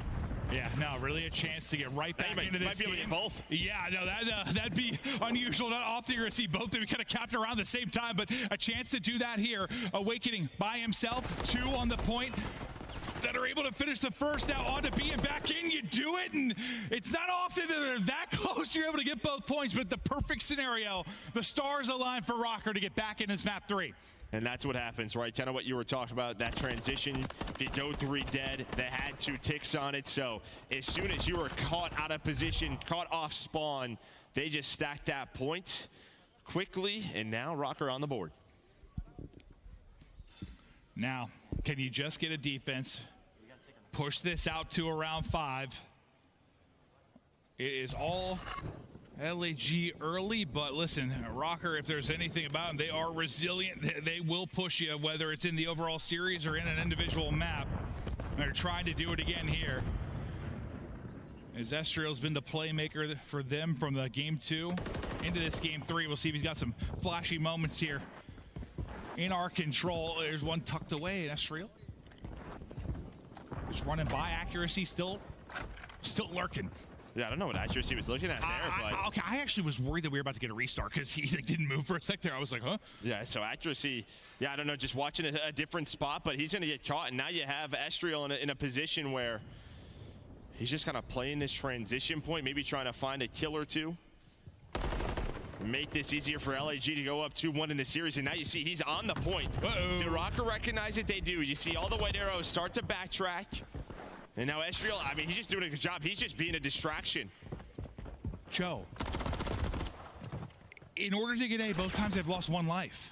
That's pretty good. Yeah, no, 2 total lives across those 8 captures. Very, very efficient. And now we set up with, again, 2 minutes and maybe a streak going to be thrown into this as well as Diamondcon's 19-11, a chance 4-6 in a row. With Salto pushing towards back dumpsters, a little bit awkward, but he's able to recenter and snap. There's the streak earned as well. There's 3 down. A chance for the jugular now as you've already got 1 player near, set up in assault. Diamond now rallying over, maybe trying to get inside and start thinking about this streak, but he's holding on now. Gunny up, backing down Awakening. Yeah, I mean, the good thing is you had Lens pushed up, so the players off spawn out. Oh! With 3, trying to stay alive. Now he's got help from Estriel. Might as well just streak. Who needs the missile when they're coming out of your gun? Diamondcon pops, looking to shut it down. Game 10 spree. And this man has had his moments throughout the year, so consistent respawns for this team, and he does it again. Yeah, I mean, he was the pillar of light for them early on, like the one consistent factor typically in hardpoint. I mean, he was one of the top players in that mode early for his team, but here it's the control, just a tear down the stretch, a 10 spree to close it out. And like up to that point, think about it. I mean, he barely, I mean, he's almost lowest damage despite the fact that he goes nuts like that at the end. So maybe it was slow at times, but an absolute eruption, volcanic at the end of that. Yeah, I mean, and then on the other side for Rocker, just 2, I mean, not great defenses at all. Awakening has a very tough game at 8-17. Just could not put anything together, could not track these players, but LAG, their guns got hot, their comms got hot in map 2, and they carried it here into the control. Yeah, I was hoping after the great map 1 kind of finish that Awakening had, you know, maybe he'd really be bringing it into respawns throughout this series, but yeah, he could not get anything going at all in that map 3. A liability at times for them, and They were just getting fracked wide open. Yeah, defense was... I don't even know. It's like when you're watching NFL and it passes the running back to hit up the gut, and there's a 5-foot hole for him to sprint through.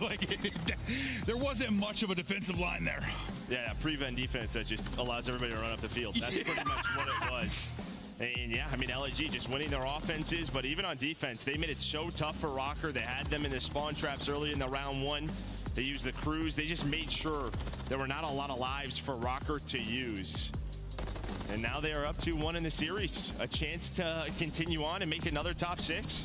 Yeah, and listen, it's not like Rocker had been, this would be some big upset either way. I mean, either team could have taken this. There wasn't some super lopsided thing here at all, but I just think it's just a little stretch. And maybe it's just the win over phase that sort of has you believing a little bit more. I know it does me. Like, it's such an impressive win for them coming into this, but, or it's just a search and destroy improvements. It's a bunch of little things where I'm like, okay. All right. It's all starting to click here for LAG, and that's just kind of what you're looking for. Again, a team that got top 6, kind of forget about that in Major 1, and now they're a map away for doing that in two majors in a row. Because if you talked to me 2 weeks ago, both these teams are in the dirt. So, like, it looks like you're just, like, downgrading kind of at every level for a little while there. If you're LAG, you thought...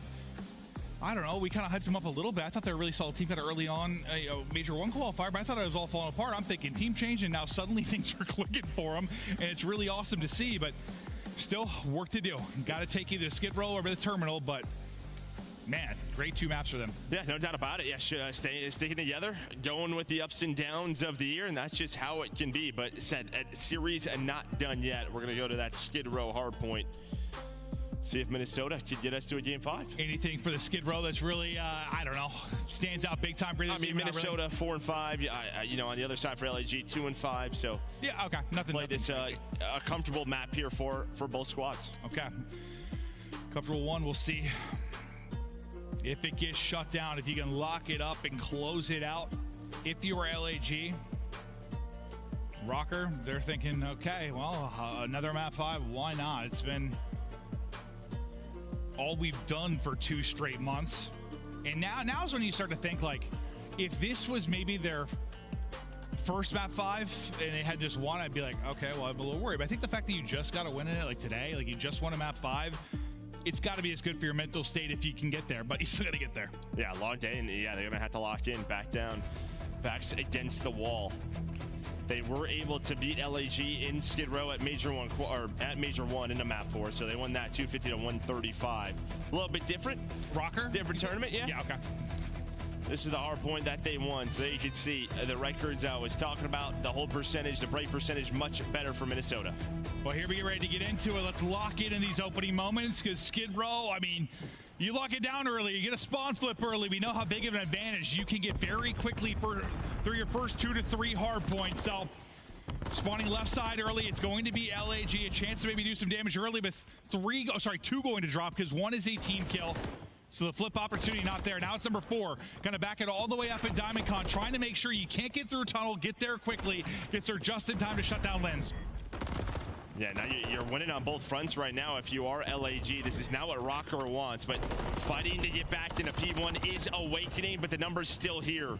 Then Fame on rotation, winning gunfights. The stun connects, Estriel able to snap with the rival.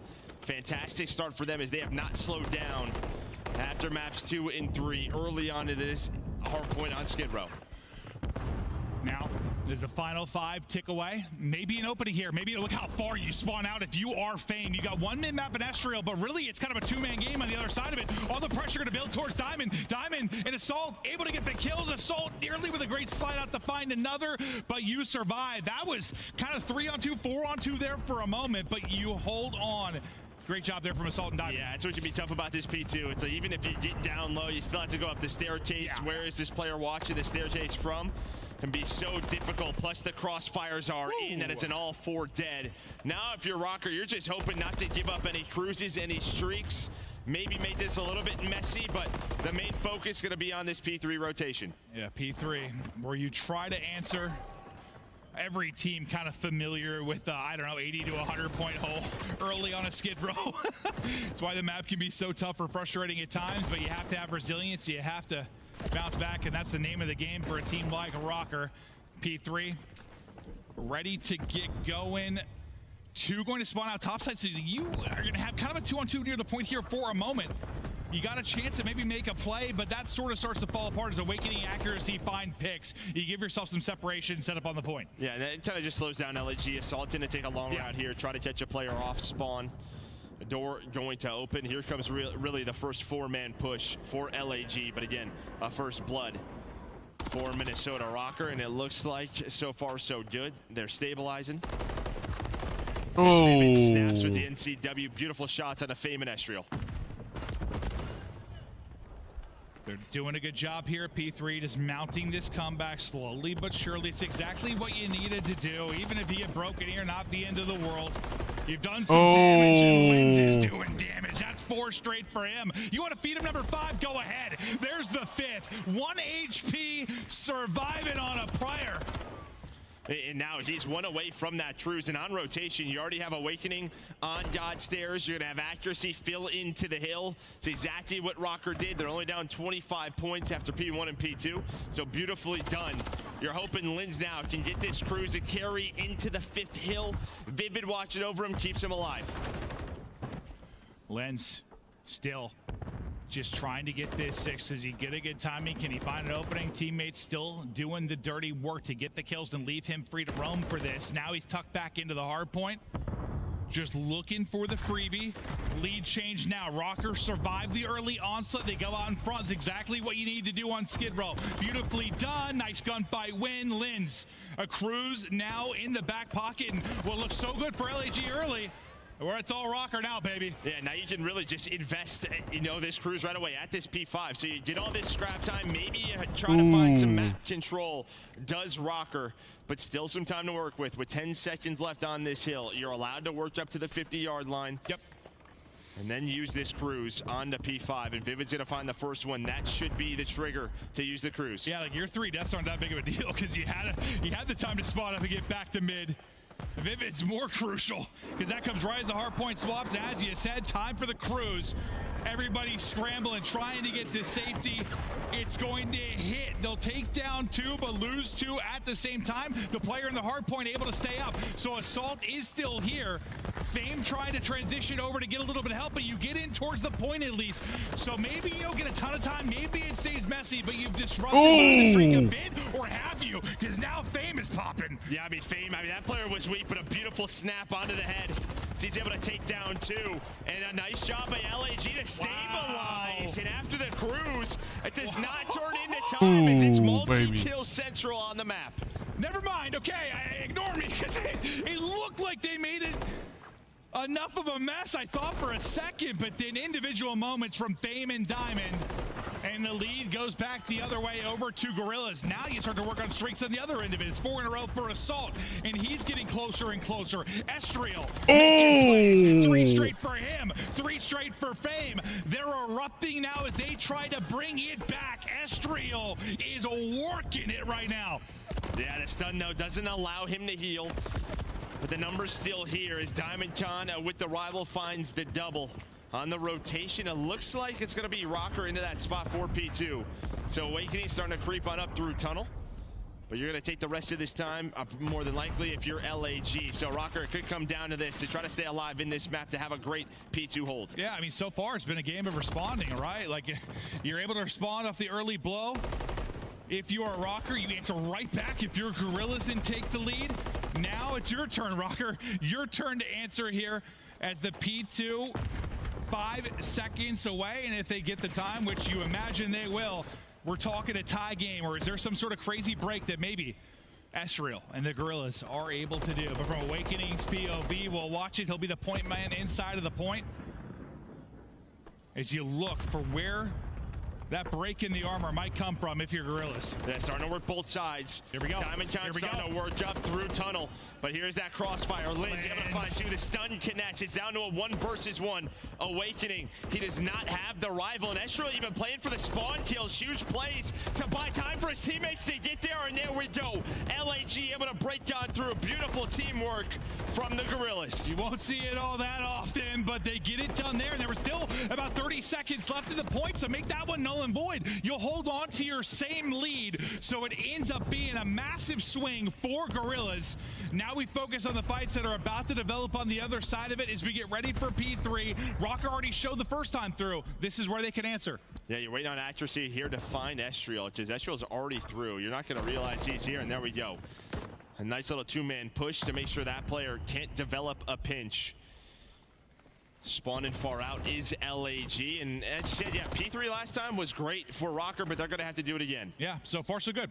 You're doing it, you're 15 seconds in. Now you're starting to get sort of your first real push towards the actual point. Vivid can't get back to try and help, so you have a 3-on-4. Now Vivid spawning out deep. You got to go massive with your players inside of the point. You trade about as well as you can, but it's not going to be Lins with 5 in a row this time. He is going to drop. Things fall apart for him there. Yeah, LAG able to break on through. Up to 210 now, 20 seconds left. Vivido trying to fight his way through the hill, at least get him off of it, trying to keep this game within contention. On rotation will be DiamondCon, number 4. On the hill, though, is still Lins in Awakening, as they're going to find a triple and get on. But could be come down to this, but look at this. You're going to have 2 players spawn on out. So they get across that 50-yard line, and now spawns get a little weird for both ends, but Vivid not did check the right corner. That's going to be 3 in the feed for LAG. Where you did it through 3 and 4 if you were Rocker. This time the magic is not there. It's Gorillas' turn to maybe put them away. The series could be done here. Fame hitting the shots. Set up inside is Gorillas and looking to close it out. Just 22 points now for the victory. It's desperation. It's everything from Rocker to try and break on through, but Fame wants nothing to do with it. Estriel once again finessing. He's inside the point and holding, and second by second, moment by moment, just a bit closer to the victory. But you get a contest for a second at least if you are Rocker. And the madness ensues. I mean, what a life by Estriel, and now with that, this team's here, and I think that's it. LAG looking at 3-1 Minnesota Rocker. Make it to Saturday. There's one more player here. You might have one more chance if you are Minnesota, but Fame finds the double, and LAG are top 6 once again. You think you got the kills. You think maybe you can rotate. You see one wide arrow start to turn because you got to win it on both fronts. Fucking G's. LAG, let's but fucking there were go. 2 sequences where Estriel was a magician, bro. Like, he was finessing and getting so much value out of his life. Just some awesome moments out of him. A real well-rounded effort out of Gorillas. And they're showing they can do it across the board. They can do it in control. They can do it in hardpoint. And the S&D improvements might be the difference between maybe getting past that top 6. I mean, we talked to some of the teams, right, throughout Major 1, it was like, this team's just really good. I'm surprised they aren't playing as well as they've shown in scrims. Stage 2 qualifiers, ugly, but they're starting to put it together here on land as their search is coming into fruition. That gives them the confidence in these respawns. And I think for Rocker, yeah, you just had a couple of tough games from some of your Slayers. Awakening really slowed down after map number 1, but props to LAG and their teamwork. Yeah, no, it was awesome to watch. I mean, it's great to just see a team start to get better, even if it's just these little flurries where it happens so quickly. You blink your eyes and you're like, oh, that's right. We remember they could be a solid team. We've just been waiting for it. And sometimes, I mean, listen, our qualifiers have been kind of a wide range. We sometimes had like 4 matches, sometimes 5, sometimes 7. This one's a little bit longer. And if stuff just clicks in the final match or 2, as long as it's right before the major, cool. Yeah, no doubt about it. There you can see Assault 24-17, Fame 23-17, Estriel with 26 and some big breaks. On the other side, Minnesota back to the drawing board. But at least, I mean, you get a win on land. You had a tough qualifying stage. You get a couple of week break. Maybe they can put it together for stage 3. Yeah, listen, it's a frustrating one. You feel like this team is close. Like they have chances to do it.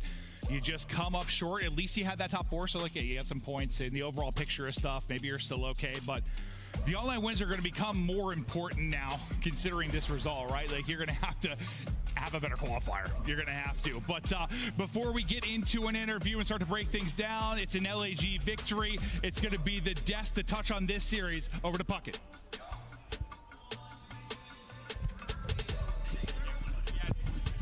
A very long day of action at the end of our elimination bracket.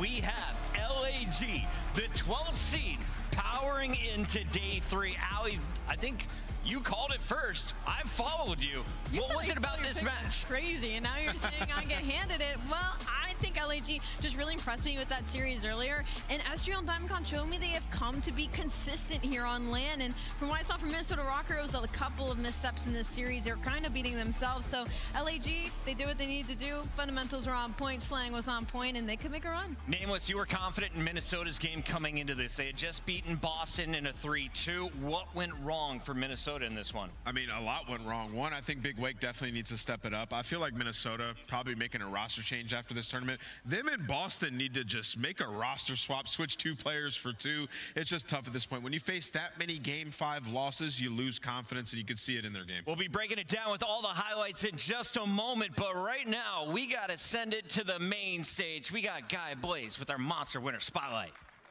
Thank you so much, Chris. Sorry for the delay. Adam was so electric on the stage, he short-circuited our mics for a little bit, so we had to get that one fixed. But Adam, a 3-1 victory here against Minnesota. Talk to me about how you feel, and how did you guys get that one done? It feels great to win that. I think online we've had a lot of struggles recently. We're very excited to come back to LAN. I think our online split is kind of shit, so that's why we kind of struggle online sometimes. But came to LAN, we're feeling confident and playing good. Definitely are feeling good, and that was kind of going to be my next question. The woes that was happening online, but to come to LAN and then secure that top 6 yet again, how does that feel, even though you got more work to do? It feels good. Our S&D is looking just as good as it did online. I think right now we're probably like a top 4 S&D team, at least. I think we're on like a 4 or 5 win streak now. So each year we go into, we're just like, let's quote-unquote steal a respawn, even though our respawns looked phenomenal this event. So honestly, just got to keep keep going. Because no one's going to beat us in S&D. And now, your S&D is looking good there. I know you guys are going to go back and work on some things there. Now, as it comes to tomorrow, okay, what do you want the fans to know that's at home, that stayed up to watch these games, cheer for you as you guys get ready to figure out who you're going to end up playing next? Honestly, I don't know who we play, but fans at home. Not decided yet, but I have no idea. But yeah, fans at home, bet on us. We're going to keep coming. Hey, keep betting on these guys on the main stage, okay? The Gorillas are looking to keep going. We'll see them tomorrow. Chris, let's break down the rest. Thank you so much, Guy Blaze. Congratulations, Assault and the Gorillas, for getting the final dub of the night. And I just want to say, Gorillas proved something to me personally, and that was their mental fortitude, just the strength. We came in 10 a.m., Fame and crew were already scrimming. They're already warmed up. I said, how do you feel about your first round matchup? He said, oh, we're going to play 2 today. We got to make it till Saturday. They did exactly that. They set a goal and they accomplished it. They did accomplish it. And it wasn't those search and destroys, just like they said in that interview. They're very proud of their game 2s. And honestly, they've shown me that they're really expanding that map pool even as we go deeper into this bracket. And on the flip side for Minnesota Rocker, things to take away, their hard point was just not there the entirety of this day. They lost both of them in the Boston series and was able to pull out that Neslo, but you can only do but so many times when you go up against a team that's going to go head-to-head to you in those game number 2s.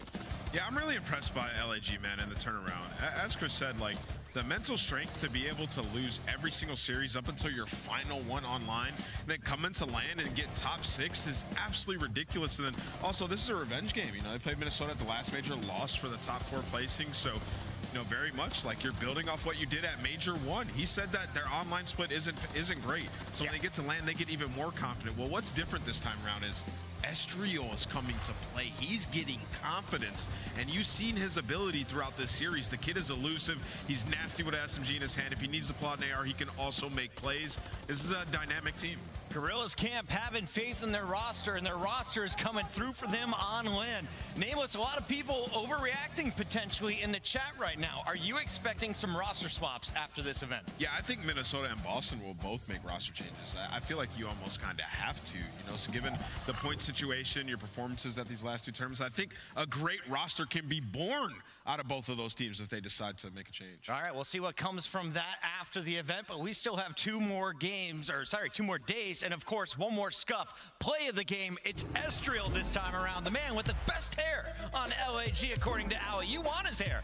I do want his hair, but I don't want the work that goes behind it, because taking care of curly hair is very, very difficult. But Estriel was simply that guy when it came to this map number 2, dropping 11 kills overall. This is something we had yet to see from him. We've seen him do well in the respawn, but to take over a search and destroy like this, we had yet to see, and it was just being annoying. Yeah, I'm still very impressed on LAG on how they're just able to be able to kick ass, even though they're online calls were really shit. Make plays later in the round. That's Really what I impressed. wanted to see out of this team, and I'm definitely rooting for LAG.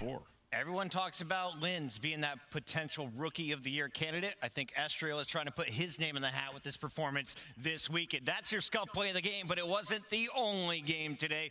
Let's recap it, going all the way back to the beginning here of day 2 with Boston versus Minnesota. Mini coming in as the underdog. Boston falling down from the winner's bracket after losing to the Subliners. Boston unable to get it done in a game 5. We said their weaknesses was search. Showed again here in the final map. Yeah, it painfully showed again here. I think Boston, this should have been a series that they took home. They got both those respawns very, very handily in the hard points, and I think that invasion control was kind of the map in this series that they could not afford to lose. I talked about it. They were a top 2 control defense team, and they got invasion for map number 3. To get 3-0'd on that map, for me, it's just unacceptable. Although I will say I don't agree with them making any type of roster change. I love the Boston roster. I think they should stick together. I think it's just a couple of mistakes that they're making in these series that are costing them very, very big in the long game. If they won a few of those round 11s online, I think everyone's perception of this team is totally different. But at the end of this second LAN, they still only have 5 match wins. Yeah, you know, honestly, I feel like they do need a roster change, but then when you contextualize it, you even think about the New York series, they could have went up 2-0, right? And been in such a different spot. But maybe that's just the story of this team, man. We did see, you know, some improvement out of a guy like Snoopy. We were sort of waiting on him to have his big moments. He had them throughout this tournament, but at the end of the day, you're out first. You're in a tough spot when it comes to points. Great stuff from Vivid in that game 5. 13-6 performance earns him MVP honors for Minnesota in the opening match. Match 2, rematch of the battle for LA. And we just saw the Thieves take this one online. A lot of people in the venue were expecting the same result, but the Gorillas had something else in mind. I personally was one of those people that expected an LA Thieves win. I think LAG has definitely proved themselves to me a little bit, but this series wasn't really one of them, simply because there was still a couple of shortcomings that LA Thieves kind of beat themselves and sold themselves a couple of rounds, like that round 11 and high rise. I think LA Thieves should have won that 6-4 because how slowly LAG was playing on the offense, and LA Thieves. Yeah, honestly, I felt like LAG they're a good team. They just gotta not beat themselves, which looks like what happened after they lost to FaZe. An unfortunate loss. They shouldn't have lost. They should have, like, LAV should have had that FaZe win, but that FaZe match, but unfortunately they just can't do anything. They just couldn't do anything.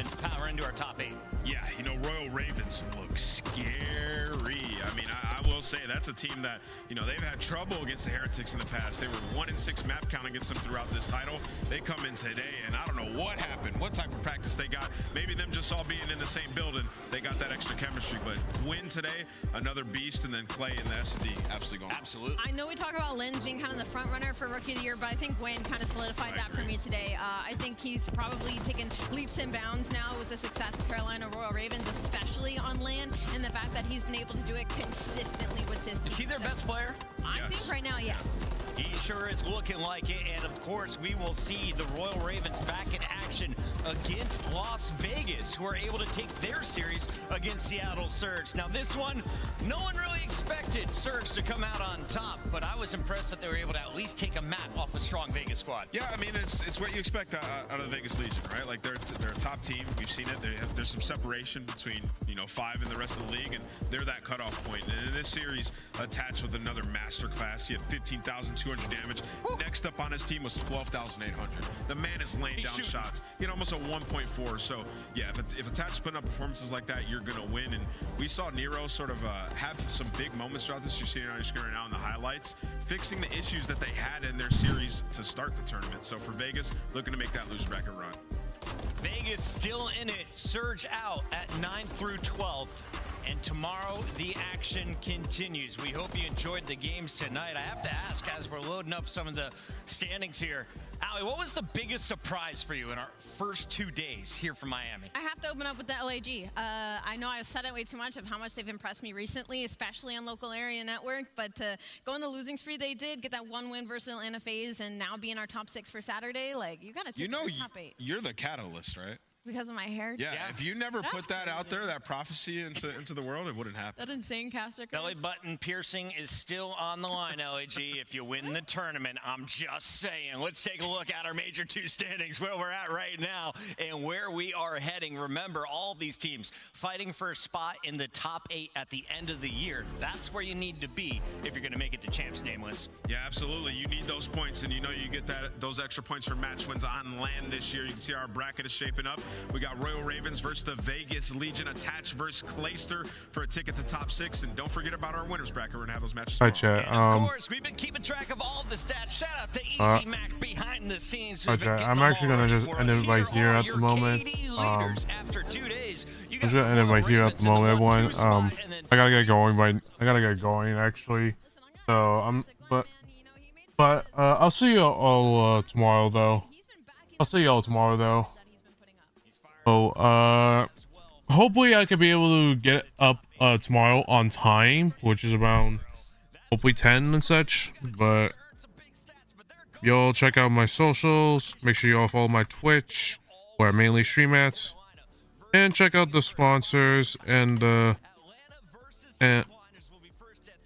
merch that my esports or God Slayers has. Hopefully you all check out the merch and the sponsors that they have. Anyways, y'all, well, that's gonna be it for tonight, everyone. What a fun day. Unfortunately I missed a couple matches, a couple series, but you know, it is what it is. Hopefully tomorrow hopefully I'll be able to get up tomorrow early. Anyways, y'all, gotta get going. Thank y'all so much for watching. I'll see y'all tomorrow.